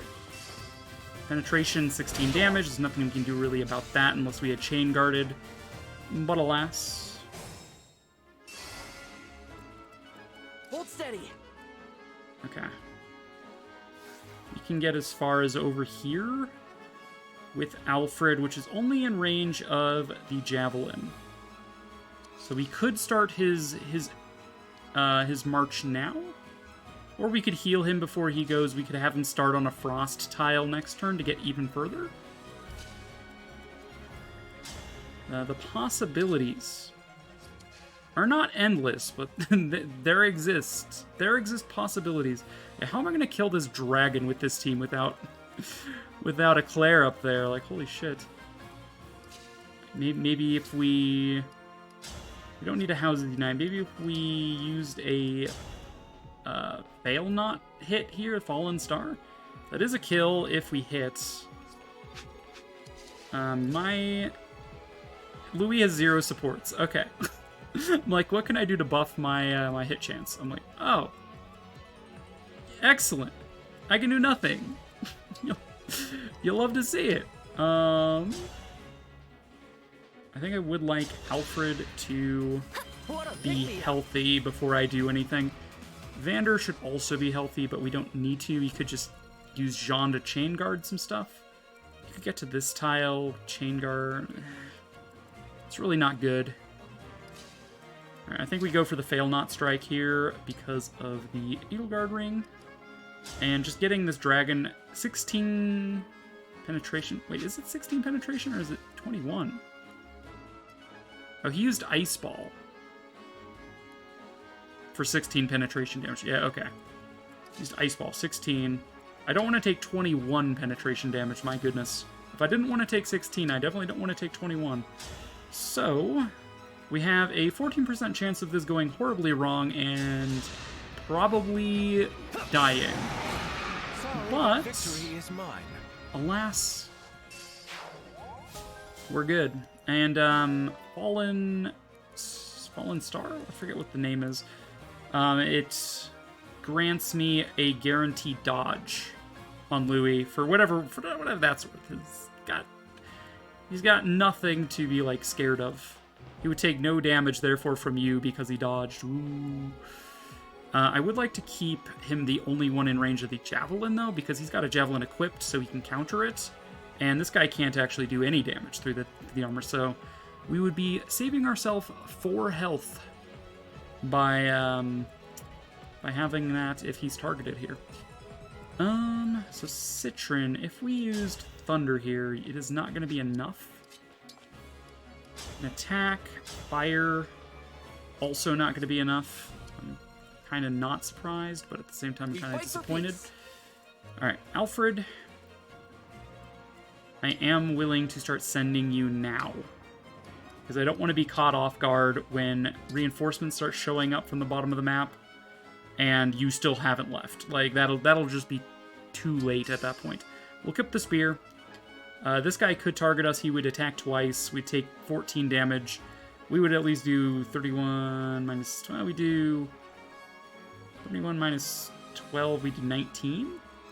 19 damage. It's not bad. Yeah, 19 damage in exchange for 14. Not great. This guy will run out of freeze staves if he can even hit us on our way over, because we're immune to it. Let's see, are we still frozen? Yeah, we're still frozen. Okay.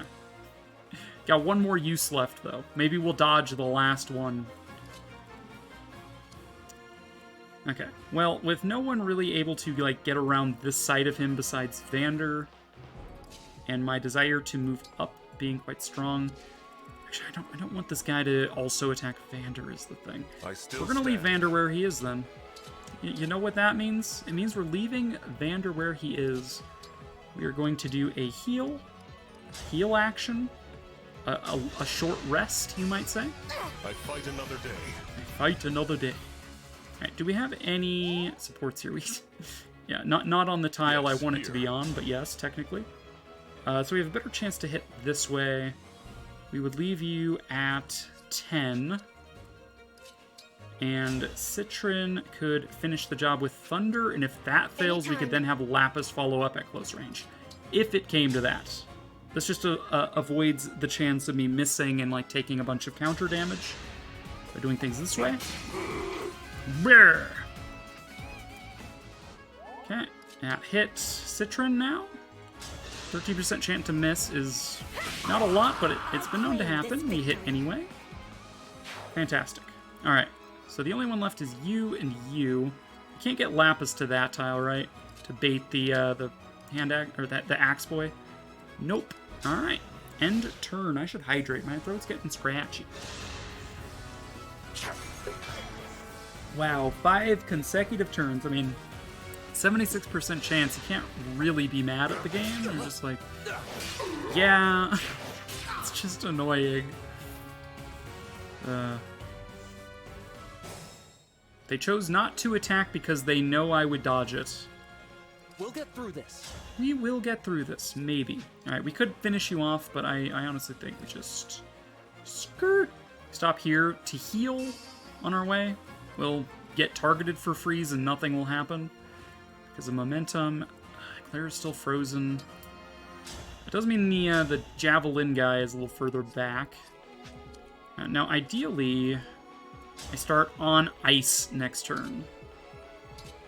Okay, we could go for 7 damage and then 7 damage. We would break him, 50% chance to crit each time. Or we could attack once for 13, which is around the same amount if I didn't crit with the Iron Sword, but we'd have a greater chance of critting with one hit. I think it's kind of a toss-up. I mean, there is a chance I 4% miss and then get hit for 18, so let's just guarantee our hits, guarantee the break. The Navarre ring is what's giving me that crit, which is kind of cool. Alright, so Lapis will start on ice next turn. I would like Louis to also start on ice next turn. I don't think there's a way for Citron to get onto the ice right now, so we will take advantage of break to use Surge from 1 range, I guess. It's not going to kill him, but it's sizable. But the Javelin is going to hit Magurl Lapis unless I give them a juicier target, or if I get Fram on this tile to chain guard it. And then Louis can come here to be on the ice next turn. So this is going to be a... How do I do... Okay, so I want you dead. So it would look like Hand Axe. That's what it looks like. It looks like Hand Axe. Yeah, okay. I figured it. I cracked the matrix there. Took me a second. I'm just like, wait, this is impossible. How could anyone do such a thing? Who did this? Crying while laughing face. All right, so we are going to chain guard just to spare Lapis from the Javelin. So he won't do any damage to Lapis. He'll do 20% HP to Fram, which is still 4. It rounds down. Or he will target Louis and do literally nothing. Those are his options. He does 4 damage to Fram, or he does literally nothing. Chain guard again. Fun fact: if you have a emblem ring that has not been bonded, just simply doing an action that's useless, like just chain guarding just because, even though it's not going to matter, gives you bond. It's pretty neat. Yeah, we're immune to freeze, don't you know? Stay back. Okay. He does do 4 damage to Fram. What a champion. Truly a man of culture. Okay, now these guys are going to be annoying. In my hardboiled play file, I had that Citron Thoron +5 at 5 range for this map. I blasted this wyvern through the wall a few times. But not here, alas. Alas, not here. I'm ready. Okay, enemy attack range. This is staff range. This is attack and staff range. Is it you that can attack? Yep, you have 3 range. You only have fire. You could attack that tile. You have silence, which does not matter in the least for Alfred. So we just need to be a little wary of this this dragon up here. So stop at that tile. In range of being silenced, but it's a little irrelevant. Heal up Fram with Jean. Come up here. This is in range of you. You do 21 piercing damage. You also do 21 piercing damage. Let's see, what is your range? Your range is you are a 5 movement mage. Or 6 movement mage, sorry, because +2. So we can actually bait you before we worry about the worms. Or we could bait both of you. Is there anyone who could survive 21 damage penetrating and 20 magic damage? 13 speed? That can stand on that tile. I don't think so. Vander, 21. We've at 20. 20 magic damage. He'd be attacked twice. We'd need to chain guard to keep him alive, but he technically could survive that. What's your range? Your range is that. And technically Vander could live that. And then we'd put, like, Jean can heal Fram, and then Fram can be next door with chain guard to hang out with Vander, I guess. Maybe she'll be attacked by the mage instead. Maybe she'll intercept the piercing attack. You never know. She's fast enough she wouldn't be doubled by the mage. The mage can definitely reach there, right? Yeah, he can attack that tile. And she's got a decent amount of resistance. I think it works. Who kills this guy? Maybe Citron? I don't know. I don't know. You think I know? I mean, she could surge and end her turn on the ice to get more movement. Put Louis here. Not care about your movement for a second. What's your movement? You can't reach this. So the only one that could attack this tile, I think, is the dragon. Is that right? So chain guarding on this tile then is a little less good because I would like the chain guard to protect Vander the one time rather than Louis. But I don't want Jean to be on this tile chain guarding, so it has to be Fram. Could still put Fram here. She wouldn't get the bonus from the frost movement. Put Fram here to chain guard. And that way Louis will take the 21 penetration damage to the face.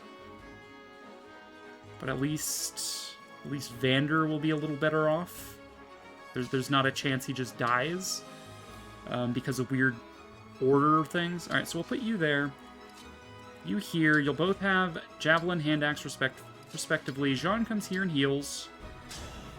Fram up so she can chain guard, because she's got more resistance than he does. Level up magic. Whatever, Jean. Doesn't matter. Who don't care, didn't ask. Alright, put you here. We chain guard. Whoever attacks first, either the dragon or this guy. It's possible if this guy acts first, he just attacks Fram outright, because she can't counter. And they know that they can't hurt Vander their first attack, so they might just go after her. Although they do double, so their second attack would do a shit ton to Vander, so they probably would still target him. But as long as we intercept one of these 3 attacks coming in, we're fine. Because the dragon can't double us, we have 5 speed to their 8. This guy will double us, he's got 13 to our 5. But we're intercepting at least one attack. It's either going to be a 21 damage attack, or it's going to be a 12 or 11 damage attack. One of those two things will be true.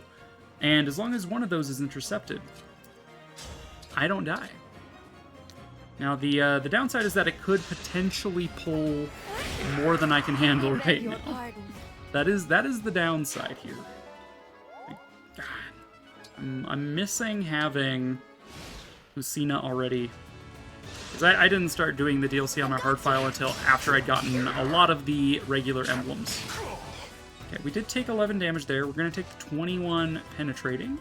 But again, we intercepted an attack, which means we're not dead-zo here. We only get hit once because of speed reasons, which is good. I don't know if these guys can, like, double at all, but it's probably possible for them to double. I don't know.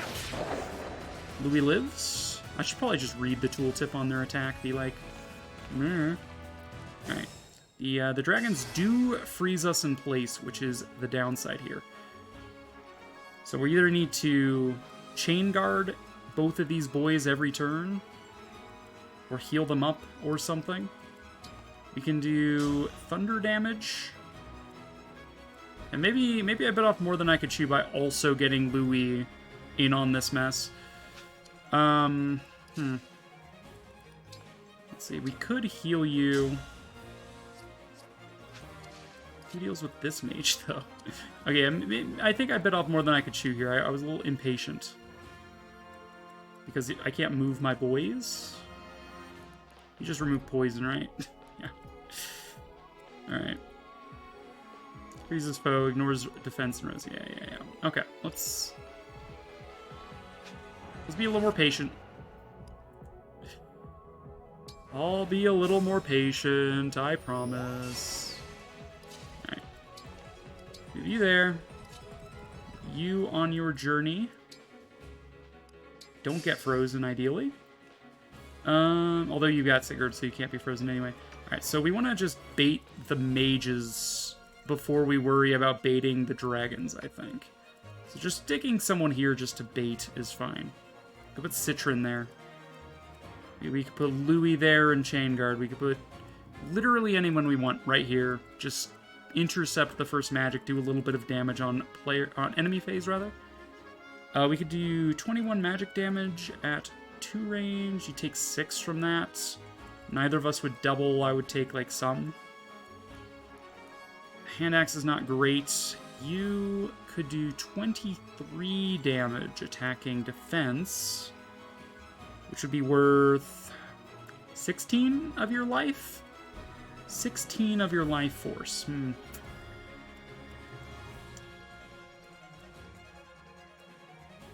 Sure, why not? Alright, Louis, you are the bait.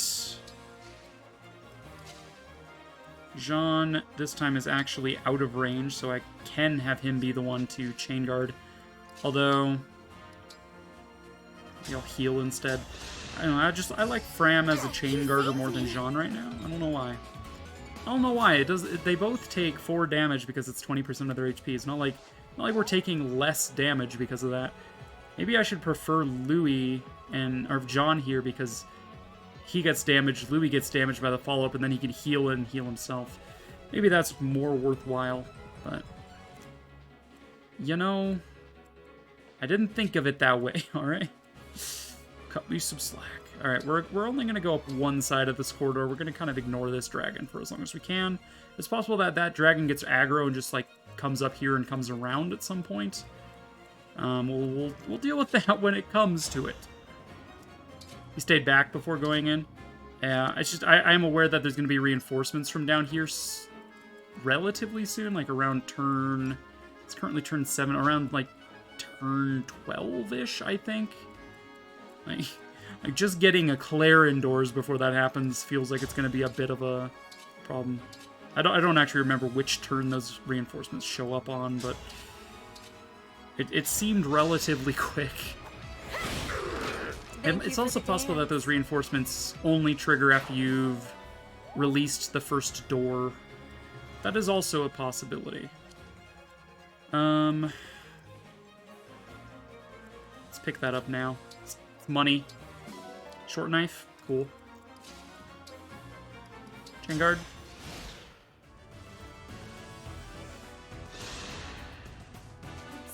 Okay, we chain guard, we take 4 damage on Fram, we hit for 16, we take 16 back. Although there's a 1% chance I just straight up die. There's a 1% chance I eat shit.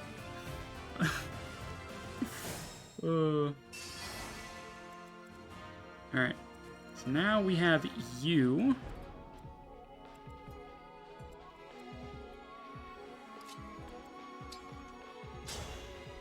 See, Thunder just isn't cutting the mustard. And I don't think Fire will either. I don't really want to put her in range of the dragon. And 21 penetration damage. Although we can chain guard it. We can chain guard. I don't think that mage is going to prioritize breaking my chain guard on Citron. So we could do this. Chain guard with Jean. Fram worries about healing Louis. We could also put Louis in range of the chain guard, so the mage also... Oh, no, we don't want 2 people getting potentially murdered here, proccing the same chain guard, so no. We move Louis somewhere out of range of the chain guard then. And let him bait like a little further down, like maybe we put him like here. This guy moves in and attacks Louis for... what's his res again? 4 minus 16x2. We would be healing him to full with Fram, so that's fine. Claire, please move. Poo, no edible. No edible. Am I not allowed to use vulneraries? Did that go through? Okay, this dragon is ramping my style. As long as we don't get hit by its 2 range, I don't mind. Getting hit by the 3 range is a little better. 19 penetration damage. We would still get frozen if we could get frozen, but we can't. Because we have Headlong Rush. Unity to Freeze. With that in mind, though, I should make sure I have this equipped, so I don't get doubled by this Durgan. bum, bum, bum, bum, bum. You should be fine. I don't think those rooms trigger. I never got targeted when running by. Alright. Yeah, we're gonna self-improver. We can always vulnerary later. Doing it to get 4 health is kind of irrelevant. Okay, you are a 6-move mage, as expected. Alright, I do like this idea of Citron baits the dragon. We can swap her over to fire with Jean as we're chain guarding, because we can trade and then do action. So she'll be able to counter the dragon. I claim this victory. But I kind of want to clear these guys out anyway for the experience. Whatever you require. Just because I can. Just to feel something, you know? Others must need you as well. Okay. So you have, like this massive range. We'll stick you here, and just to make you juicy as hell, you're not even going to be able to counterattack. I know.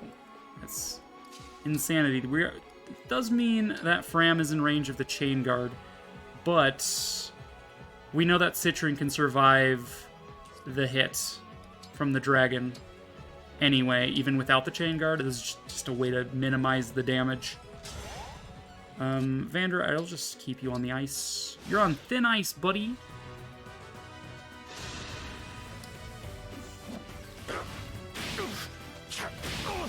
Nope, as expected.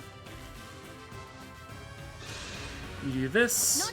Jean intercepts. We do some damage. I wonder if that makes Jean frozen. Nope. It do not. It do not do.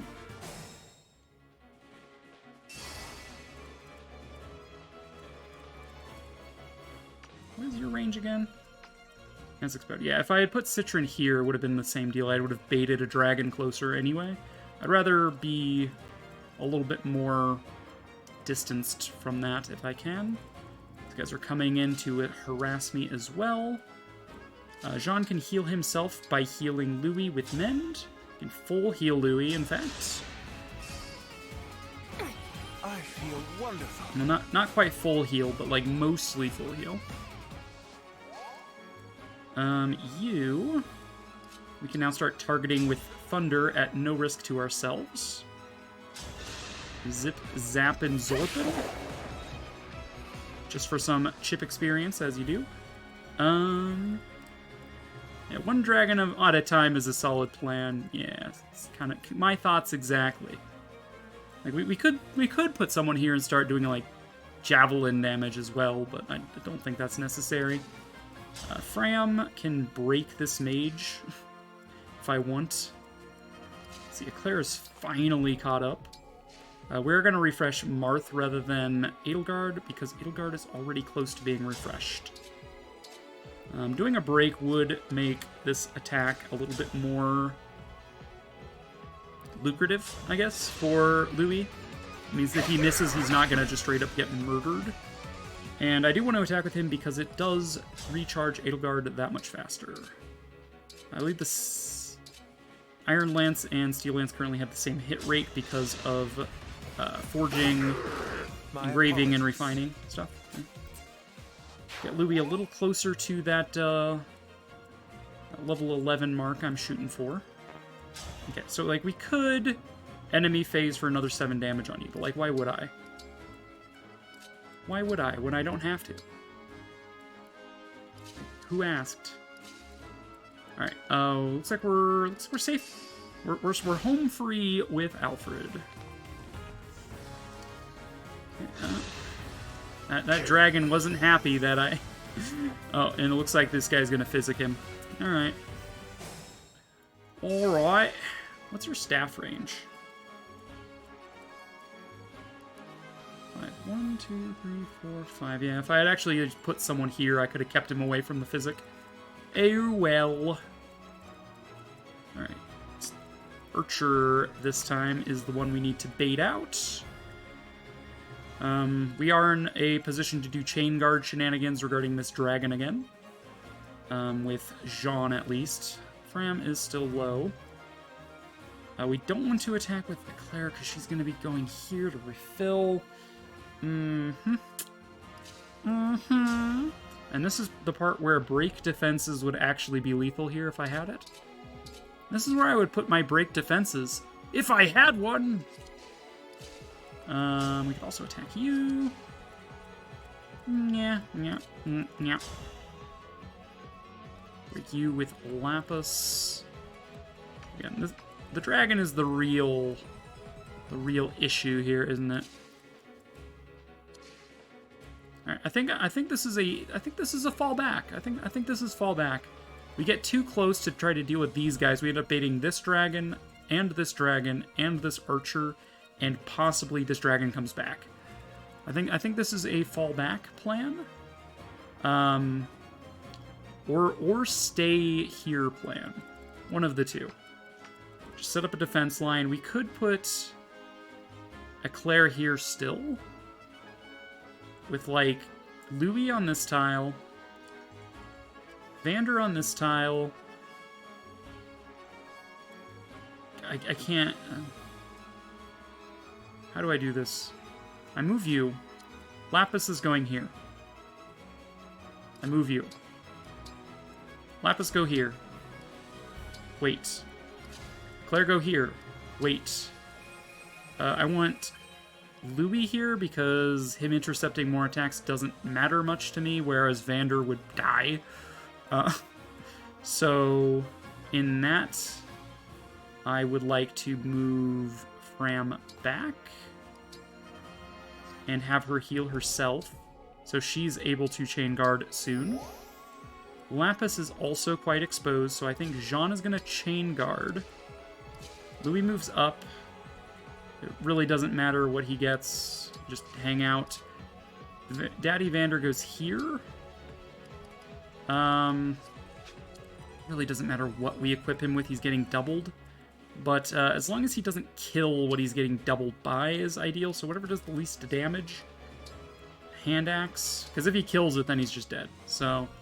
and then we chain guard Lapis. And Alfred moves. Alfred can move into my bed, though. Got another lewd Talus right off of cooldown. What'd you do? Set a 2-hour timer? We had one earlier. In bed. We had one earlier in bed. Am I right, gamers? And we sure penetrated this axe. Boy, I had no idea. It was the first redeem of those. People wanted me to slide into their DMs all lewd Talus like, or something. I have no idea. The only thing I know is that Citron, pretty electric in bed, let me tell you. Now this helping needs Like a sparks were flying. Like damn, girl, it's electrifying. All right, you are no longer really a threat. You are coming around. I'd rather bait this dragon now. And so we're going to. Let's see what you got from freezing breath tickling my neck. It's a little uncalled for, but I don't hate it. And then you've also got Ice Ball, which is 3 range, which is 16 pen. Could move Louis a little closer with a javelin so he can stick a shaft in this here wyvern at 2 range. Although there's still a chance the wyvern just uses 3 range just to avoid the damage. So I think. Well, you know what I think? I think dragons are kind of hot, and I'm tired of pretending that. See, we can do 14 damage to you in the bed. Womp, womp. And then it really is just like a javelin here. 14. This is also 14 though, isn't it? Gosh dang it. What if we moved Eclair up? They both do 3 more.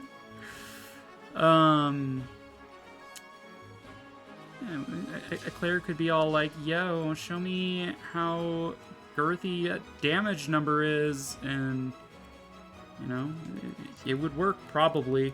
We've also got Admiration, the most cultured skill in the game. So we could have Claire and Lapis act first, and then Admiration would mean Louis doesn't take as much damage from... I don't know. I don't know if we get penetrated so hard that the 2 less damage from Admiration and the 1 less from being divinely inspired in the bed count against being penetrated that hard. Like, we might take 13 damage or something instead of 16. Like, he got the skill that was based on Sylvain. Yeah, he did. He's all like, yes. We said earlier when Lutalis was redeemed that he likes having bedtime with 2 ladies, but he just watches them while sipping his tea, because he can sip his tea with one hand and admire with the other. Very, very lewd, Louis. Very lewd. Oh, yeah, he's got the most cultured on the squad, without a doubt. Okay, so yeah, we could put like a Claire here just for the sake of giving Louis a target to ogle alongside Lapis here, who's also adorable as hell. She's all like, oh yeah, I'm gonna show you my belly button, and I'm just like, ooh. And Louis is also like, ooh. Alright, Javelin time. Alright, and now if the dragon chooses to attack me at 2 range on Louis,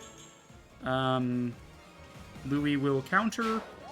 Although it is likely that Eclair will take the 3 range, because it's penetration regardless. It's just penetration. It's nothing special. Louis is theoretically taking less damage from skills, so he's gonna get penetrated less good. You gotta penetrate them good. Such is the law of I don't know, thermodynamics. So fucking cool. We are kind of leaving this fabrication out to dry.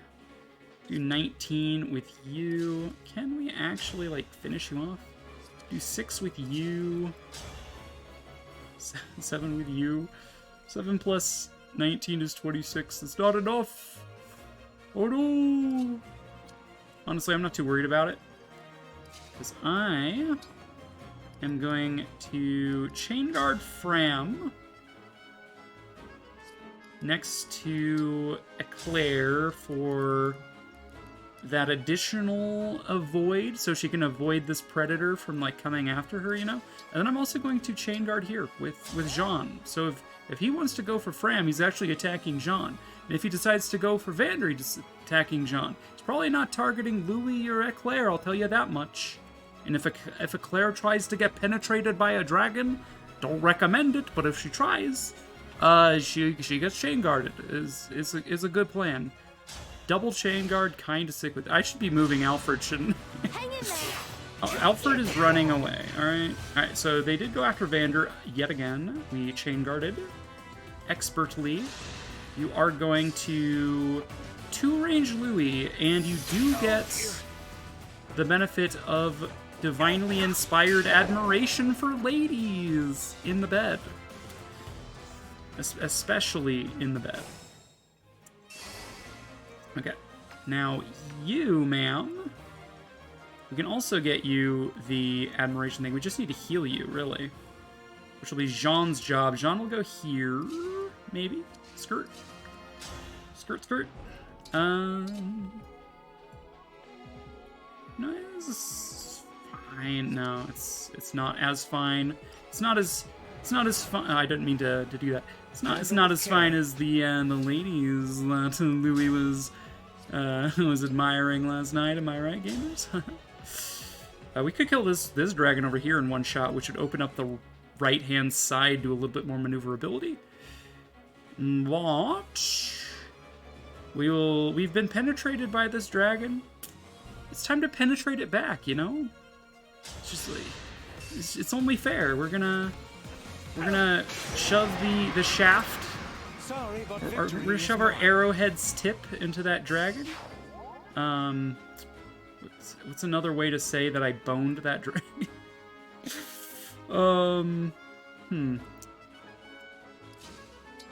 So let's see. Divinely inspired will work if any two ladies are within range here. So we could be like Eclair Fram Chain Guard. Let's see, wait a second. How much damage do you do? You do 21 penetrating.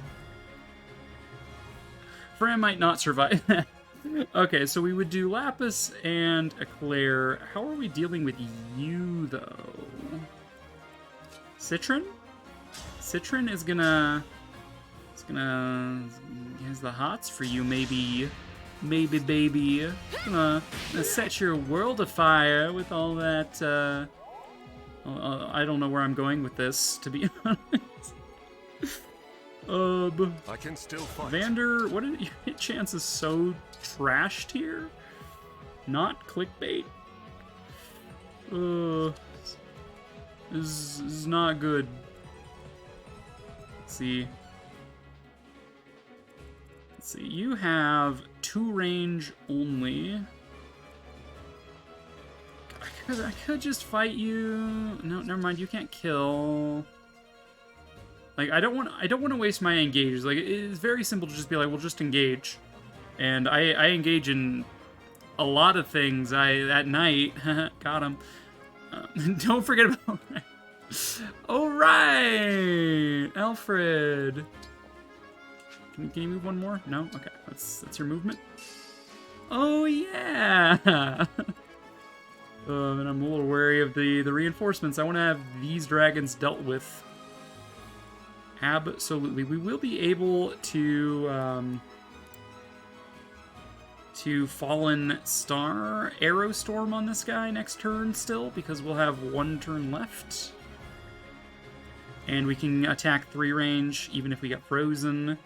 And let me tell you, sometimes when I'm admiring ladies, I get frozen in place too, Louis. It's a permanent job to be admiring so many ladies all the time. I know. Oh, it's also time, but it's also time. It was the not greatest Lewd Talus redeem. I'll get used to it. I'm gonna keep those around for a little while, tease them out. Because I have the Lead-a-gasm emote strictly because I used to make just out of context, because I'm so quirky, out of context, like, lewd jokes, because I'm not like other streamers, you know, like, hashtag so random. Just because I wanted to, like, break the tension and I was nervous, and, like, who wouldn't be nervous, being as quirky as I am out in real life. So I would just say stuff, and then people are like, Lewd Talus. I'm like, guess that's my name now, because I'm not like other streamers. I have a lewd nickname, and you know, let's get some practice on. Oh my god, that's like so quirky of you to like redeem that, though. You know what would be really quirky is if Jean got this kill. And Jean kind of can get this kill, not clickbait. And, you know, I'm here for it. So, screw chain guarding and being lewd, because I'm quirky instead. See, what's our speed? Yeah, we're fine. We're fine. We're gonna heal Louis' wounded heart with the power of Must need you as well. Rar means I love you and dinosaur, because we're just so random. Jean is going to move here, so he gets the divinely inspired to be so unique. Hashtag relatable. That must have hurt. It must have hurt, honestly. I mean, it looked like it hurt Jean. And then move you here. So you're still divinely inspiring Louis and Lapis, and he's got like a trio of ladies, not like other lady admirers. He's got standards, you know. Why am I... No. I thought it was next turn already. I was preparing to Fallen Star because, like, turn order is just, like, for losers. Like, the flow of time? What's that? Oh, no! Lapis! Your orders, please. Right, we will start you here. Fallen Star on your face. It's not like other archers. He can attack you with 3 range. Sorry, but So victory quirky. is mine. So quirky indeed. Yeah, like the reason I have those redeems now is that I was like, I don't have nearly enough redeems. I'm not like other streamers. I don't have channel point redeems. And I'm like, do I really want to be like other streamers? I'm like, kinda. So I'm like, okay, well, it pays to be a little bit like other streamers and not so quirky. I'm quirky enough with how, like, low quality my emotes are, though. Am I right, gamers? I was looking through my emotes and I'm just like, you know what? I should... I used to have a, quote, Sarah voice, which is a character from Fire Emblem 7, who is just so generous. It's generous voice. Oh my god. She's the character in my my subscribe widget, being all like, I'm just so generous. So no, that's not right. Oh my god! I'm just so generous. I'm generous to a fault. Why are you looking at me like that? Oh my god! Praise my generosity! So that's Sarah voice. And I'm just like, I took it away because people were spamming it. And I'm just like, but like, what if I like diversified it and like not be like other streamers and have like a variety of things? Hashtag so quirky? Oh right, Lapis can't move. She's like crippled or something. She's just like feeling cute today. Might just stand around and do nothing. Hashtag relatable. Yeah, we got Liberation to 5. Yeah, I ended up getting a lot of silver from the dogs. And you can convert silver into 9 steel or 90 iron. So I very quirkily just kind of converted my silver down. I had 14. I had quite a lot. Which is just like not like other divine dragons, am I right? Okay, so we can like do some damage here. Dang nice. I know, right? If we get hit, we get frozen for enemy phase, so it's like not a huge deal or whatever. They should be grateful I'm attacking them at all. Vander needs to be healed, not clickbait. Alright, we in no way, shape, or form can let Citron do this kill. But Vander's hit rate is the same. I'd rather not have him get doubled. If he hits, Citron could get the kill, right? With Fire Plus, she does 23. Yes, exactly 7. Thank God, Citron! There's a 20% chance this doesn't matter!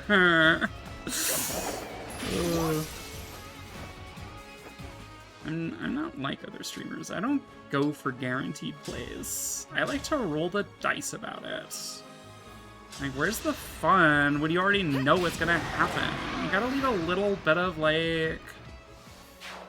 I don't know. A little bit of stakes involved, you know? That is actually how I play Fire Emblem, like, not even clickbait. I play mostly informed Fire Emblem. I worry about whether I'll die or not, but if I'm not gonna die, it's like, hashtag not my problem.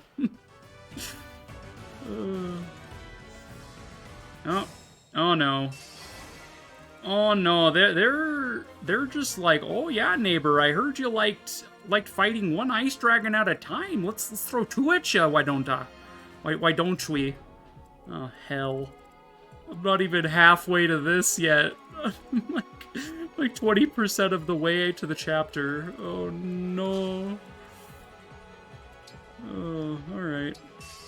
Well, maybe we can have Alfred do some damage through this wall with a spear at some point. I don't know. He'll be like so quirky, like, I can throw my spear through walls. It's really cool how I could do that, isn't it, gamers? I'll be like, yes. Yes, Alfred, you're so quirky. You're such a quirky noble.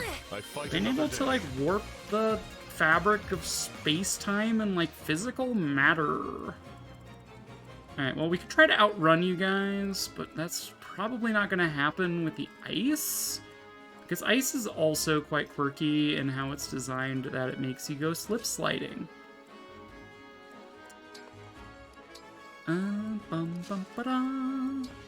well, as long as we sort of hang out on the ice, we might actually be able to make something work. I mean, Jean is not going to get the benefit of ice physics, but, like, we could. Let's see, is it better to have 2 movements or start here? It's better to start here. Alright, we'll start there. Because we're quirky. We don't need ice where we're going. We need pillars. Because we're pillars of our community. Unlike other divine dragons. Thank God, I'm so quirky. I'm gonna, like, save, like, 30% at all of my shops going forward. Okay, yeah, this sucks. This is terrible. And there's multiple spawns, right? There's multiple waves. Because they're just, like... It would be too original if they only spawned once, right? You gotta spawn twice. Okay,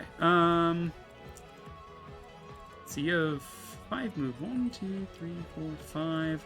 You'll have... You're flying, so you don't get any terrain buffs. So yeah. 1, 2, 3, 4, 5. You have 3 range on attack. 1, 2, 3. God. I don't want to aggro the sides yet. I need to deal with this. This is horrible. I mean, it's very quirky and all, but it's horrible. Alright, you're out of range there. You're out of range there. You're out of range there. You're out of range there. Although you're probably better off being on the ice. Ugh. Ah! I'm going to need to engage in tomfoolery in order to get rid of these guys, I think. Alright, can we, like, be the lady admirer we want to see in the world? We can do 19 damage to you and take our full health bar in return. Warp Ragnarok's not going to cut it. Lodestar Rush would, maybe? Too bad we don't have Falchion or a Wormslayer. Would go a long way right now. Why am I doing this paralogue so early on Maddening Mode? Ah! That's time, by the way. I'm so quirky. I wasn't even quirky for the last few minutes there. I'm sorry. Just struggling to figure out what I do here. Like, a lot of this is just, like, guaranteed return damage. And they're not corrupted, they're phantom and fabrications. So I don't think Seraphim works. They're not corrupted. So, and then Warp Ragnarok, I don't think we'll have enough damage in them, and it would leave exposed to Axe Boys, which now have 6 movement. Like, ugh. I mean, the other option is just to try my best to tanky outrun them until I get up here, but I'd have to get through this corridor unscathed, which is definitely not happening. I have to deal with these guys here. So you guys have a 101 chance to hit. I have 104 of Void in these pillars. On the ice, though, I have 74 of Void. I get some extra when I initiate combat with Marth. So I'll be a little bit better on the offense. Player phase, if HP's low, yeah. Defenses, whatever. I think we engage here.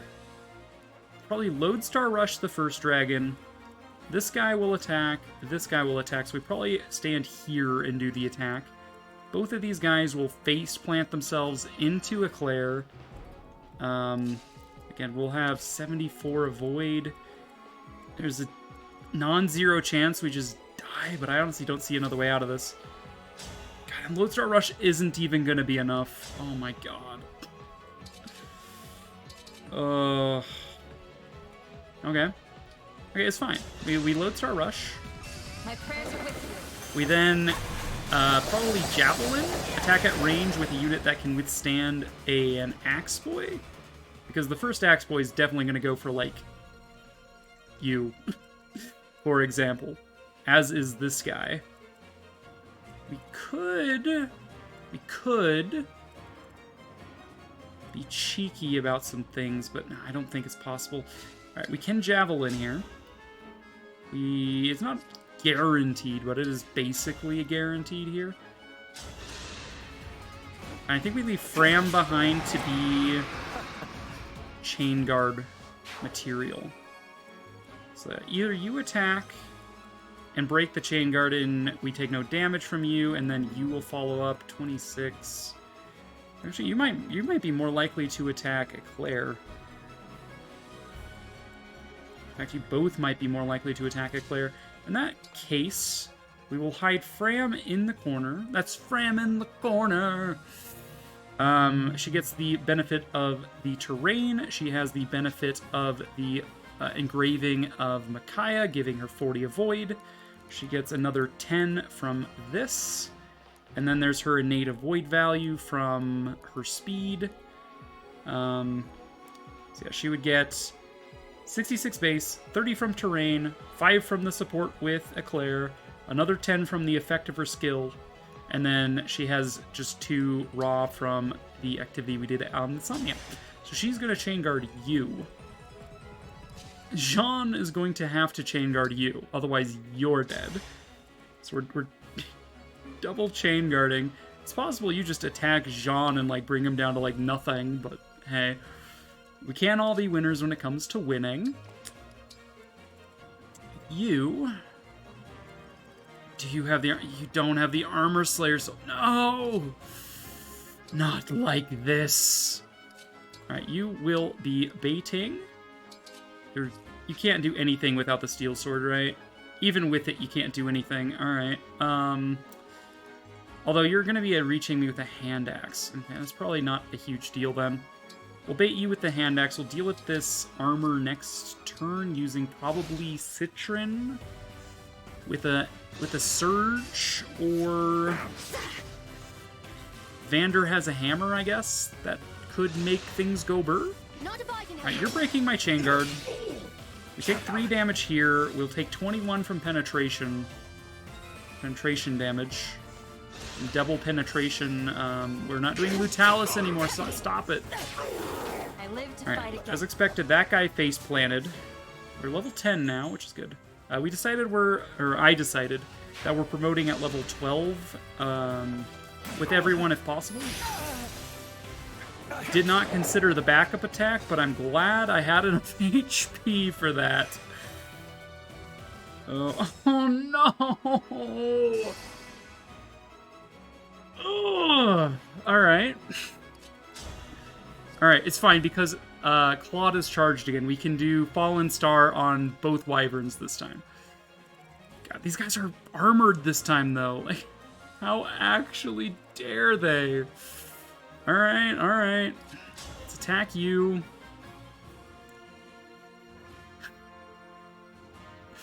This sucks. Alright. You're pretty much guaranteed to die. You hit me with a 16%? Get out. God damn it. Alright, Jean gets the mend. Heals up you nice and tidy. Why, thank you. God. I was kind of banking on that missing. Nice level up there, Jean. Alright, you... Oh man, I can't even heal Eclair this turn. I need Fram to finish this guy off. Alright, you... are chain guarding, which is hella annoying. So, in the interest of stop that, slap on the wrist, I will thunder you just to make you stop.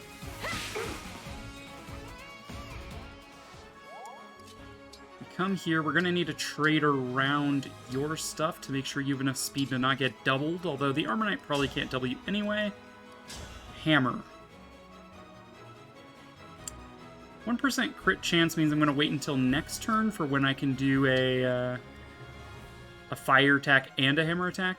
This guy can't move. He would probably end up healing him anyway, so I'm just gonna wait for enemy phase for him to attack me himself. Alright, you are a real boy. You're a real boy. We did hit. Fantastic. Oh my god, Fram, you can't. No, I can't be wasting engages on something this simple. How did I math that wrong? Wasn't I supposed to do more to you? 24 minus 9? I felt like I should have done more to you, but maybe not. God,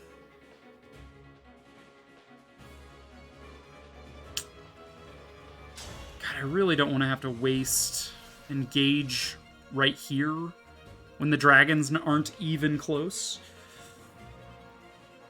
It just feels so bad. I'd rather be healing.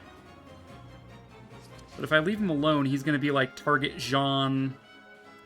Can't double Jean. Man, would it hurt me if he attacked Jean? Kinda, sorta, no. Alright, we're just going to heal this. I don't care who he attacks. It'll be fine. We deal with it. We deal with it. Future Latalis will deal with that later. Alright, over here. God, dude. Alright, one of you has, I thought, or maybe it's in one of the chests? Is it a rescue staff in the chest that'll let me get this guy up here? I think there's either a rewarp or a rescue staff over there. So I'm just gonna bank on there being a rescue staff. Otherwise, like, I mean, Alfred's not making it back around if he gallops, so what do I care, right? He crit! Let's go. Is it strange that I'm fighting? Alright, so Jean can heal himself back to full using Mend on Citron here. It's not getting any better. It's not getting any better. So kind or at least of you. Heal himself halfway, I guess. So you are legit just deceased. I'm going to kill you, Vander or Citron? Is Lapis going to be enough to kill you, is the question. She would double 16, not really. We kind of need the 19 base there, doing 14 damage to your face. I mean, I don't know. It's going to have to be enough, I guess. How much damage do? You do 50? Okay. That gives me my answer. If you do 15 damage, I would rather Vander take that than Lapis. Now this outfit needs a wash. Now this outfit needs a wash. Or is it you that has the staff? It's a rewarp. Blech. Okay, well, I didn't mean to attack with a hammer, but like that's about what I expected. Lapis is now freed up to come back this way to support.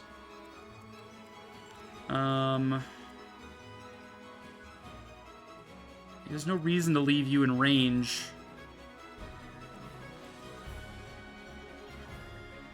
Like, I could just leave Eclair over here, dodging 5 ever until I clear this side and start bringing my units back.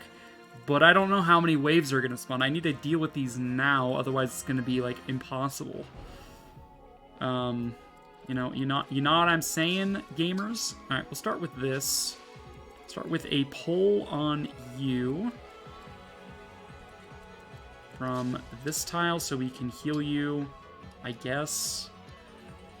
There's no reason not to have the Steel Lance equipped.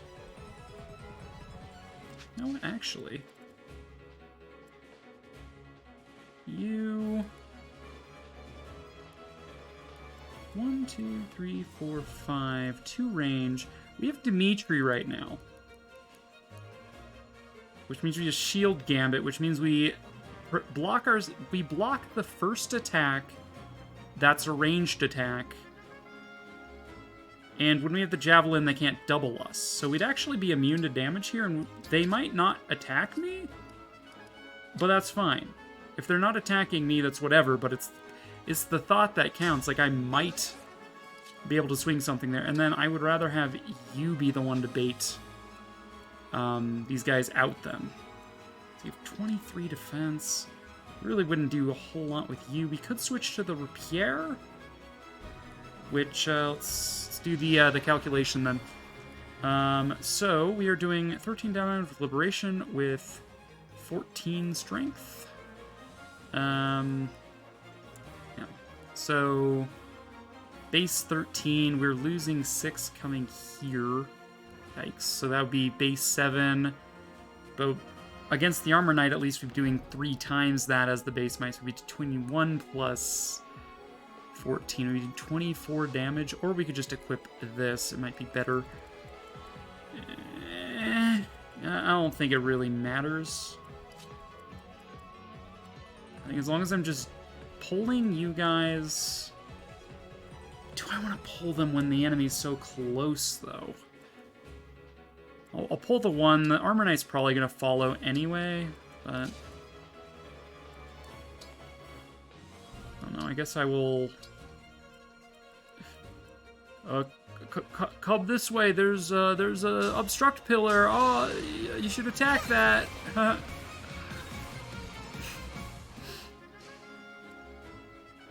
And then Alfred, I'm sorry, bud. I regret to inform you that, kind of stuck out there.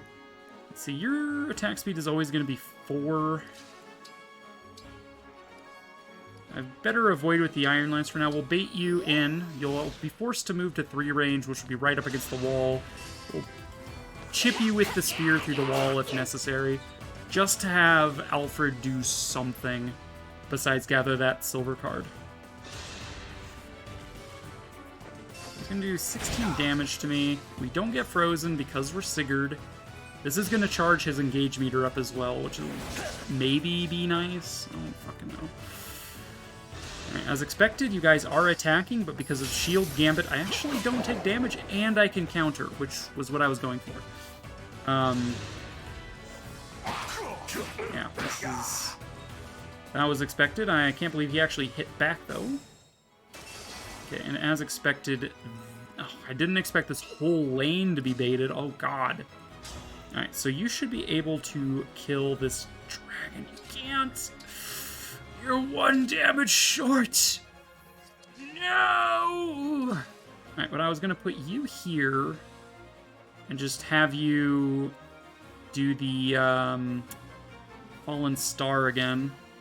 Because it's like the only thing that I can guaranteed remove one of you from the map.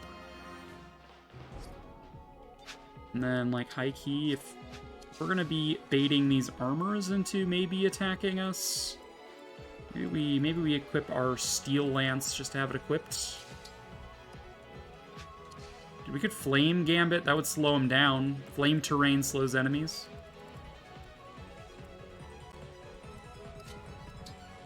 Can still chip you at 3 range. Can we end this? Can we end my suffering here? Not quite. Not quite. Can't wait to get my boy Zelkov. He would be making short work of this. I guarantee it. And by guarantee it, I mean I haven't used him yet, but I'm pretty sure he's good. Alright. Vander. Okay. Yeah, I really should not have pulled this lane right now. Surprised they haven't spawned more.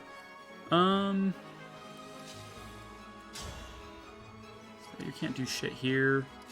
You're out of range. So I really can't kill you, huh?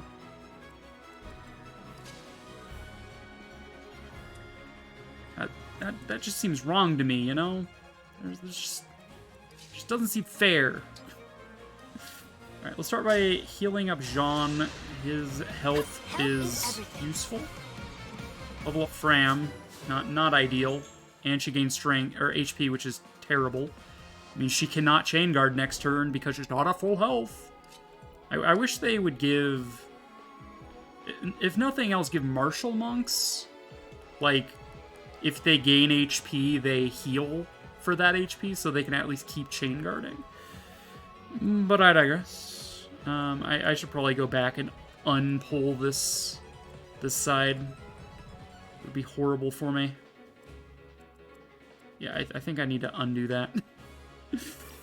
Type Crystal. How many more do I have? I have 9 more. I haven't used very many. Okay, I've only used 1. Okay, I still think the Great Shield here made sense.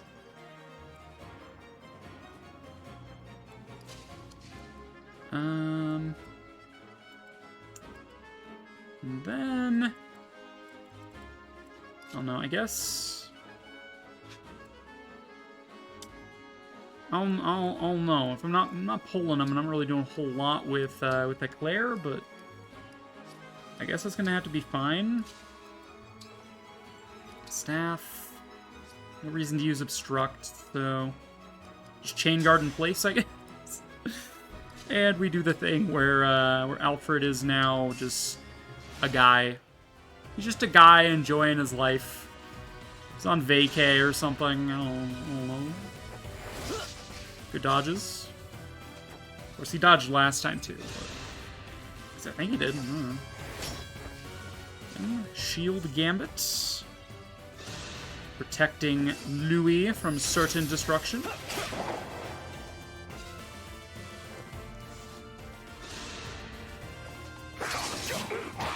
Okay. That went basically the same. It moves that turn anyway! Oh, God! Oh, Lord. Okay. That changes the science a little bit. Let's try to get this. Good, we actually hit.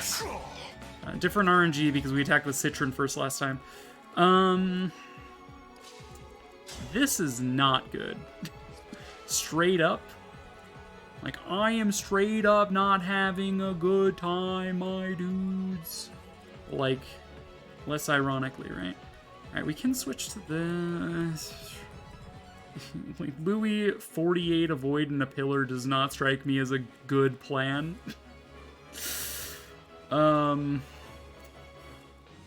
We need this guy dealt with this turn. Guaranteed hit. Get him out of here. Jean can heal Vander to full, and probably himself with the Men's Staff. Worst case, I guess I just, like, full screen heal with Micaiah. Like, that's, like, worst case realized. God, I wish I had a ranged sword. I'm a little annoyed that Fram can't hurt you, but it makes sense given that I nerfed the hell out of her fists. Alright, Jean is still not able to get up to full with this, but it is something. Okay, this looks like a fighting retreat to me, except that I leave Eclair here. They don't have great hit chances against Eclair. It is very gambling. Like, those Armor Knights can't really hit me. Like, Louis can retreat to, like, there. I mean, Lapis is also kind of in danger here. I can throw her in the pillars for this turn. Right? We don't have the shield, is the thing. We don't have Dimitri shield. So let's see, what is your attack range? This, let's see, 1, 2, 3, 4, 5, and then 3 range after that. 1, 2, 3. So if we moved Louis here, and healed to full, and then Fram to here, I don't think anyone will die. It is gonna be very close, but I don't think anyone will die. We keep the Javelin. Actually, you're a backup class. You're the only one here that can reach, except for the armor. The armor might move first. I hope it doesn't. You do backup damage. You would do like 3 plus. You're fine. You're fine. We're fine. Everything's fine. Everything is going according to plan. There is no war in Ba Sing Se, and that's just gonna have to be how it is, you know.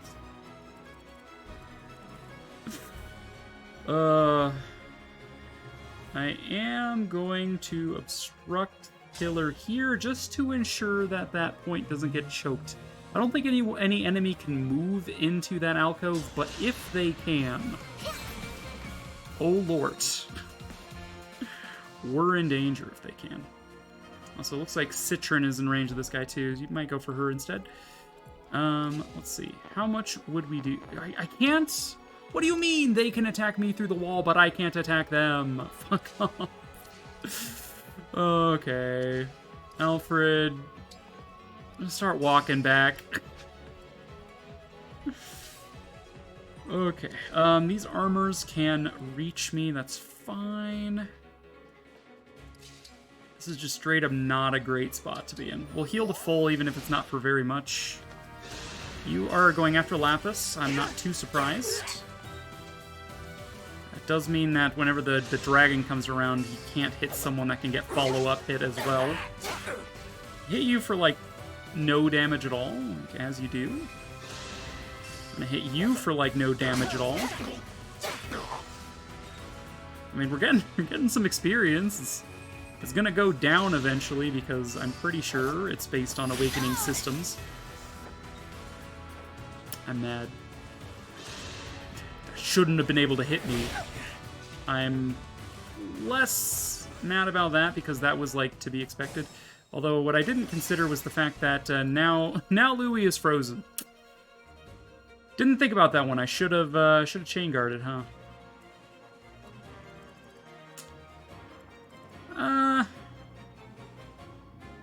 That is probably rewindable. Like, getting hit here is not the end of the world, but Louis getting frozen is probably rip Louis, because we can't retreat back into this alcove.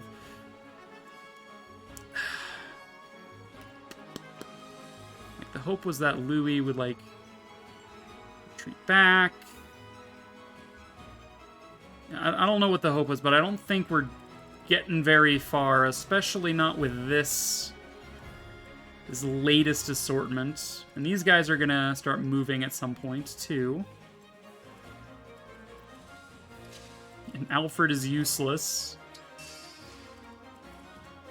Kind of wish I had sent someone else to go get that, like maybe Lapis. I feel like Alfred would be way more useful here.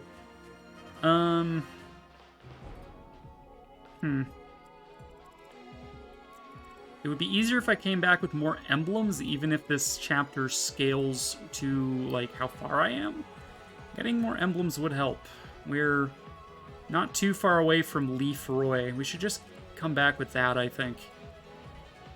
At this current board state, I don't think we can win this map. At least not comfortably. There's too much penetration happening from the dragons. So if all the dragons gang up on someone and all of them hit, that person is guaranteed dead. And, like, Louis is most likely to be targeted because he's got the least chance to avoid. Or Vander has the least chance to avoid. So I really think the strat would be to put 2 dodgy units here and just let these dudes come and just, like, pray they don't die. Send everybody else to the left, clear that out as soon as possible. Send maybe one person to deal with the Armor Knight and the Monk. And then activating this, you'll have the rest of your party over here already. You deal with this. And then they can start coming back, and you don't need to worry about splitting your forces up enough because you're all regroup right here.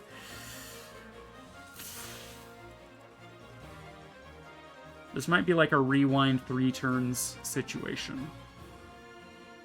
I think this went wrong well before this last turn.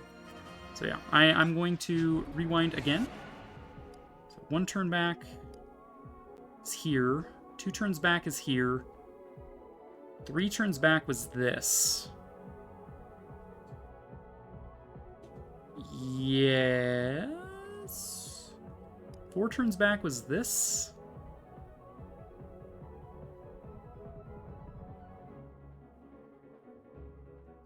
Three turns back, I think, is where I go. Okay. We're starting fresh-ish. We're starting fresh-ish. I mean, we did this. We know that the RNG has it, so we're hit. So we can avoid that if we really care. You has hammer, but you're chain guarding. Right.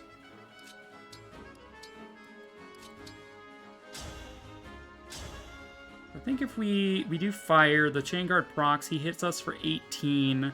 We do 18 back, and then we hammer him. I think we do more than 20. So Citron would take damage here, but she'd be fine. It's damage that Jean could re-heal up. So we could deal with the Armor Knight in a single turn is what I'm getting at. And get immediately started on the dude. God, those...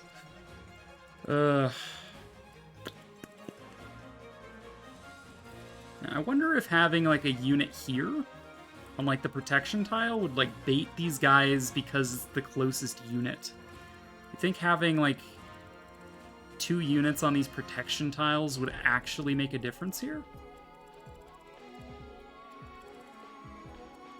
Like, I don't know if their pathing AI is, like, dictating them, like, go to this spot, then target nearest unit, or if a unit is in range, attack them. Like, I don't know if that's what the AI is set to, or if it's set to go towards nearest enemy. And it'll calculate that path. It'll take into account the +2 move it gets from these, if it needs to. But, like, the path to this is real short. But it might be equivalent to the path up here. So that might be something I could test if I want to go back even further. Could tease the idea. So this would be 5, 6 turns back, 7. 7 turns back was this. 8 turns back was this. I think this is as far back as we would need to go to get into position to try something like that. Or we go back this far, which is where things were relatively in control. Like don't get me wrong, I felt like I was in control for, like, a few turns after this, too, but I think, therefore I am, for one, but also, like, my dodgiest unit is Eclair, but Fram is also super dodgy because of the way I've built her. So maybe Fram is my bait. Fram can be the bait. She will be on a heal tile, so she can heal up without having to use vulneraries every single turn. She won't do any damage at all to the enemy, but she can keep them outside of the fortress. It does mean I have one less chain guard going on inside, but the chain guard I have inside might just be enough if I don't have to deal with the reinforcements coming up. So I'm going to go back this far. Fram, you have been... we'll start you on the S. You have been chosen. Sure, we could use the obstruct staff, just give you some experience. You've been chosen to be the bait for the Durgans.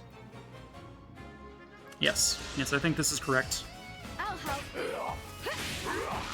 Now this outfit needs a wash. Oh boy, +1 HP, oh my god. Alright, so we were dealing with this dragon next. This dragon is a whatever. Wanted to be able to chain guard to prevent freeze, I reckon. Where possible.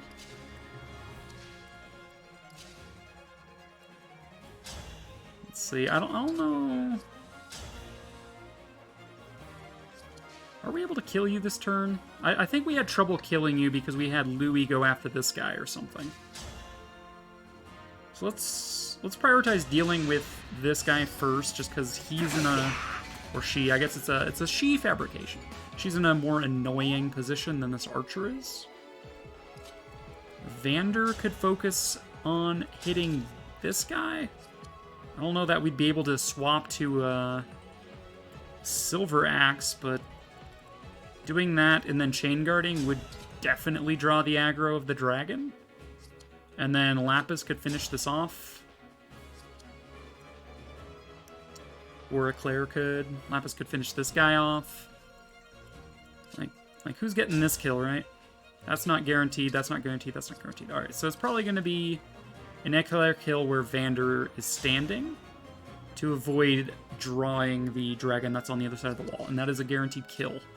So, if we go for a Silver Axe, it doesn't have to hit. Like, just even missing is fine. Like, we don't need to kill this archer this turn. It would just be nice. And we will. And we can kill you this turn as well. It's more efficient unit movement. This does mean that Alfred is still going to go for the silver card. I think if the bait plan works, Alfred going for the silver card and being a man down isn't as detrimental as it might seem. And then there's a potential that Jean gets targeted for the penetration damage, but I think it's way more likely that Vander does. So I don't mind leaving Jean in range. Jean would live anyway, so... we're doing the time warp. Hey there, Skyhawks, welcome in. How are you doing? Hang in there. Good dodges, and we're frozen, as expected. Probably should have traded around a hand axe. How's your day going, Sky? Welcome in.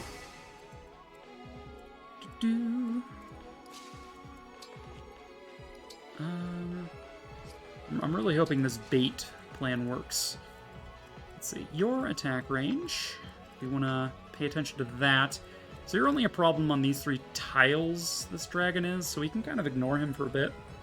Just got home. I have a 5-day weekend turning on my copy of Engage. Hell yeah. Playing that Engage, though. You'll love to hear it. How far are you in it? If you've beat it, what are your impressions of it? We do have some people watching that might not have beaten the game yet, so keep it a little bit spoiler-free, but I have beaten it myself, so don't need to be too lax. Or like, too strict about it, I guess. The opposite of lax. Don't need to be too stringent. Alright, let's see if we can do 7. Probably should have, swapped to a hand axe so you didn't double and freeze me. Whoops. Whoops-a-doodle. Chapter 9, I believe. Nice. That'll be in the middle of Bradia. I do like this game. Taking my time. Teaching doesn't give me many hours to play daily. You're a teacher, an instructor, a professor, an educator. That's awesome. What do you teach? There was a time where I wanted to be a teacher, and I'm like, I like teaching people things, but I can't teach people Fire Emblem out of schools. Level up. Honestly, Eclair was struggling with the dex a little bit. The magic growth there doesn't matter. I would prefer to get a little bit more of the defenses. Preferably in the next 2 levels, we get like 1 of each. Special Ed, going to try and switch back to English or ESL next year. Interesting. Vander, sir? You're so useless there, Vander. What are you doing? You teach special needs kids? That's pretty awesome. ESL is sign language, right? ESL sign language, I think.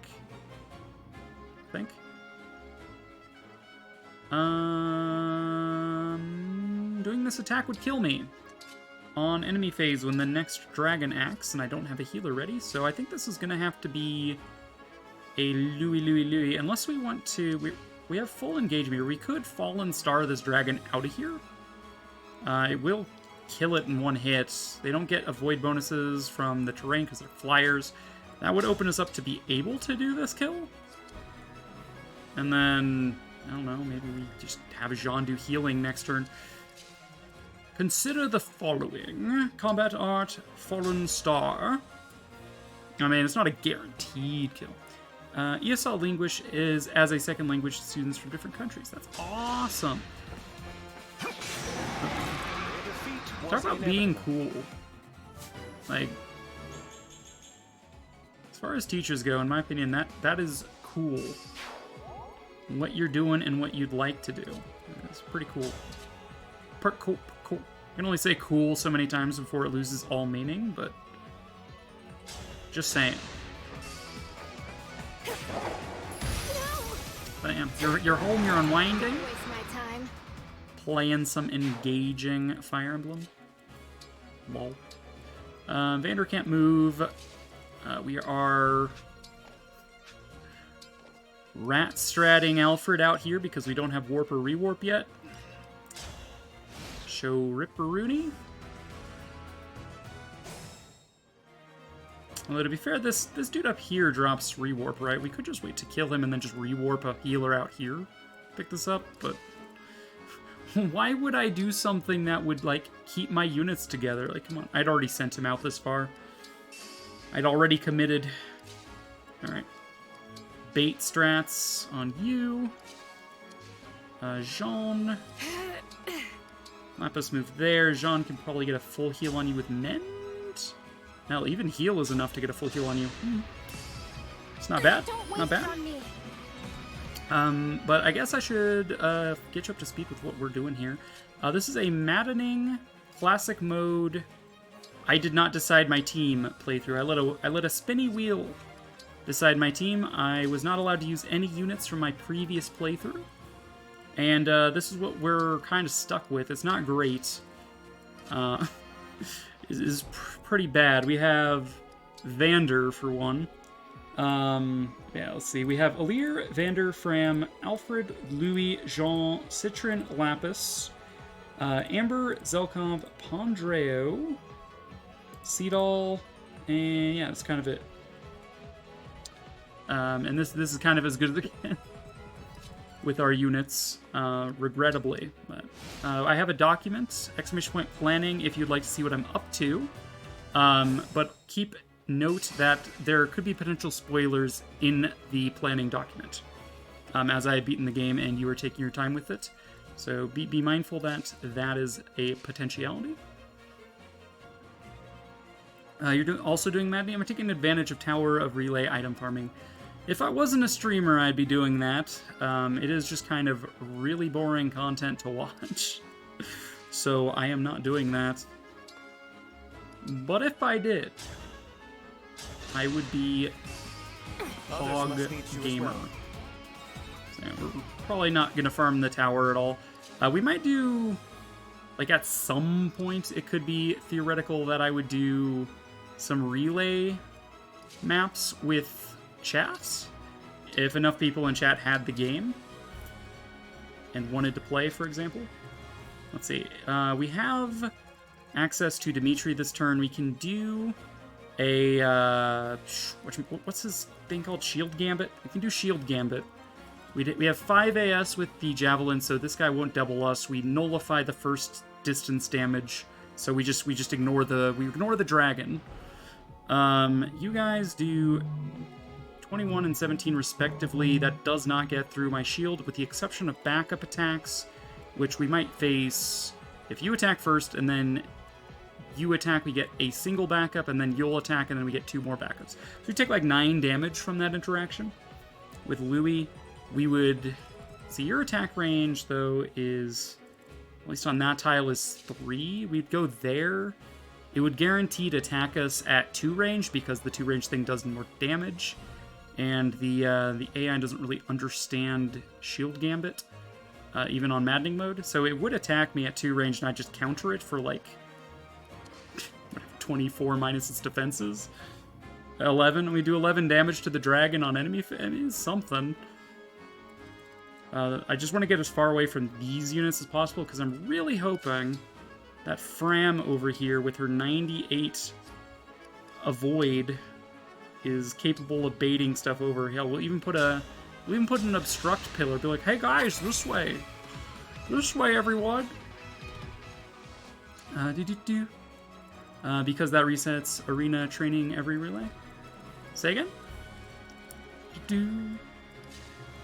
I think I might have said something and then forgot I said something and then conversation happened and I'm just not in a position to respond.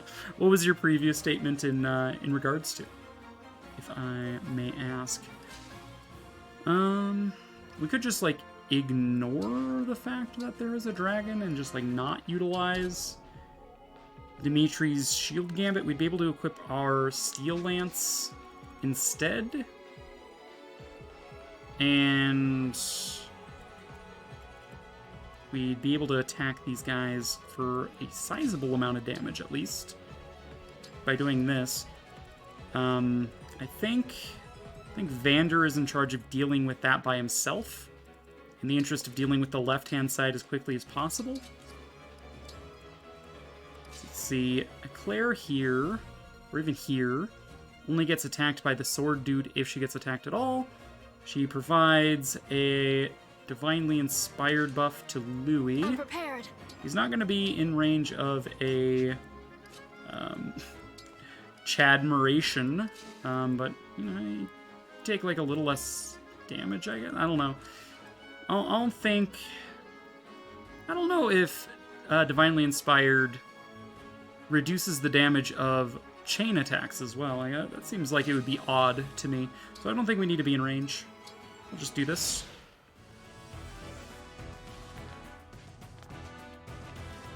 Okay, we baited out half. We baited half the units to the left, and the further we get, the next wave is definitely going left then. So let's see, you have a 30-ish shot of hitting me for 21 damage. You have a slightly less percent chance. You got like maybe a 5-ish% chance of hitting me. I don't think there's much I can do to increase Fram's chances over here, other than to just do my best to speed this up. See, engaging does not really improve things. And Seraphim will not be more evasive than my Micaiah Iron Body Art. So this is what we're working with. I'm fine with a single dragon following me up this way and like all else going to the left. Hopefully Fram can handle that. She is on a heal tile. She will heal herself. She's got one use vulnerary left. I'm like, this is bad. This is sloppy play. But like, it's whatever. It's whatever. Fire, we can demolish this Armor Knight. Get him out of here like now. Good. I beg your pardon. I beg your pardon.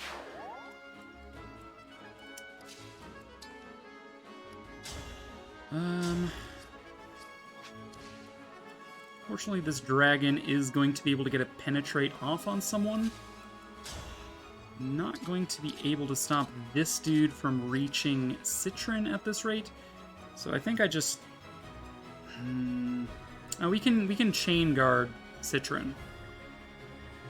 It's probably fine.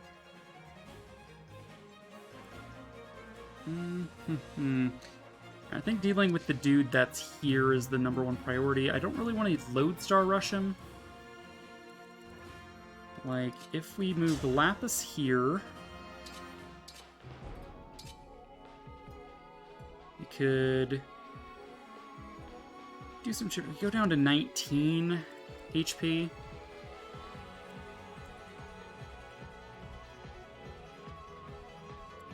You 21 penetrating damage. You going down to 19 HP would be fatal. Potentially. Depending on how order works out. So if I put Citrine here in attack, she'd be on 19 HP if she got hit back. If we chain guarded where Claire is, and this guy moves first and attacks Citrine, the chain guard procs. Now Lapis is undefended, and then he can just come in here and penetrate for lethal. Right? Or no, you'd have to use 3 range. You'd only do 16. We're fine. Alright, so you'd be left on 16 HP. You would be murdered, therefore. And then we can still do the Chain Guard, and Citrin should live. Good. Good, good, good. Gooden. Bum, bum, bum, bum, bum, bum, bum, bum, bum, bum.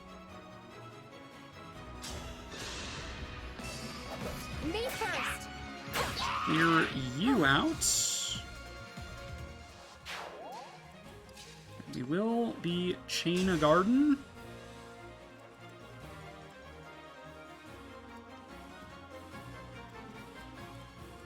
I honestly don't think moving Louis matters here. But maybe it does, actually. Her speed is only 12. If we swapped to anything else, it would go down. And I honestly actually don't know. I think she might still die because I think you double her.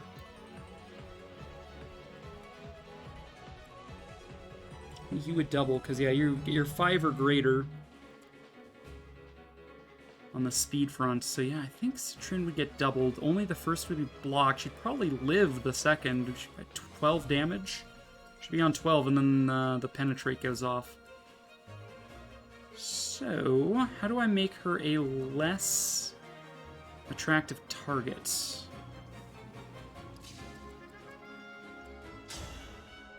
Maybe I force you into healing AI? Unlikely. Maybe we crit you. I don't really want to bank on a 16% crit being like, oh, if we don't land this, Citrin's dead. It's kind of a shitty thing, but I think... Like, it doesn't matter if we attack you this turn or if we wait.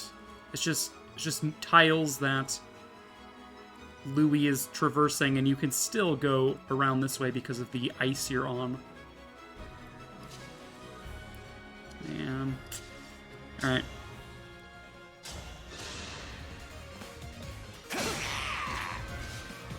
Break you, but that doesn't help. But what I'm thinking and like realizing here is if you attack Citrin now, you have 9 resistance, we block your first hit and kill you. So now Citrin lives. So yeah, that was the correct choice. Alright, Alfred, time to run back. That was the correct choice. I chose wisely. You block, we kill you.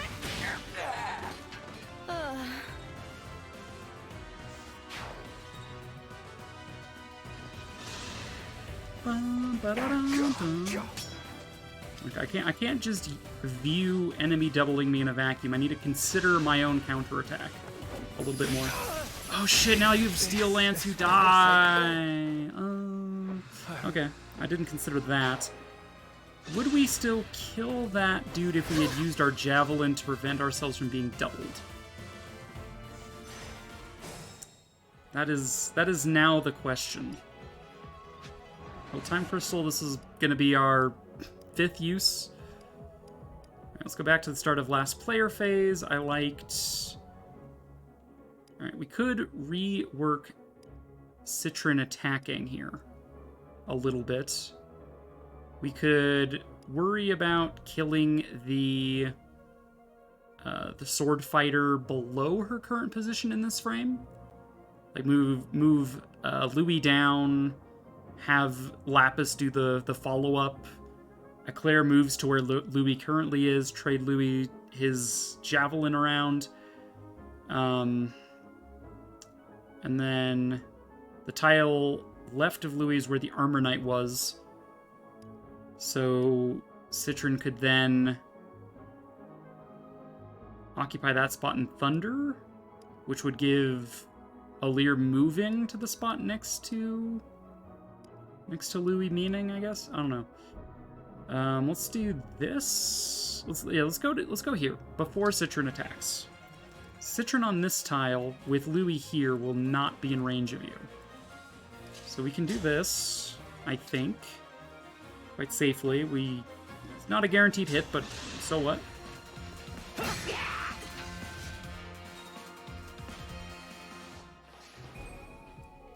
Lapis... Let's see. So if I put Eclair there, you have 6 movement. 1, 2, 3, 4, 5, 6. Okay, so yeah, you can only attack this square. You can't attack this square. So actually, we don't need Lapis to be here. She could be here and be safe from that sword fighter as well. And we won't even need to worry about Chain Guard this turn then. Because I don't think Eclair gets doubled by the Sword Boy. But to be fair, how low does my speed go with Thunder? It goes down to 6. Okay. So we could leave you at 21 this way. We could attack you with the Armor Slayer for exactly 21. My speed with this is what? I go down to 7 speed, okay. We would take double damage here then. 17 minus my defense. Take 14, and you would probably hit lethal then. So we would prefer to then go with Marth with the Rapier then to finish the job. After we hit you with Thunder, ideally. Blech. Alright, so... you only have a 25% chance to hit me back in retaliation. Not too worried about that. We'd be looking at a decent chunk of avoid loss if we went with the Armor Slayer. Yeah, we're the same avoid as if we were using the Liberation right now. So I'm content with that. I think Eclair can dodge a dragon quite easily. And we dodge this as well. Alright, and then you have Penetration Breath. You cannot double Citron. We didn't trade the Javelin. I'm a fool. We need to trade the Javelin. Eclair, you need to trade the Javelin. Transform, trade, Javelin, attack, Rapier. I hate wasting a charge like that, but it is vital if I want this to work. Not bad. Cannot afford to lose. We cannot afford to lose. Okay. So then you can only attack Larakel. You cannot double her. You would do 7 damage. And then a penetration attack at 21 damage from your main breath would not kill me. Or you can attack Louis for like no damage. So you'd probably attack Eclair anyway. Your hit rate would be like around a 50-50. It's whatever. So you do 7 damage. If the dragon also attacked, you would do 21 penetration. So it would just be straight up 21. On top of the 7 we took would be 28 plus whatever follow-up damage this guy decided to do, which would put me at around 30 damage taken. I would still live that. Like, I'd still live it, so, I mean, is whatever. Jean is around with a men's staff if we need him. You around 7, about 50-50 shot. You missed, which is great. You can still do follow-up attacks, though, against Eclair. You're attacking me, which is not nice.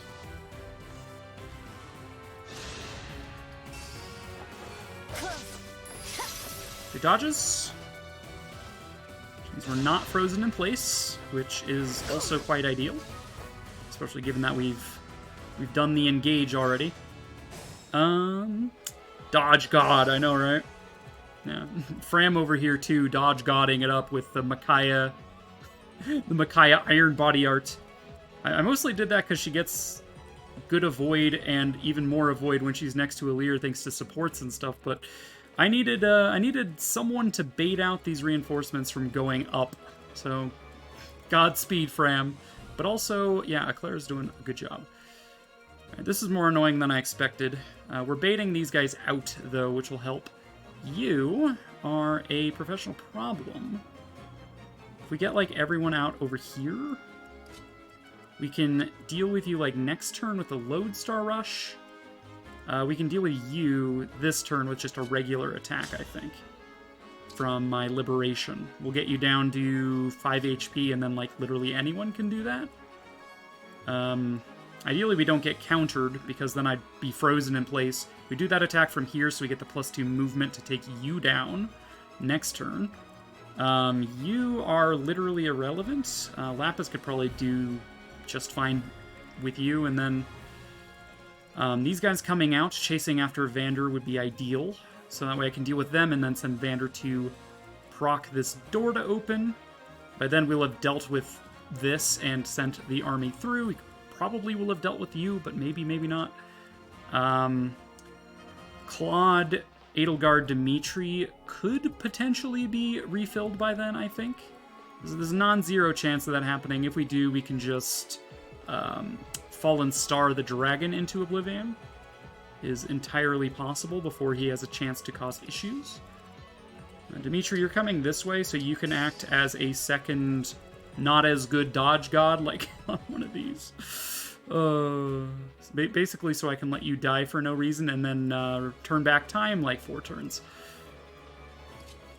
Okay, this space is out of range of the incoming dragon. It is still in range of the hand axe, which means that armor will still pursue.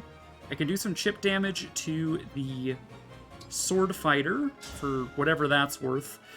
Guess build support with Eclair. Yay, we hit. Incredible plays. Jean. See, on this tile, Jean could heal you, but like that tile's getting a hit. Jean really can't get away though with his 4 movement. So maybe we put a more intriguing target in range of this dragon, like maybe Citron, equipped with Thunder, can counter you even at 3 range. But we'd probably put you in 2 range. We'd probably put Citron here. We chain guard with Jean. The dragon will prefer doing more damage, and it does the same damage no matter who it targets because of penetration. I'd go for the 21 on Citron, instead deal 4 to Jean because of chain guard. Lapis and Louis can then be the ones to help finish off these 2. Boom, bang, bomb. Alright, so let's see, what is Citron's potential to damage you here? So, Eclair gets you this guy down to 5. We can essentially 100% chance finish that without missing. Unlike Louis with... Oh, no, actually, Louis's got a decent hit chance against this dragon. But I think... Like, we'd have to put Lapis, like, here or here. Or, like, here or here, I guess. If we wanted her to go after the dragon. I don't know. I don't know what I'm saying. Let's... Yeah, if I wanted Louis to take down the dragon, I wanted Eclair on this tile for the movement. So we would need Lapis here, and then she'd be in range of the dragon penetration, I think. Yeah, if she moves, the dragon move that tile and go after her instead of Citron, and the bonded shields... yeah, okay. So we want you to be the one to attack the dragon. It will be out of range, which means Louis can come up here and also get himself some movement speed. It's not nearly as guaranteed as the dragon. But honestly, Citron could also be the one to do this. Like, if he misses, Citron's going to that tile, she can use fire magic on him, I don't know. Seems good. Seems good. We didn't miss anyway, fine, sounds good. Alright, and then we go for the hopefully not getting hit by a dragon strat. Ash, how's it going? How's it going, ma'am? Any engaging content tonight? We are doing the Tiki Paralogue today. Mostly because I want to have the emblems that correspond to the DLC emblems available, and early on we have Marth available, so hence I'm going to do Tiki early. Soren, Hector, Camilla, we will wait until we get Lynn, Corin, and Ike before we do their paralogs. I want to see the convos, because we didn't do that last time when we were playing on stream. We didn't do DLC. So that's what we're doing right now. We're doing the Tiki Paralogue, and after this, we will be heading into Bradia to deal with that. You know, I could actually just, like, you don't have your 3-range attack procced right now. We can just do the 5 damage with you. We'd get 3 bonus from the Divinely Inspired anyway, but you can get Eclair that experience instead of Lapis. Eclair's a lower level. I think it's a little bit more valuable that way. It doesn't decrease Eclair's chances of being hit by this, but what if it did? It just gives this kill to Eclair, basically, is all it does, which I'm fine with. We dodged it anyway. Like a bouse. That Sigurd engraving doing good work. Right, Jean. Chain guards. Man, this dragon doing penetration attack on Jean. He's got 22. He'd only take 21. Whatever. Attacking Citron. Actually, if he attacked Jean, he'd have to do the 16 damage, which... Yeah, that's the whole point of this plan, Latalis. You're just forgetting what you said earlier. Yeah, okay. So Jean is within range of the 16 damage. Citron is within range of the 21 damage. Therefore, it'll target Citron.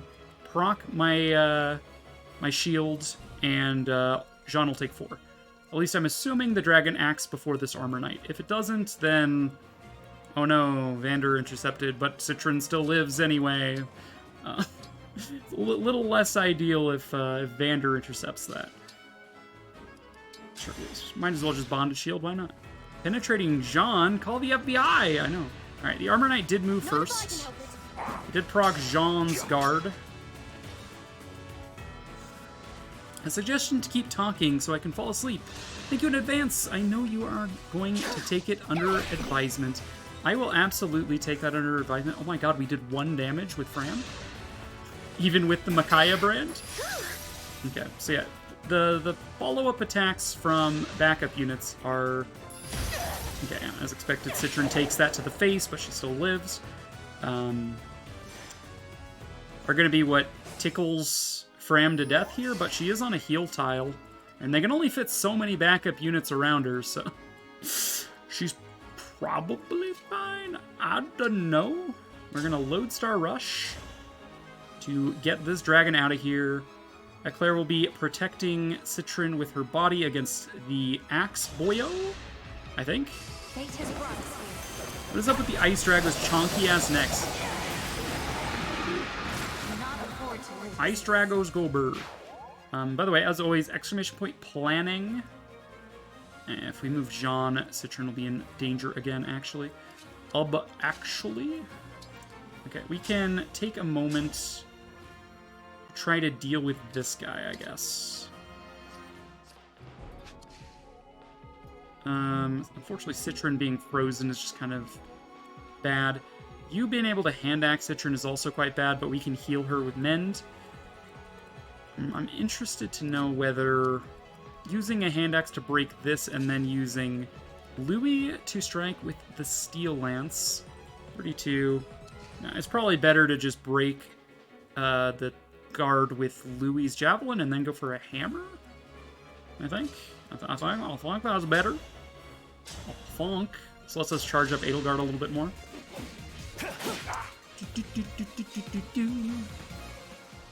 Yeah, the planning document is there. Keep in mind that if you've not beaten the game, there might be spoilers in there that you are not wishing to see. Oops-a-doodle.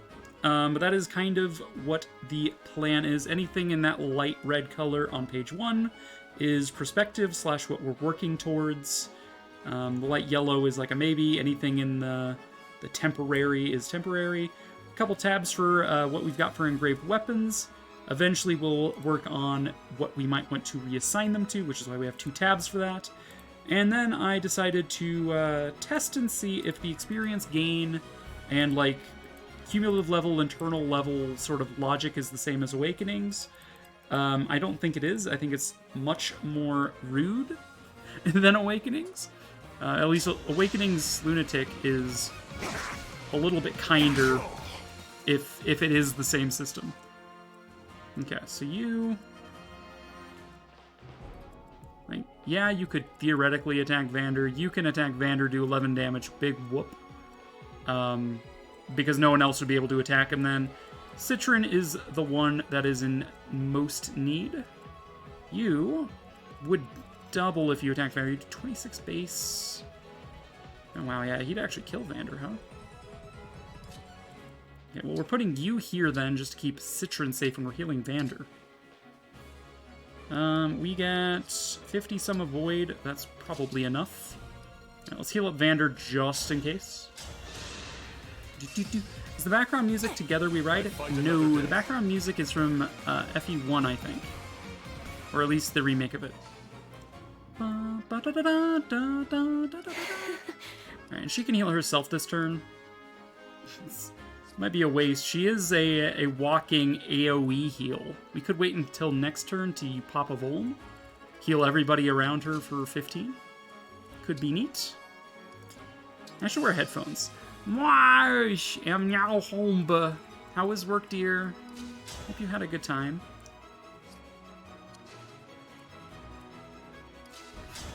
Like, we could just get some experience with Fram by just doing... We can tickle this guy to death, and then this guy can physic him, and then we can tickle him to death some more, you know? Like, why not? 3% chance of this backfiring horribly? Go get my hearing checked. I'm sore and dusty. But did you paint yourself a brighter future? But did you paint yourself a brighter future though? Okay, Jean took that blow. That's A-okay with me. Yeah, get slapped, nerd. Okay, this guy's going after Lapis. Figured she'd be fine, but you never know. Okay, ideally, these other dragons go left. That is the whole point of Fram being here. They did. Fantastic. Now, Fram will have to dodge, like, a shit ton of 20-ish percentages and take a bunch of backup attack damage. But if she does, she lives, and we don't have to deal with this. And worst case scenario, she can always warp Ragnarok out. Like, she could warp Ragnarok into here and be fine.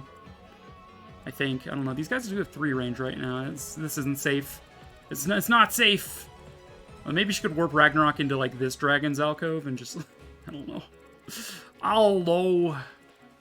Alright, Alfred, my boyo who is off on a journey. Come back? Self-improver. He really do be improving himself. I love that for him.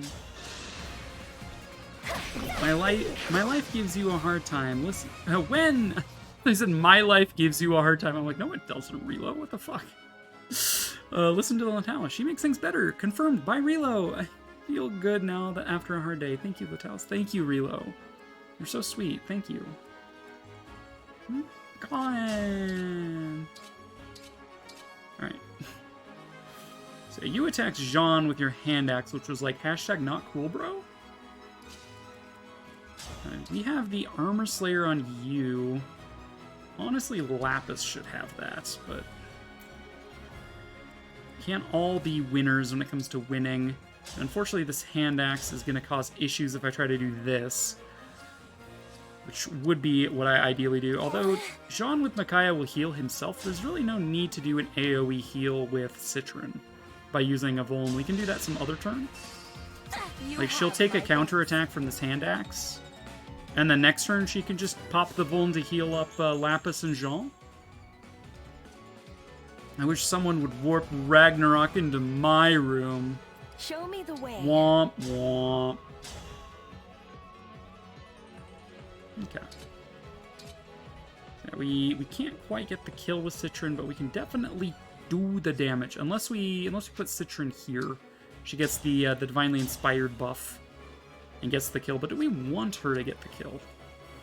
She's already at level 12. We did plan to promote Lapis and Citron at level 12, like, immediately. Citra's getting some kills would maybe be better for me. I would need to trade her over the Armor Slayer, though. So I think this is just going to go to Citron. Maybe she'll hit level 13 and we won't feel as bad about things. But hey, you know, you never know. You mustn't! Good job, Citron. She's doing work. Alright, you, who have strayed too close to the Lapis,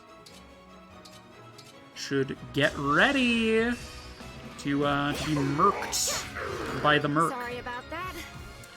Sorry about that. Alright, so Vander is going to be in charge of hitting this switch and grabbing this chest. So if we put him here on the ice, it's the same as putting him here off the ice. But like, I don't know. Like, if there was a way to hand axe you from here, you better dang well please I would.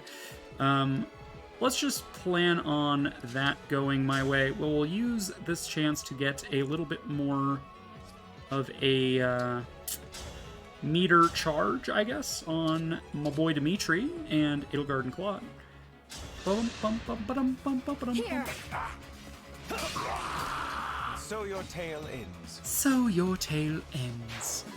Alright, now, we do know that this left-hand side did aggro at a certain point. I didn't remember what turn that is. It's fair to assume that the right-hand side will aggro as well.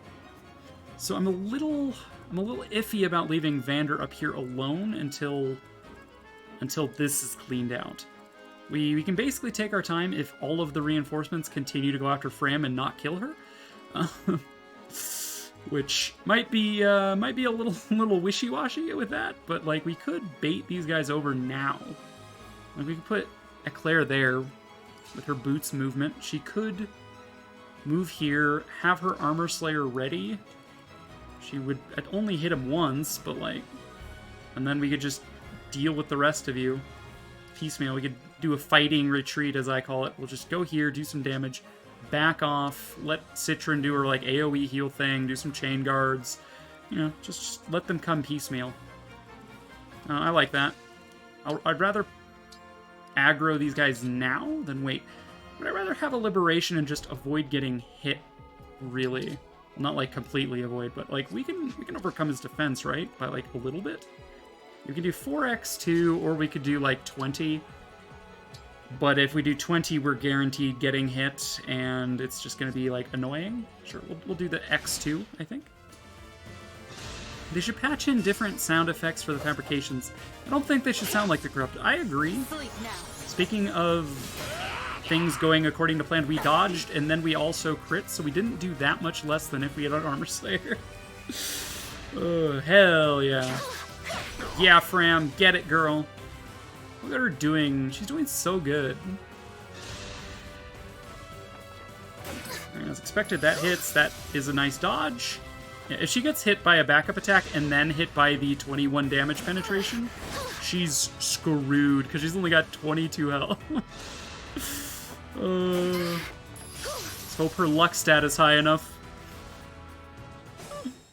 Oh, so dicey. Alright. Moving on. I can open this on the turn I end my movement there, so I'm just going to pick up this because it's money. I like money. Do you like money? I like money. Vulnerary, sure. Alright, so you have movement 5. 1, 2, 3, 4, 5. You have range of 3. 1, 2, 3. So this is the attack range of the enemies. We do have Dimitri active on my boy Louis, which means that we can use Shield Gambit to nullify the dragon's attack without even needing to Bonded Shield. That is an ideal situation, I think. So where Citron's at is where you need to go. You need to equip your Javelin. Let's do that, because you can do that without wasting your movement. Just so you have enough speed to not get doubled, meaning you'll nullify the first ranged attack, and then he doesn't attack again, so, like, who cares? I am... Let's see, so this is the range of the enemy, I think. None of these guys were on ice, so their range is normal. Can probably move Lapis just back a little bit. Focused. This is the first time I'm making use of Citron. Heal my adjacent allies. Alright, we are going to Shield Gambit. We're going to move you here. So you are divinely inspiring and stuff. Just in case it comes to that. He's also got Admiration active because of Lapis Citron. Let's hear it. And you know, why not just Why not just chain guard? Why not? All right, you. God, I hate this camera angle. Okay, you are still out of range on that tile. I wanna turn off the. Yeah, I want to turn that off. Okay. Oh, this is like pick a god and pray. If Fram doesn't die next turn, I'll warp Ragnarok her out. If she does, I'll rewind time and warp Ragnarok her out, because this is getting a little too dicey for my tastes. Ooh. She's tickling this guy to death, though. She's getting experience for it. Good dodges. Alright, she can't do shit to these Armor Knights, though. Thankfully, the Armor Knights are not backup classes. Finally inspired Admiration. Alright, looks like the Chain Guard actually takes priority over Shield Gambit. I did not realize that. Well, then there was no reason to Chain Guard there. Yo, Fram, you're so good, girl. Dodges again. Oh, she can't catch me, but if you do, I'm dead. Okay, I would have been pissed if she dodged the 80% backup and got hit on the follow-up there. Alright. Is there a decent spot in range she can warp Ragnarok to? She can get as far as up here. Not ideal. Let's see, so she can warp Ragnarok within 10 tiles of her movement range. So she can warp 4 movement and then 10 tiles from that. So let's consider 1, 2, 3, 4, 5, 6, 7, 8, 9, 10. If we drag this dragon over here, she can warp Ragnarok up to us, I think. Allegedly. Allegedly. So I guess we're baiting. We're baiting even more. We get more ice. The door. Oh, more ice on the floor. I know, Vander, you're so cool and stuff. Alright, you have 6 movement. You will also have 6 movement. You have 5 movement, but you have the most range. But I guess getting this guy 1, 2, 3, 4, 5, 6. 3 tiles left of Citron is 4 movement. 1, 2, 3, 4, 5, 6, 7, 8. Yeah, okay. So if we bait you to here-ish, we can warp Ragnarok up here. Fram has to live one more turn, though. Oh, no. Oh, it's so bad. Alright. Alright, we are going to slowly do our fighting retreat. 1, 2, 3, 4, 5. 1, 2, 3. Alright, well, Lapis is going to be in range of the Durgan, and I can't chain guard that, I think. So I guess we also put Louis here to also be in range of the dragon and protect you. But that might kill this guy, and then maybe we can't warp Ragnarok. If the enemy is there, can we warp Ragnarok up? Let's read it thoroughly.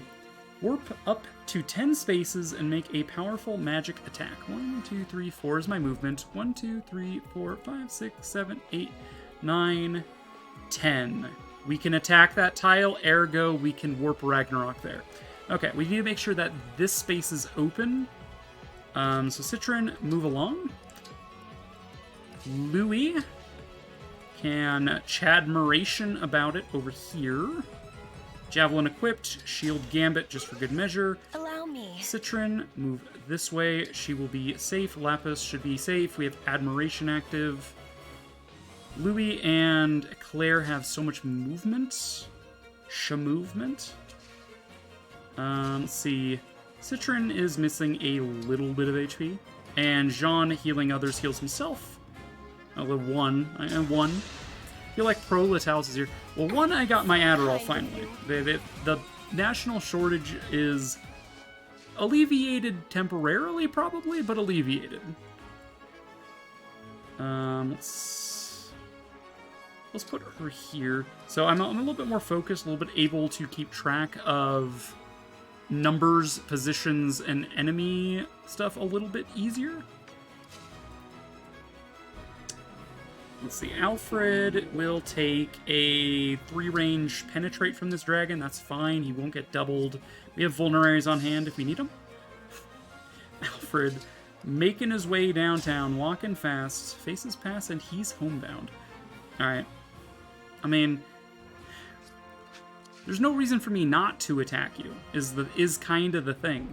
Chain guarding does nothing. I'm already at max bond. Just waiting does nothing, because I have no skills that activate on wait. I should just attack you for the experience, even if it's like 2 experience. Yeah, Latel's focus over 9,000 now. I mean, I wouldn't say that. She crit! Oh. I wouldn't say that I'm focus 9,000. I have had to use half. By the way, there's that physics staff we were talking about. I did have to use rewind time at least. I think we've used it 6 times out of 10 this map, which is rough-a-rooney. Okay, well, yikes. Yikes on bikes, but at least the dragon penetrate shouldn't be able to kill Eclair. If it hits. If it hits. Hit a 12! Bad luck! Bad luck! Bad luck! Oh god. And the follow-ups are gonna be the death of me, yeah. I got hit once and now Fram is dead. Because there's too many follow-ups. Unless she dodges like 2 80%. She's just donezo. You could just not attack the dude and hope that it changes the AI. The RNG of it. You could dodge. You need to dodge 2 more follow-ups and 2 more dragon breaths. Yep, no, that wasn't happening. That was too much to hope for. Divine One, where are you? I'm sorry, Fram. It had to be this way. Oh, I feel so bad now. Alfred took a bolt to the face, as expected. All right, time rewind. Yeah, we've used 6. So this will be 7. All right. Well, before we do that, the options we have are rewind time and just don't attack the dude. That would mean the RNG the RNG steps are a little different. It would roll. I'm trying to think. So we attacked him twice. He missed, then got healed. So if we don't attack him twice, he won't get healed, probably. So we save 3 ticks of RNG, I think? Is it possible that if I save myself 3 ticks of RNG, I could live? Probably not. Maybe?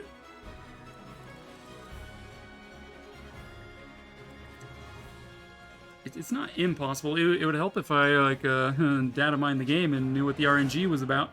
I will try, but I don't think this is gonna work. I don't think this is gonna work. So instead of anything, we just wait. Is this gonna change? I mean, because this guy's still attacking. Does he miss this time? He doesn't miss this time. But it's possible that that attack was the 12% hit on Fram. Like, okay, we attack you once. It's a RNG save. Get hit here. Do we dodge this? We do! Pog! RNG cycling, baby! Okay, but does the other one hit us? That one misses too. And now we need to dodge 3 dragon breaths. It's easy, just dodge 3 dragon breaths. You know, what could possibly go wrong? Shield Gambit proc, Javelin hits. What could possibly go wrong? That should be Dimitri charged, I think. Alright, you hit me. You hit me, okay. So the RNG cycle actually killed her faster. Well, last time she survived more dragon breaths. But only barely. Alright, so we do need to rethink Fram being down there this turn. So we don't have time to pull them. Time Crystal is what I'm getting at. Okay. In player phase. Well, we could actually, like, if we went back before these two dragons got in range of Fram, we could actually, like, have her do, like, a retreat this way, although she would probably get hit by both of these and die if she got off the tile. But it's not impossible that she could make it here and then warp Ragnarok up to this guy. That is entirely possible if I had thought about that. But I didn't. I didn't. Just, you know, I just didn't. Okay, so of her possible locations, where's safest? Probably not here, but it might just be. So here is in range of 3 attacks. We attack you for free because it's an engage attack. You can't counter me. But 68 avoid against you. You'd have a 50-50 shot, like more than that. You... No, sorry, I still had you selected. You would be able to strike there. You would have around a 50-50 shot, and both of you, I think, would be able to hit Fram if she was there. Alright, we could go back further. That is an option. We have 2 charges left. We could go back at like another couple turns. See, Fram attacked. And we could go back to this turn and just have Fram run away and see what happens. Or we could go back further still, like 3 turns, and have her go to that tile now, rather than waiting before even the first wave shows up. However, I think if I do that, the enemies that spawn in the bottom won't target Fram via the closest enemy target rule. I think they will target what's up here instead, because we get kind of bogged down. Yeah, I don't know. I don't know what I would do here. We could... So at the start of this turn, we just waited. We waited Fram there. At the start of this turn, we could do exactly what we did to deal with the left-hand side in like one fell swoop. Rather than having Vander go north, we could have him be the one that baits the right-hand side, like several turns early. And then we just deal with the right-hand side and the 2 enemies that are coming after us very quickly. If Fram starts running now, the other half of those enemies will still prioritize her. But that gives us a little more time to get as far left as we can, which means there's still potential they could target Fram and like go left, which would give me more time to... I mean, it would take them more time to get to Fram, which means that she will be taking less chances to die from all this RNG stuff. Another way to look at it would be she would have a better shot of Warp Ragnaroking away, because she'd be in range of that mage on the left-hand side that we're not going to aggro, allegedly. So she could Warp Ragnarok up to that mage to be with the rest of the group. Then that huge cluster of dudes will move around the south, but it'll take them forever to get here because there's no ice there. If they come inside, they have ice to get +2 move on every action. So retreating Fram makes sense. Retreating Fram now. The alternative option, and probably like the option that makes the most sense from a strategic point of view, would be to just have my dodge tank be Eclair rather than Fram, because Eclair's dodge is so much better. It would mean that we'd be dealing, like, our DPS up here in the main fortress would be really low, because we've already sent Alfred to get the silver card. So we've lost Sigurd, we've lost Alfred. If we make Eclair the bait, we would also lose... We would lose out on Marth's Lodestar Rush, as well as Divinely Inspiring. Like, that just feels too... That feels like a too bad of a nerf. But also, I want the conversations. I want the conversations. That's the whole reason. So I do want someone to be bait. Fram has the most evasion of the entire party aside from Eclair, so that's why she's bait. Does she run further here? I think if we wait a turn before running is worse for us than if we start running this turn.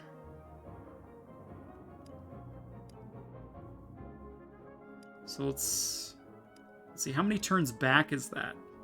We go back 1, 2, 3, 4, 5 turns. I can redo 5 turns. Alright, so you guys are already targeting Fram. So she can get here, and then I don't think she has enough movement to get on there until, like, 2 turns later. I don't know, she can, like... Oh, my obstruct staff! Oh no! I'm gonna get my obstruct staff! Haha! Distraction! Random bullshit go! Alright, so she's gonna retreat to here. From here, 1, 2, 3, 4, and then 1, 2, 3, 4, 6, 7, 8, 9, 10. So she could warp Ragnarok here or here and get out of there. We need to keep in mind that we can't aggro that mage then. It is illegal. Inadvisable. Mayhap. Alright, so here we do not have a case of shielding here. Alright, this was where we rewound when Citron was in trouble. See, we had you move down, kill you. Lapis moved here and killed you. Or no, Lapis just moved here and killed you. You moved up, did Thunder on you. Had Eclair move up, and Eclair did a Lodestar... Not a Lodestar, she engaged and used a Rapier. And then while also trading Louis his Javelin so he doesn't get doubled by the Dragon, which would insta-kill it. Which left Jean with not much to do. It would wipe out this guy and this guy. If we're baiting this end, having Jean available to chain guard if we're using Vander here. And like Vander. See, is no one able to reach this tile aside from this guy? His silence staff. Oh no. We could go here. You have silence immunity, right? Yes, silence ward. So we could have Jean here chain guarding Vander. They'd both start with +2 movement, which would give them a little bit more of an edge as we move left here. It does mean that these two dudes, specifically this dragon, could be an issue, along with this other dragon getting baited. Yeah, I don't know. We still have a Lodestar Rush left to deal with this dragon, maybe, or we probably wouldn't even need a Lodestar Rush that dragon. Alright, I have one more rewind, and if all else fails, we can just retreat. We'll come back when we have Roy and Leaf. Because, my goodness, this is a bit much, don't ya think, ma'am? Let's see. What is your attack range? That is the real question here. Your attack range is thus.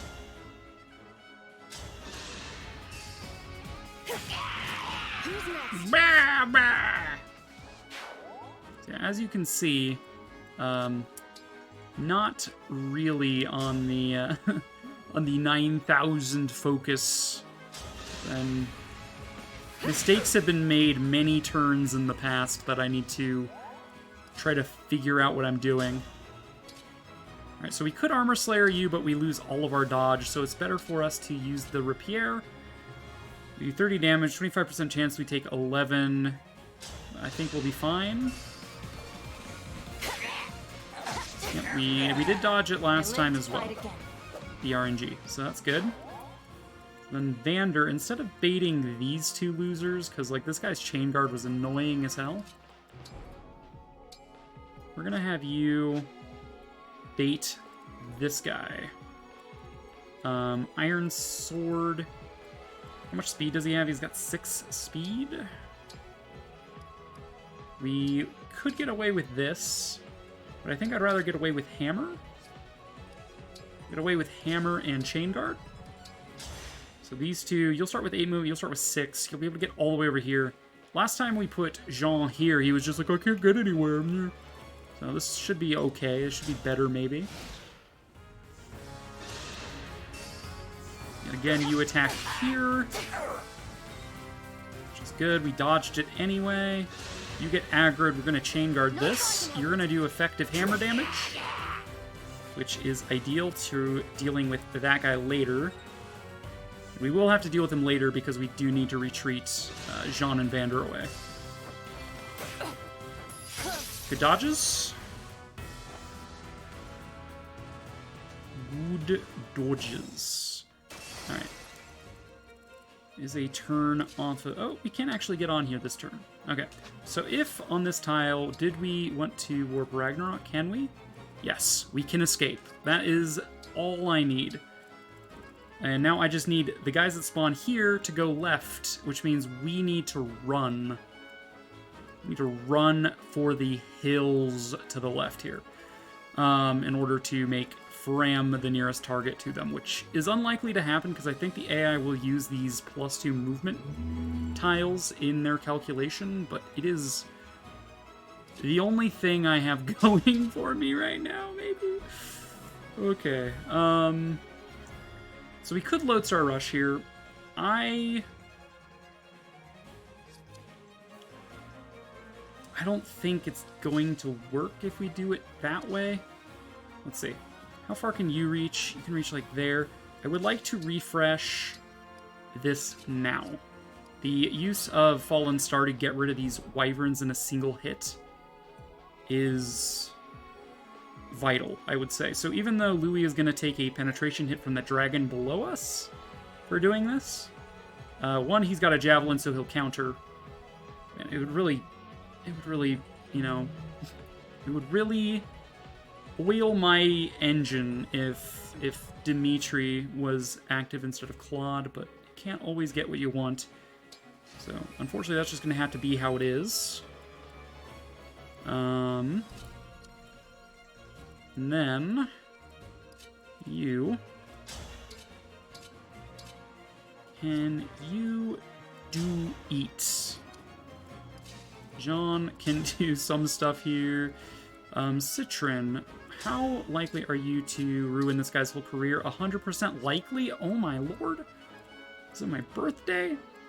It's like Lodestar rushing you would get you out of here without harming Eclair, which means Jean doesn't have to waste his time healing Eclair. But even if he did need to, like, I'm thinking like, in order for Surge to work, we need to be adjacent to the target. So we'd have to be like here with Citron. And then like Laura Kell can move onto where this guy is. We'd leave the dragon a little bit alive, but then Lapis comes in, finishes it off. Jean heals Eclair for whatever she's worth, and then like Vander comes running, right? Everybody's safe except for Louis in range of this guy. It was all for the Fallen Star capability in order to take out these wyverns in a timely manner before we get overwhelmed from below, you know? Just ideal. I don't fucking know what I'm doing.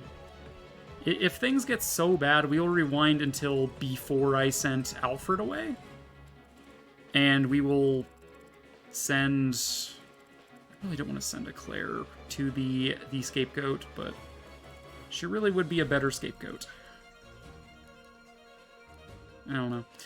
We'll see. We'll see. In that case, let us just get on with it, as it were. Actually, Citron. Lapis is stopping you from being able to attack this square, but at 3 range you do 16 damage. You would probably prioritize Louis, because he can do 21 damage. So I think Citron here is fine. Even if they do prioritize attacking Citron, we can always heal her up and use her AoE everybody heals when I heal thing when she drinks a potion. And she is missing 1 HP right now, so she is capable of using said vulnerary. Alright, you, ma'am, are cancelled, I think, allegedly. Do not need a Lodestar Rush. This is fine. Lapis scores the win on you. Yeah! Good. Alright. So Jean does not need to heal you because you didn't take any damage. You have 4 movement. You have 4 movement. I think the range of you guys is nothing compared to, like, if you could go through John 1, 2, 3, 4, be able to attack that tile. The dragon can attack that tile. So yeah, I can't like bait these guys out without being in range of the dragon unless I go north, which is what I was trying to avoid doing. So let's see. Jean moves here.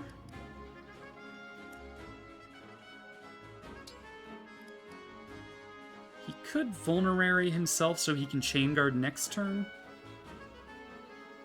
I think that's worth it, even with the option to use Citron to AoE heal my party. But I don't know. I think it's a little up in the air whether that's like the right way to do things or not. Alright, Alfred, you will once again go on your odyssey back around the map. Yeah, that guy ended on ice, which is unfortunate. Oh dear. Yeah, as expected. Although now Louis frozen, now that I'm realizing. Wait a second. Louis frozen. Yeah, no, that's bad.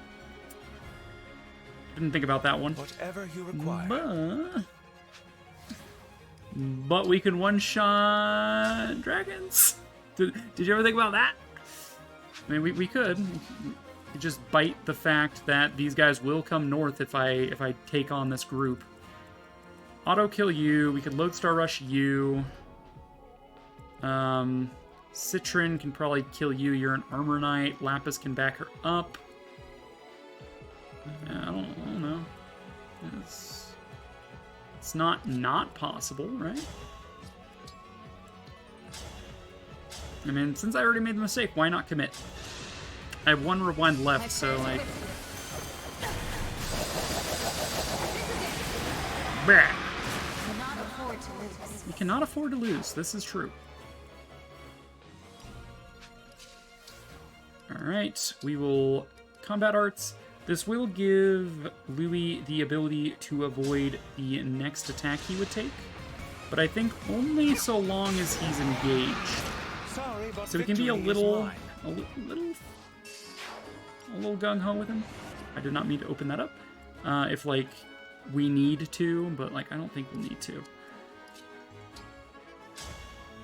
Okay, so we cannot actually hit you, huh?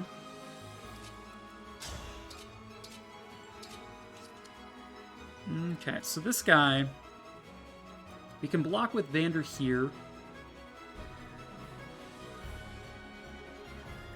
I'm like, we could kill you with Citron at 1 range using Surge and then Chain Guard her, but I'm just like, that's real spicy, you know? Might be better for me to come here, trade the Armor Slayer onto Jean, activate my Chain Guard, have Lapis come here, take the Armor Slayer and kill you. I'm pretty sure we should be able to do it with Lapis. Although, forget what the +1 base on this is. 10, by the looks of things. Do 10 damage, x3 is 30 for effectiveness, plus whatever your strength is, 41. Do 41 minus 23. I think that's 18 on the dot. Yeah, we could definitely kill you.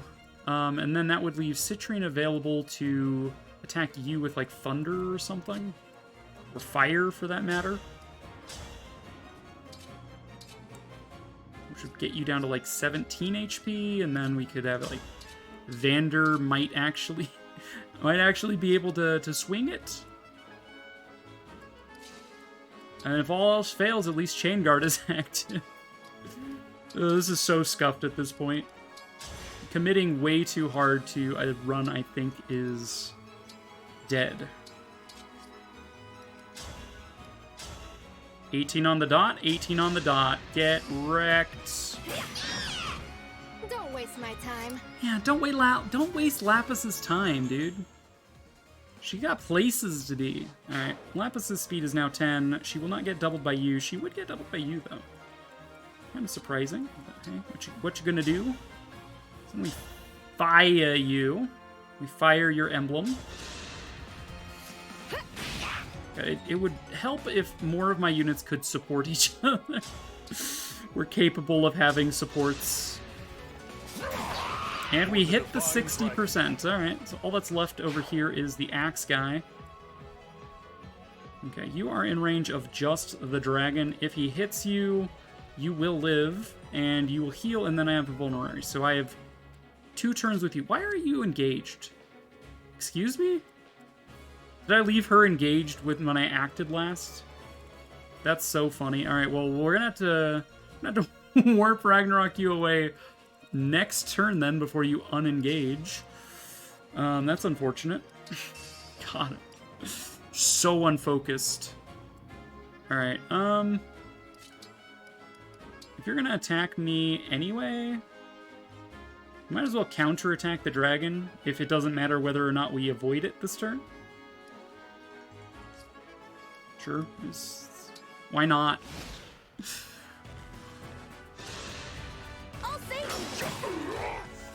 I'll save you. Thank you, Jean. Jean. Alright. These guys are, in fact, coming up the aisle. Oh, shit. Oh, shit. Alright, she still died. Whoops. I made a mistake there, I think. When did she die? She has 22 HP.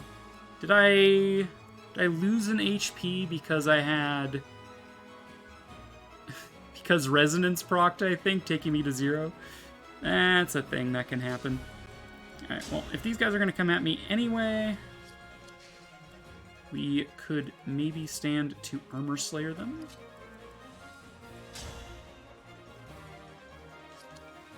My speed with Armor Slayer 7 doesn't really matter. These guys coming up is unfortunate, because you're actually going to untransform next turn already, because I use the... Uh-oh, my phone is going off. Already 6. I feel like we've been on this map for way too damn long. Yeah, we're gonna hit you. Alright, that does lose us Fallen Star, but these guys can't hit me anyway.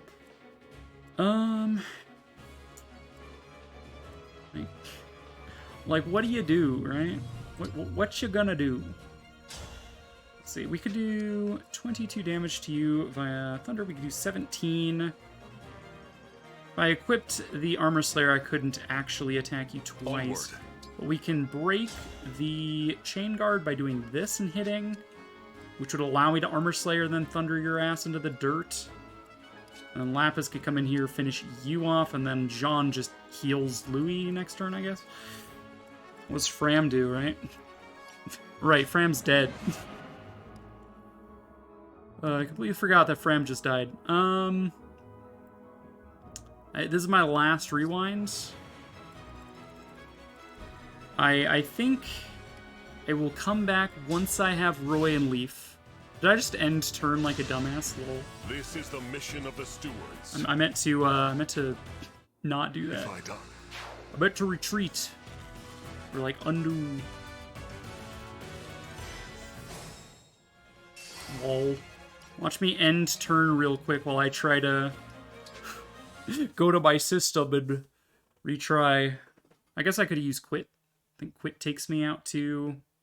No, quit probably takes me to the title screen. Retry takes me to battle preps, so retry is what I needed. And then we just leave. This is a lot more difficult than I was expecting, although I was expecting quite a bit of difficulty. This is more than I expected, though.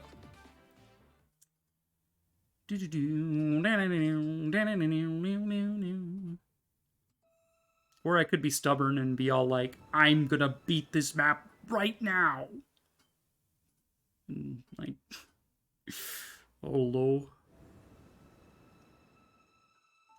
It'd probably help in that map to have 2 diversions. That pull the enemy reinforcements equally to the right and the left.